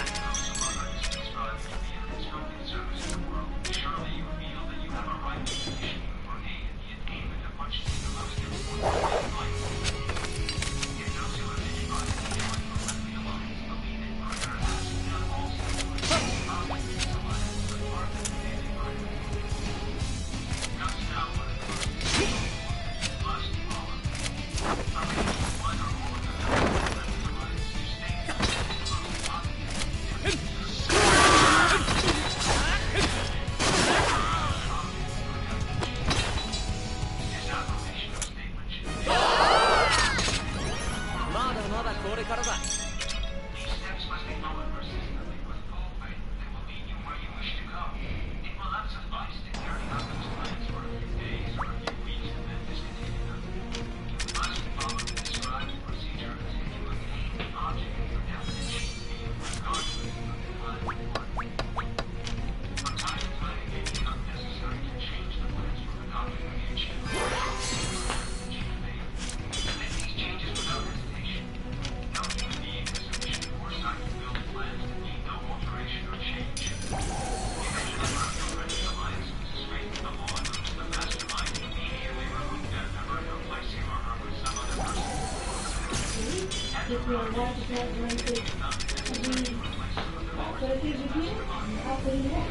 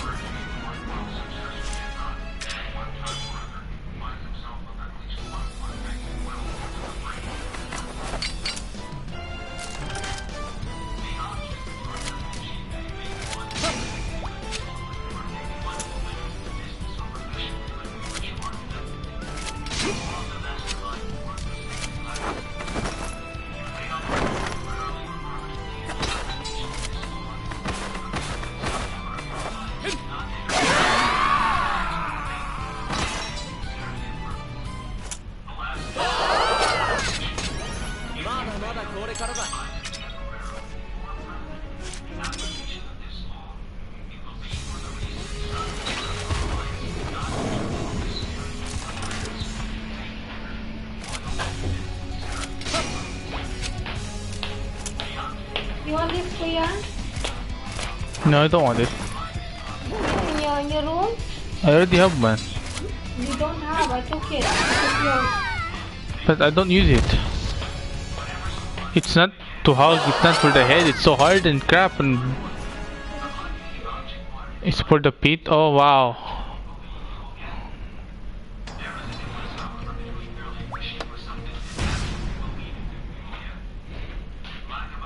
It's for the pit pala.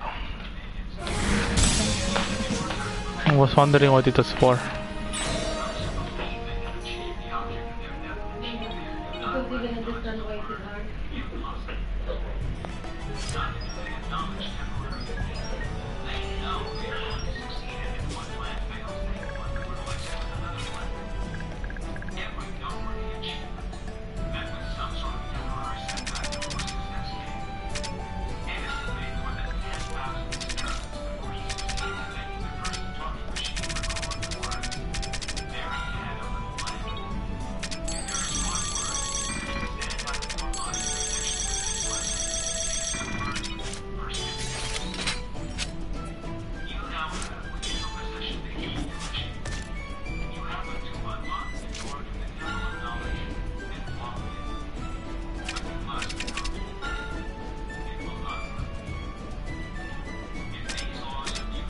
must go to the temple, it will not come to you.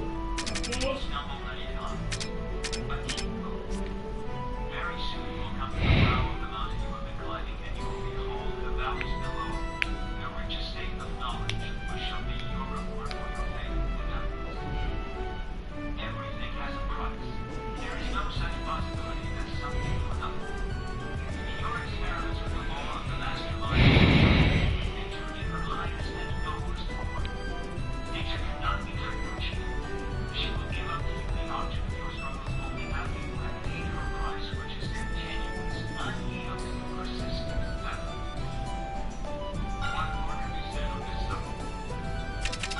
You have been shown what to do, when to do it, how to do it, and why you should. If you will master the next lesson on self-confidence, you will then have the faith in yourself to enable you to carry out the instructions laid down for your guidance in this lesson. Witness the lesson in this poem by John J. Master of human destinies am I. Faith, love, and worship on my footsteps wait. Cities and fields I walk. I penetrate deserts and seas remote. Passing by hollow and water, thousands strewn ahead. I know I've been once every day. You sleep and wake. And feasting, rise and wander away. The hour of death. As they come follow me each and every state. One fighting. Fine. Quest.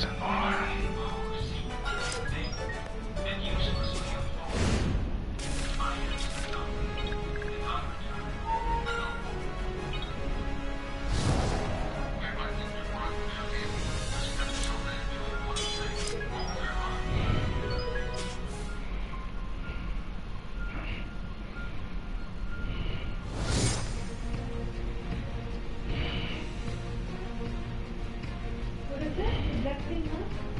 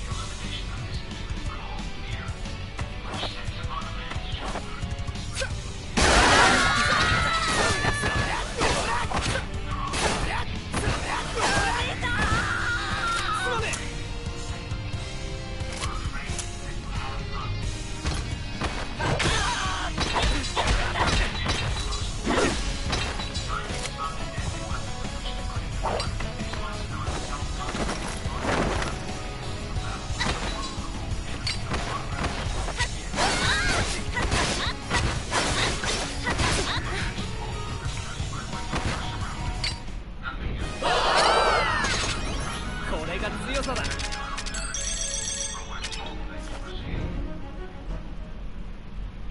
six basic fears of mankind. Every person falls heir to the influence of six basic fears. Under these six fears may be listed a lesson. The six basic or major fears are good for an individual, which they are believed to have grown are described. The six basic fears are fear of poverty, fear of old age, fear of criticism, fear of loss of love of someone, fear of ill health, fear of death. Study and take inventory of your own fears now to name it. Even the being who has reached the age of understanding. これが強さだ。 As the first step, the elimination of these six evils, let us examine the sources of violence we inherit. Remember that when you make the refinement of another person, assume the responsibility of those wrongs, and that you have not the right to be physical and social health.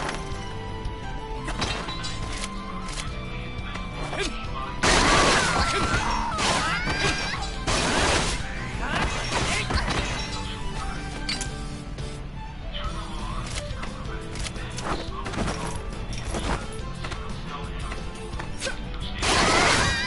やるじゃん。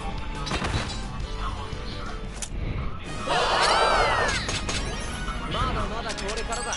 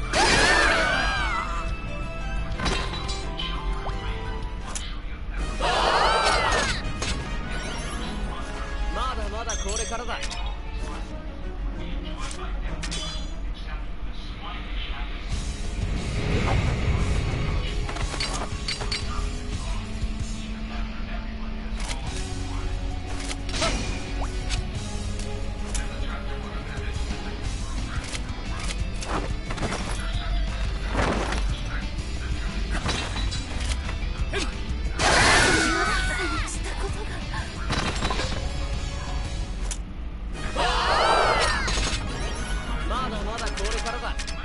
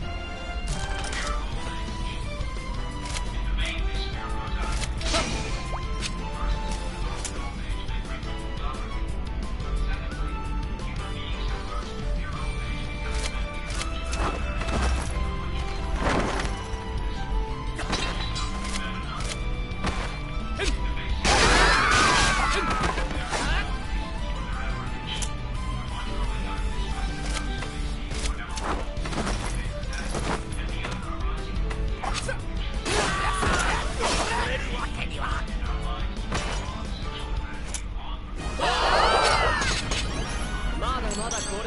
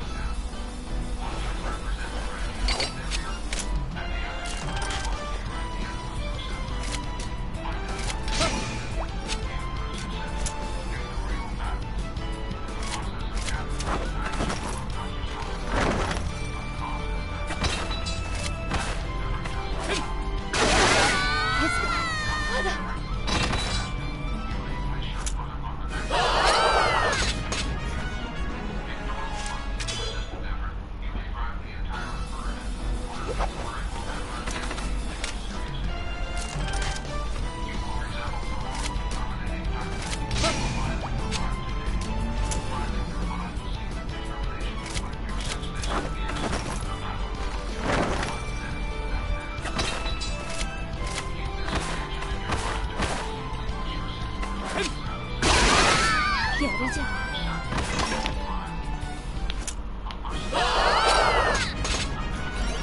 まだまだこれからだ。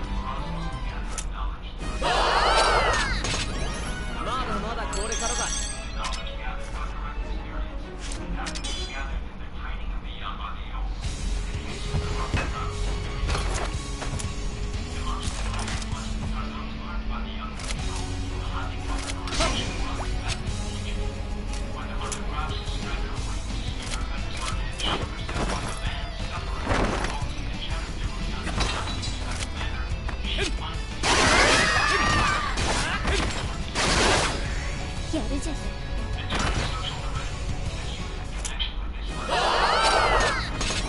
まだまだこれからだ。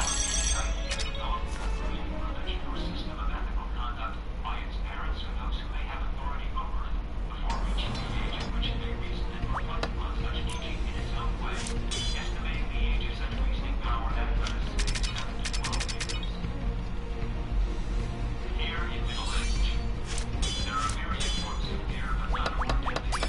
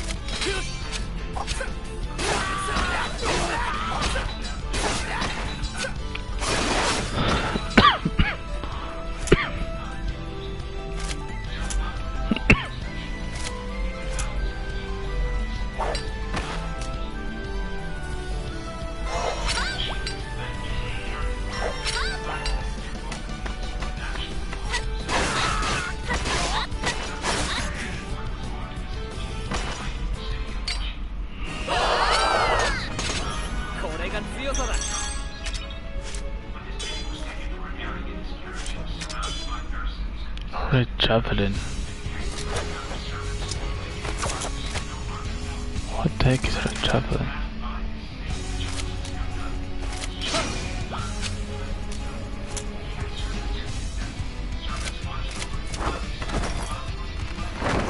Okay, I'll equip it.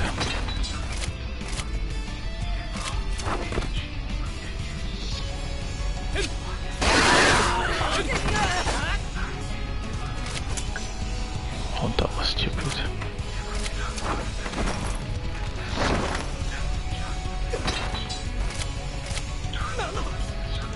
Oh no, fuck.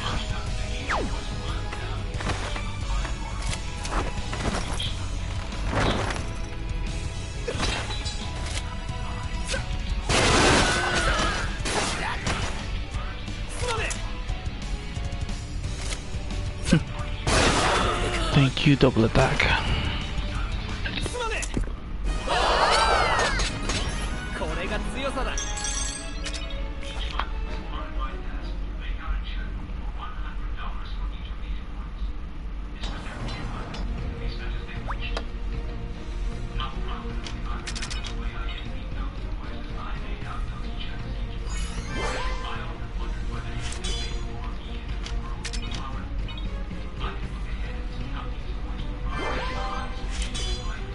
Oh crap, that was a mistake. Okay.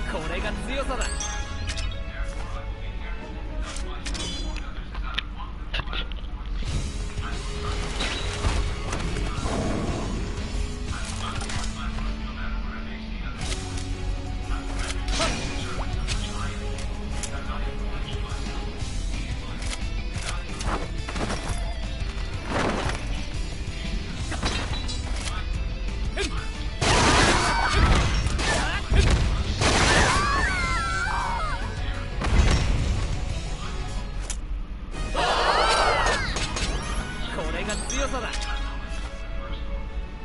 the influence and guidance of such a marriage partner as a helpmate, any man or woman could achieve outright success.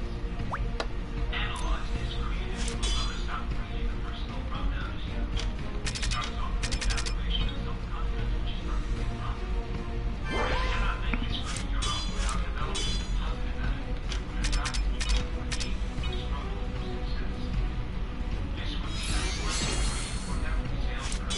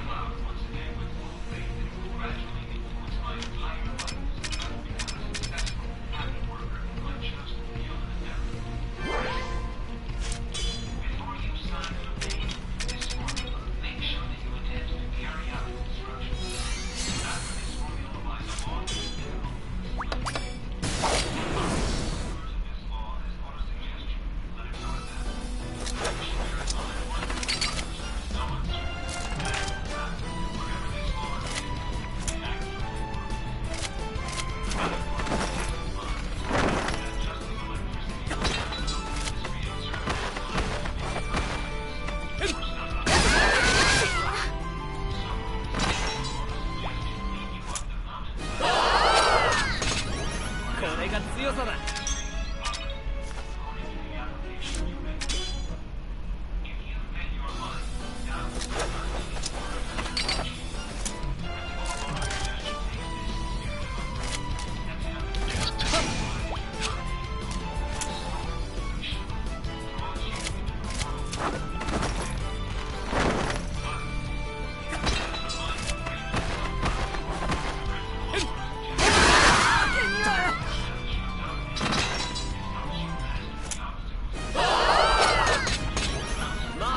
これからだ。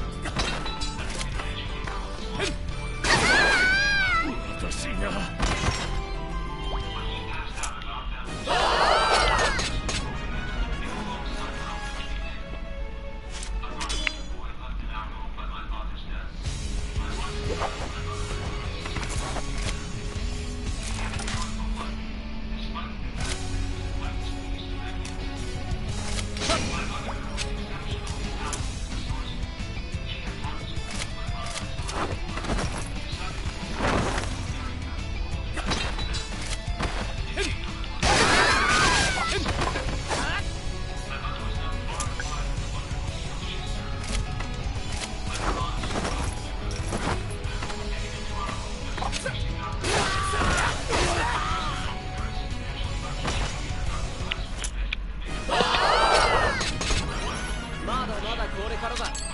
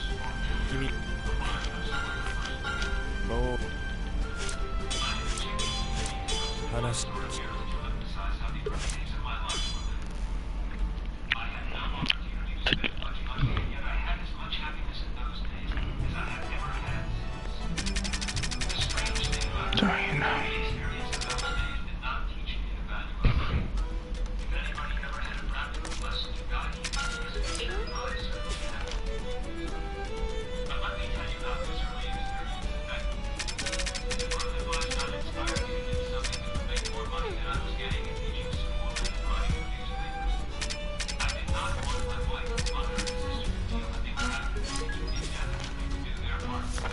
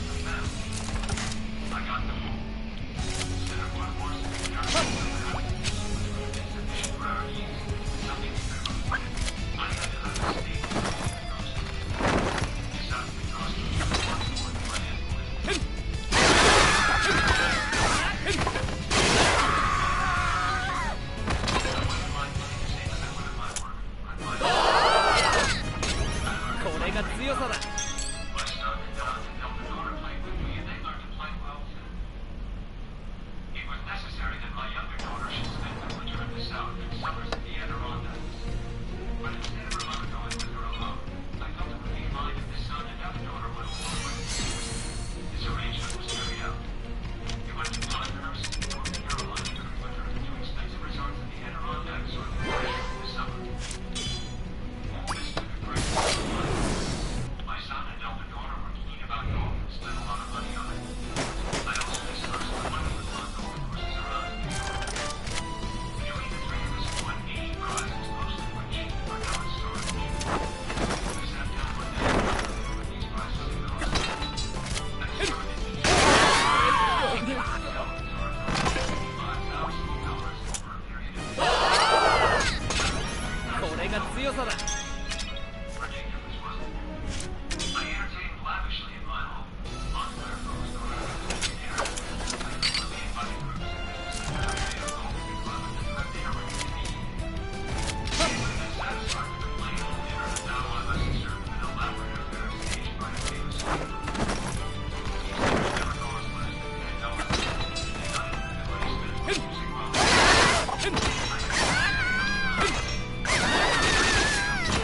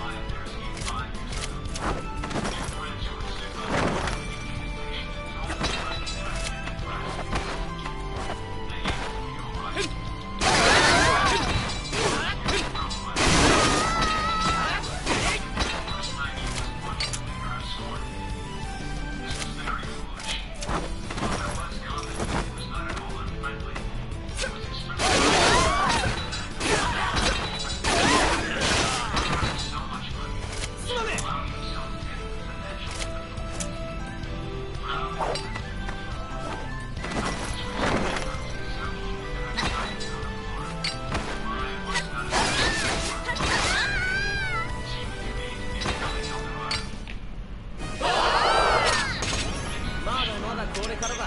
so that I can return to New York not only with a competency, but with enough to pay all my debts. For a time, I was going to realize this machine. Here I was going to make real estate collapse. So here I am, back in the old non-barbarous and make earning power with my new friends and well-wishers. It's been a strange one lesson at last. I feel sure enough things will come my way. これが強さだ。 When that time comes, I know that I shall be able to live as well as I ever did on 40% of my income. Then I shall divide the remaining 60% into two parts, setting aside 30% to pay my creditors and 30% for insurance and savings. If I allowed myself to be depressed over my past or filled my mind with worries that would not be capable of carrying on the fight to redeem myself. Besides, I would be ungrateful to my neighbor for having allowed me to support himself all my life. Is there any greater blessing? I would be ungrateful to the memory of my parents whose splendid dreams and make her pretty safely for all stay. Slipping from the world of friends, nothing more serious in the end than slipping from the great descent. I would have appreciation for the encouragement and support I have had from generous measure from my friends.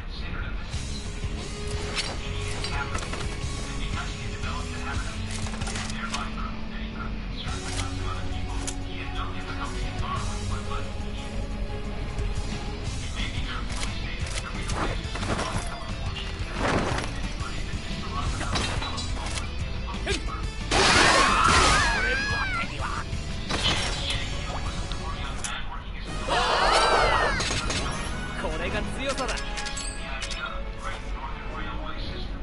His idea was out of proportion to his ability to finance.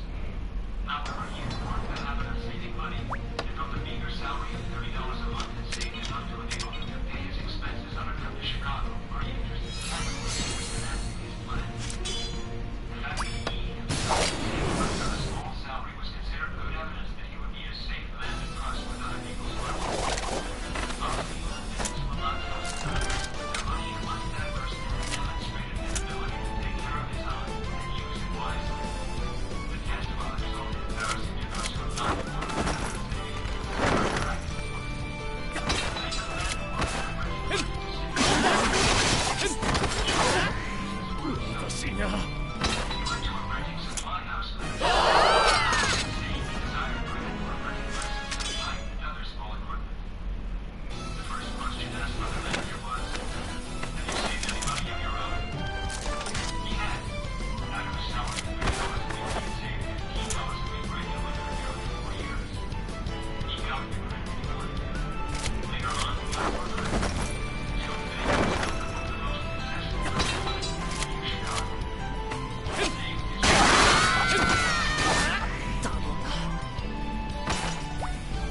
years after this, まだまだこれからだ。 I went to the supermarket and asked for credit amounting to many thousands of dollars for the purchase of membership. The first question asked was, "Have you formed the habit of saving money?"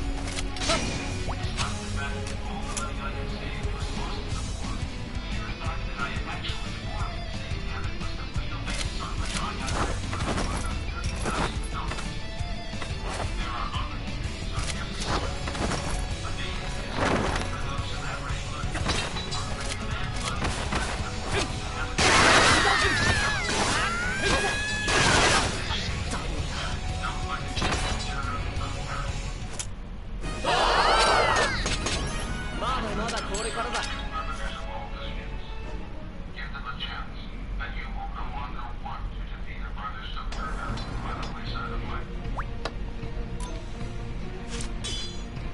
The late J.P. Morgan once said he would rather loan $1 million to a man of sound character who would form the habit of saving money than he would $1,000 to a man without character who was a spender. Generally speaking, this is the attitude which the world takes toward all those who save money. It often happens that as long as losing out of no more than $2 or $300 is sufficient to start with a reliable connection. A few years ago, a young inventor invented a household article that was unique and practical. It was handy to have. He did not have the money to market his invention. He did not have to form the savings habit. He found it impossible to borrow money through banking sources. His roommate was a machinist who had saved $200. He came to the inventor's aid with this small sum of money and had enough of the articles manufactured to give him a start. It went out and sold articles to those in the persons who wanted it, and came back and had another supply made up. Until they had accumulated the savings ability of the roommate. $1,000. これが強さだ。 With this, plus some credit they secured, they bought the tools for manufacturing their own products. The young machinist himself was happy to see the business 6 years later for $150,000. He never would have handled this much money during his entire life had he not been the habit of saving which enabled him to become the recipe of his inventor friend. This case might be multiplied in thousands of times with one slight variation. And it is fairly descriptive of the beginning of many great fortunes that have been made and are now in the making in the United States. It may seem like a sad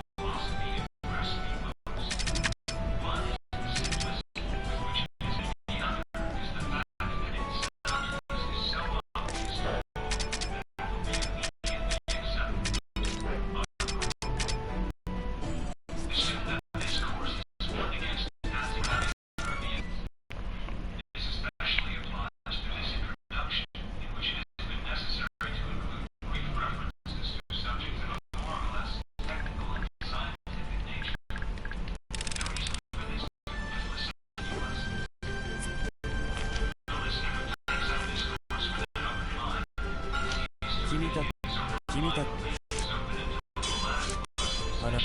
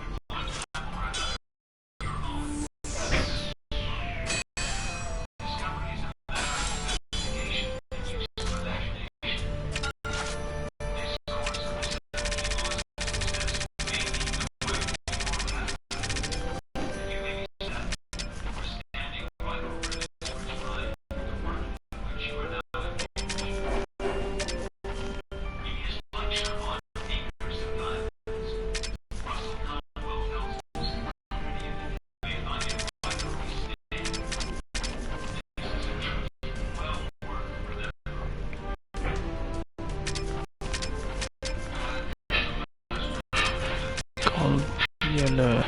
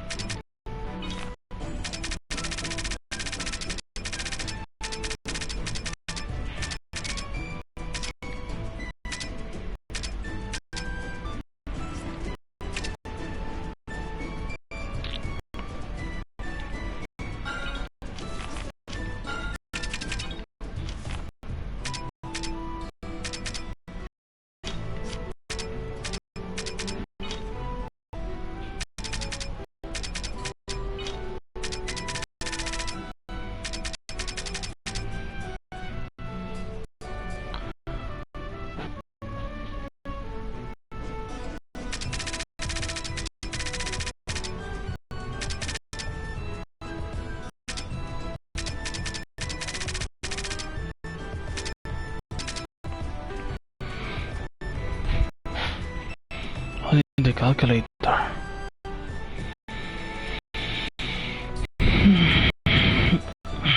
So 1, 4, 5, 6.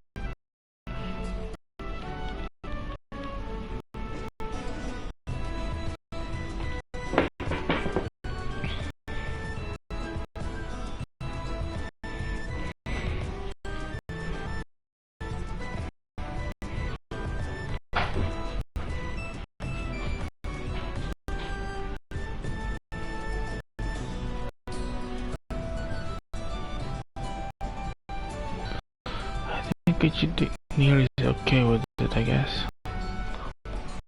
But it should be Trist.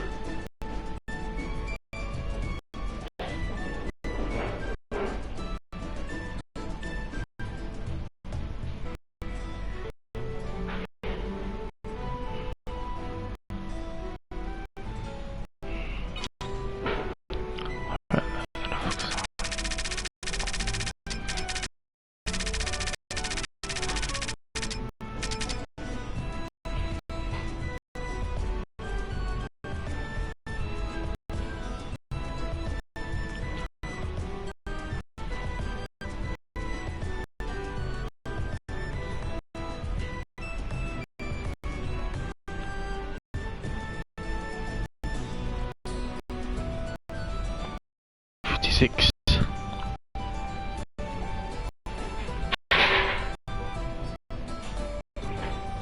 43 on one stat.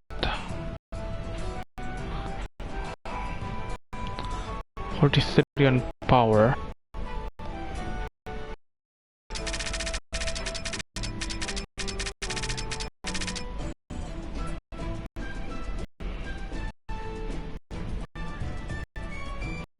Or agility.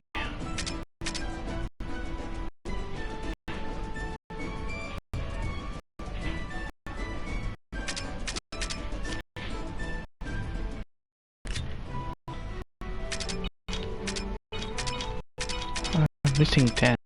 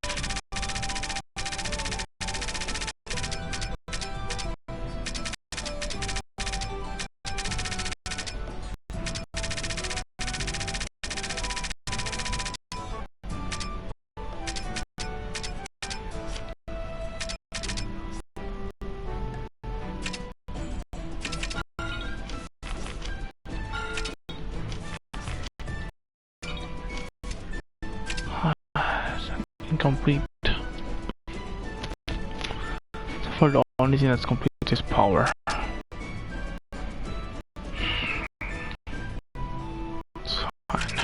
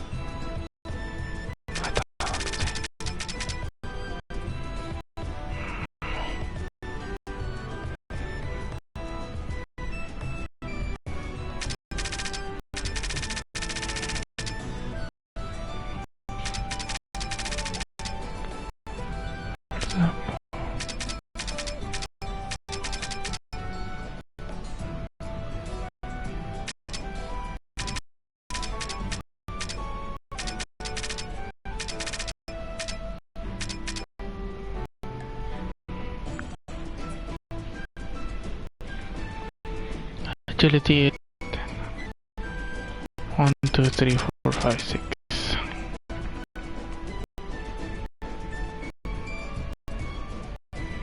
$43 for power. Next 16 plus 10 9 plus 8 plus 6 plus 5 54 plus 9 plus 8 4 minus 99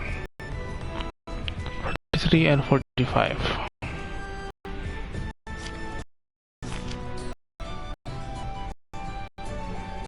Let's go train.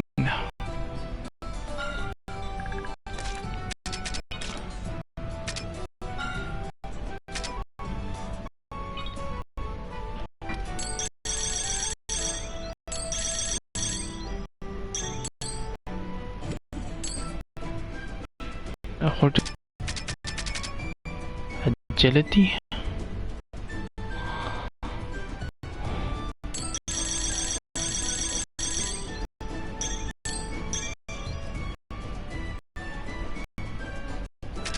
Healthy.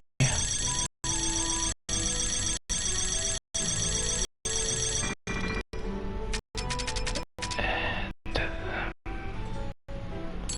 maximum stamina.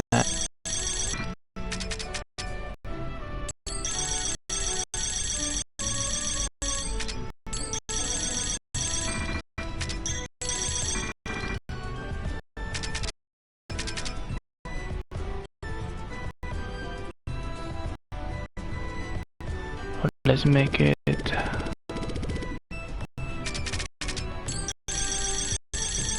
9 for this one.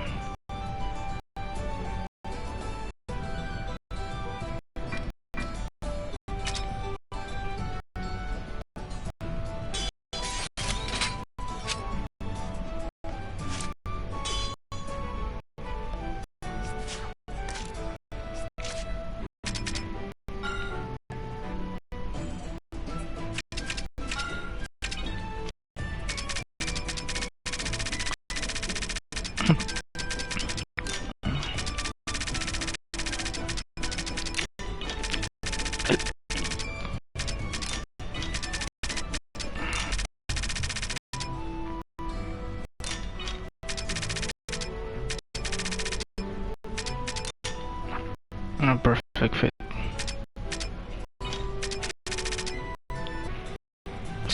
Power, right?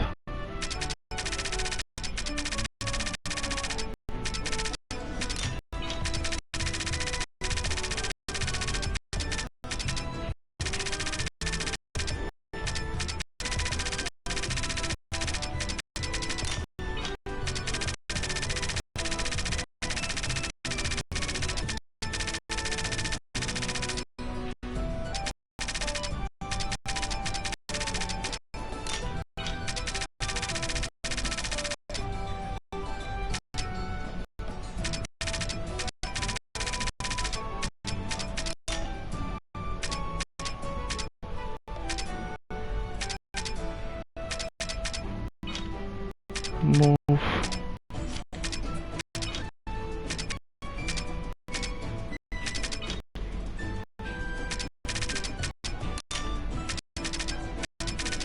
This one stamina.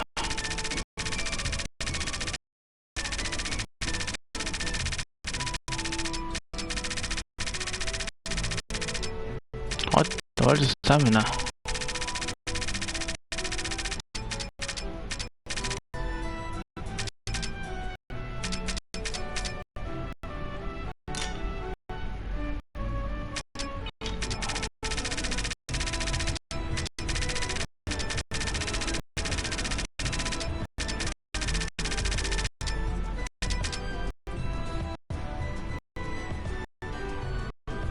That's kind of OP.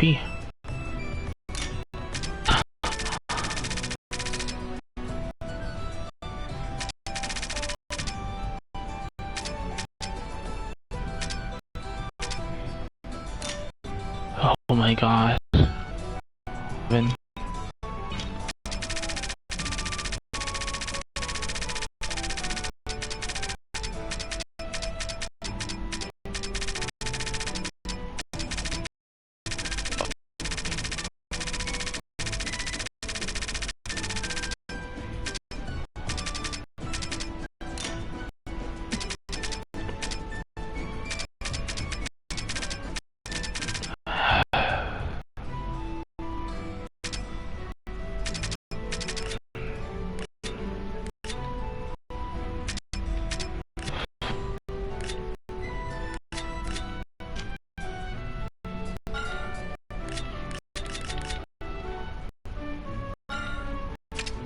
near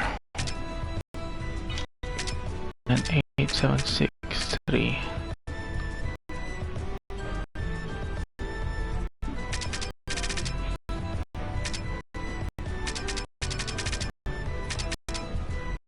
Combine it.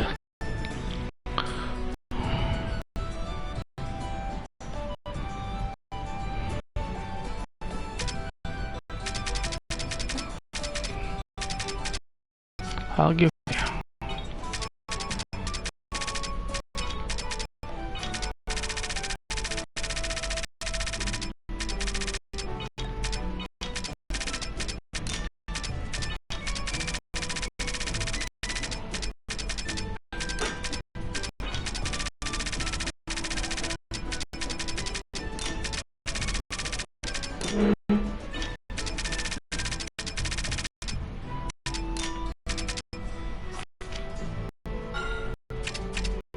Next should be Vaynard actually.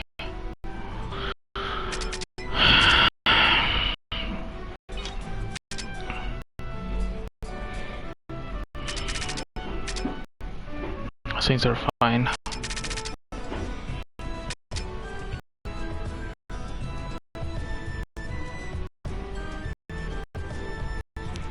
Vitality and agility. Should be 12. 1, 3, 4, 5, 10, 11. That's kinda good.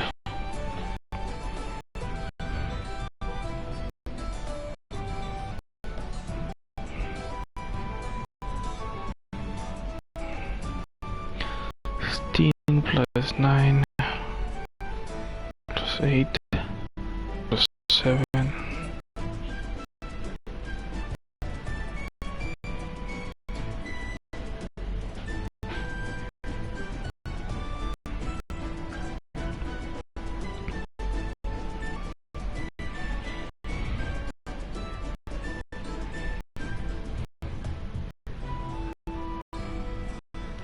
plus 6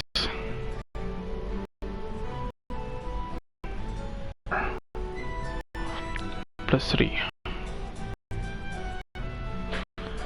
58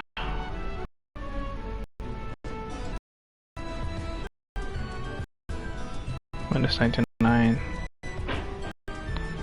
41 for vitality 41 and 10 plus 9 plus 6 plus 5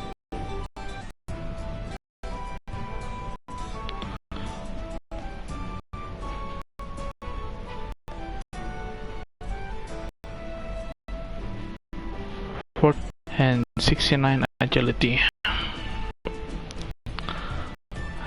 10 69 agility, huh?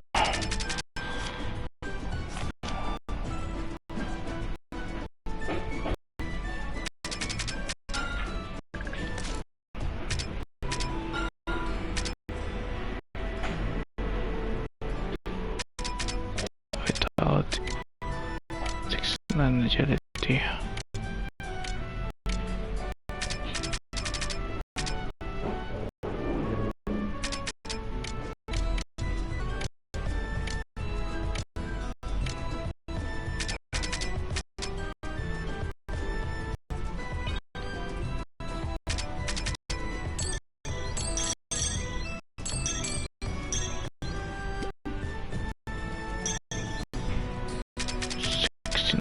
agility.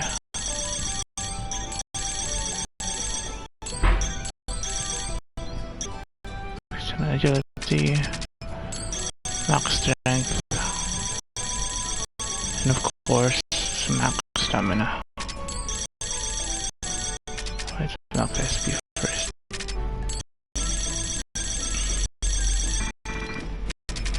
Then next, all con.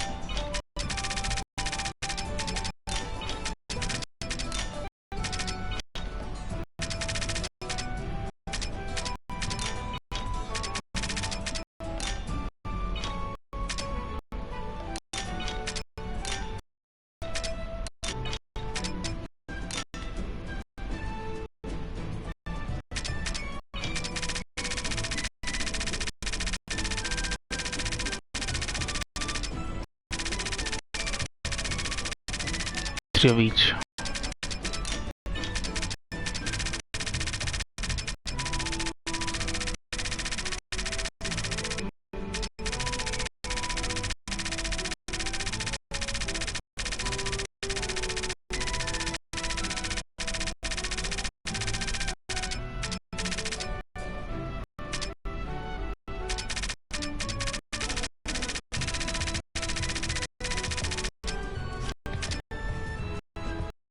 Oh yeah, okay, I can put defense here. So I'll put defense here then. Right? This 5.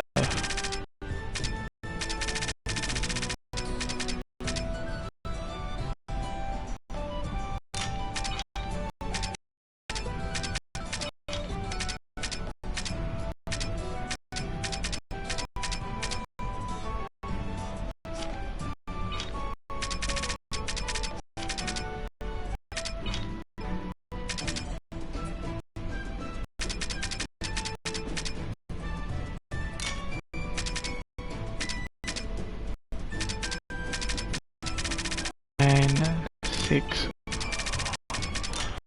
5. Perfect.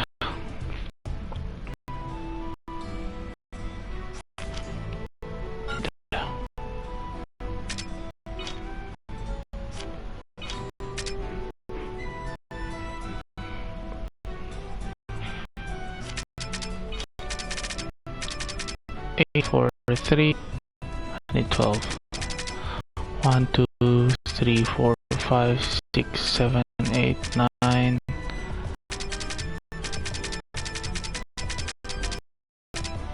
And 12. Wait, 10, 11, 12. It is a bit complicated now.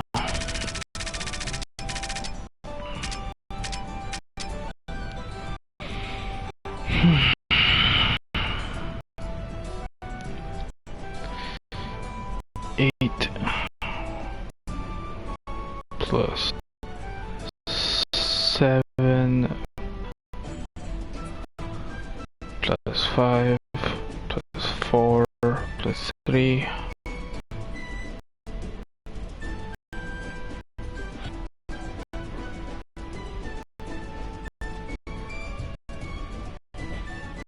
That's 6. 1, 2, 3, 4, 6.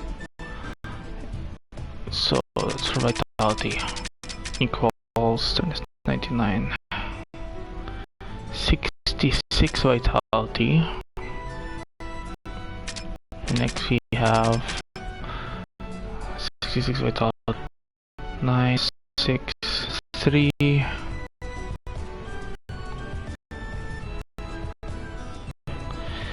66 vitality, 81 agility. Agility.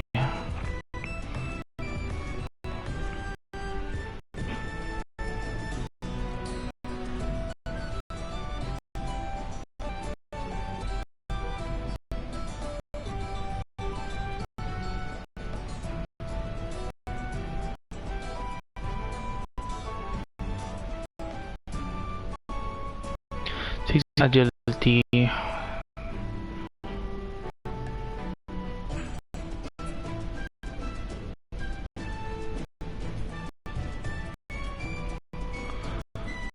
See, this 81 strength.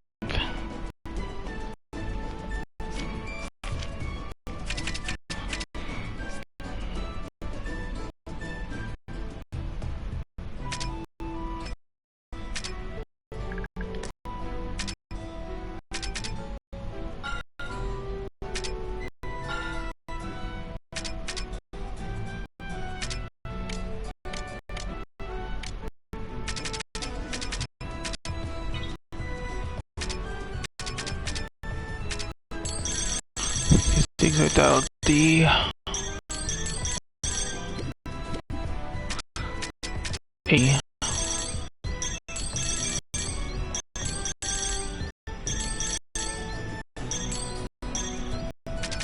83 strength.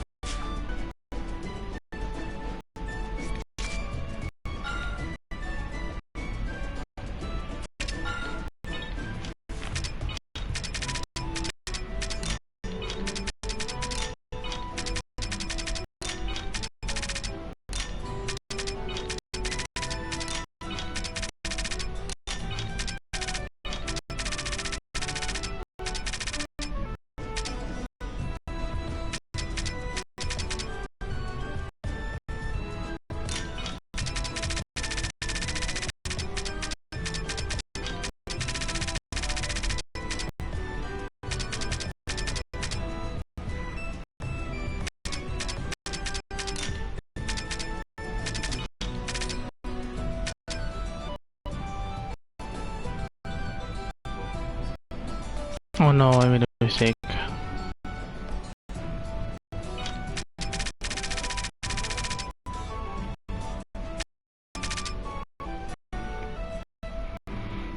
Plus 6 plus 4.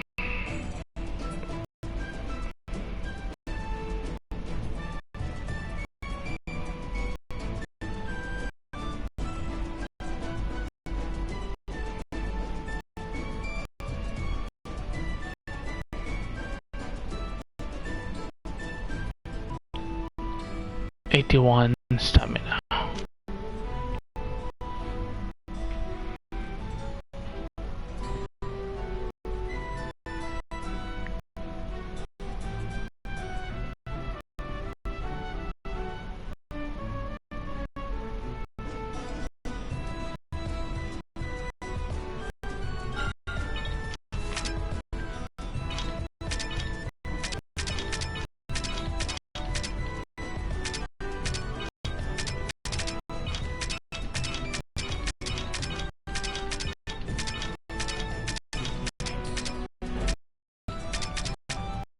Vitality, 81 agility, 83 strength, 81 stamina.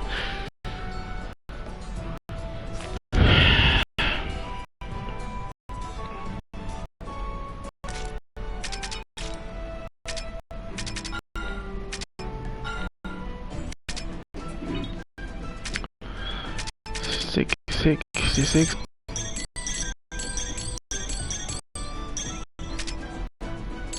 81 agility.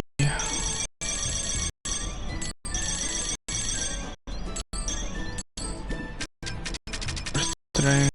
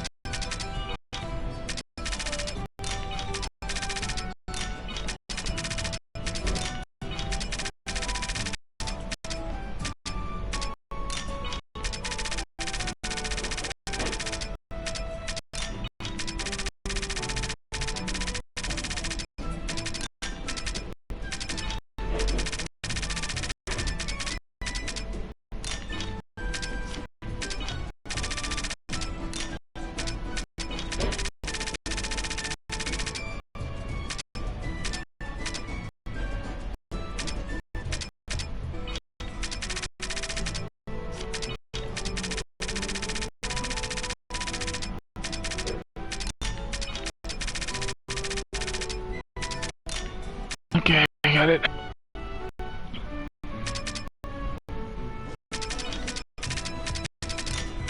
So I'll remove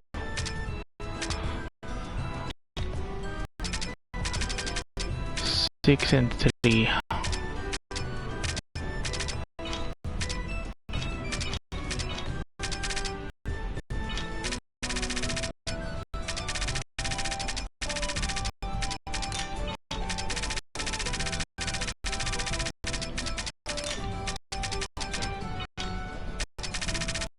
Back def. Back def.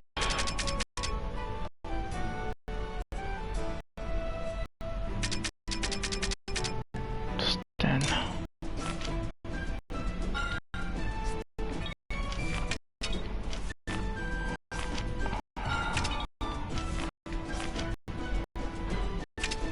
Now we go for the skills. Near. Percent, yes, much. This will be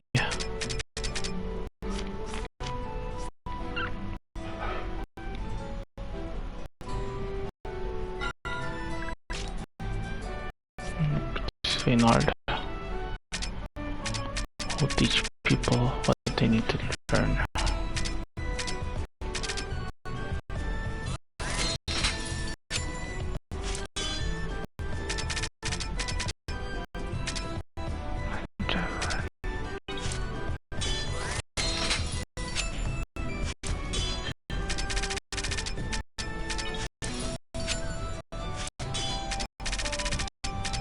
Speed zone and that's large. Mid deadly blow.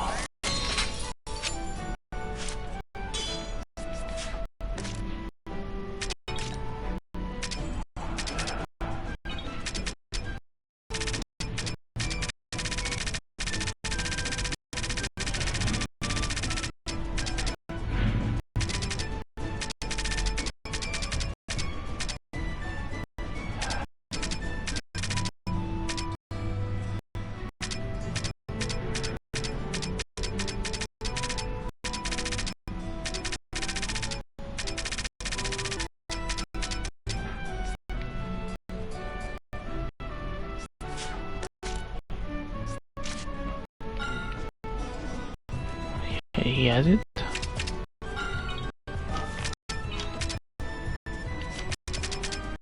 Recon support, yes. Team support, yes. Long run, no.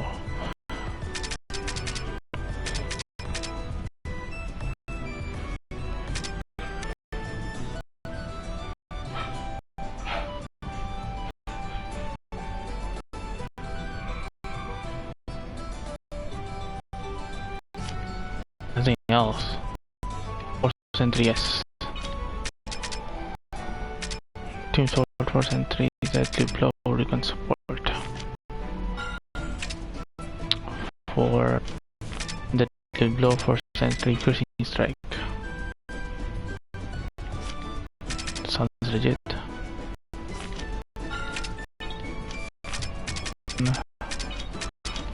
For sentry, deadly blow, piercing strike.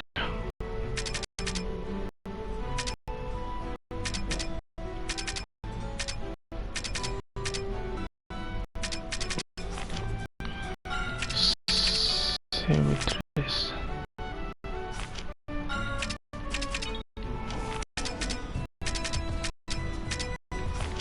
Night.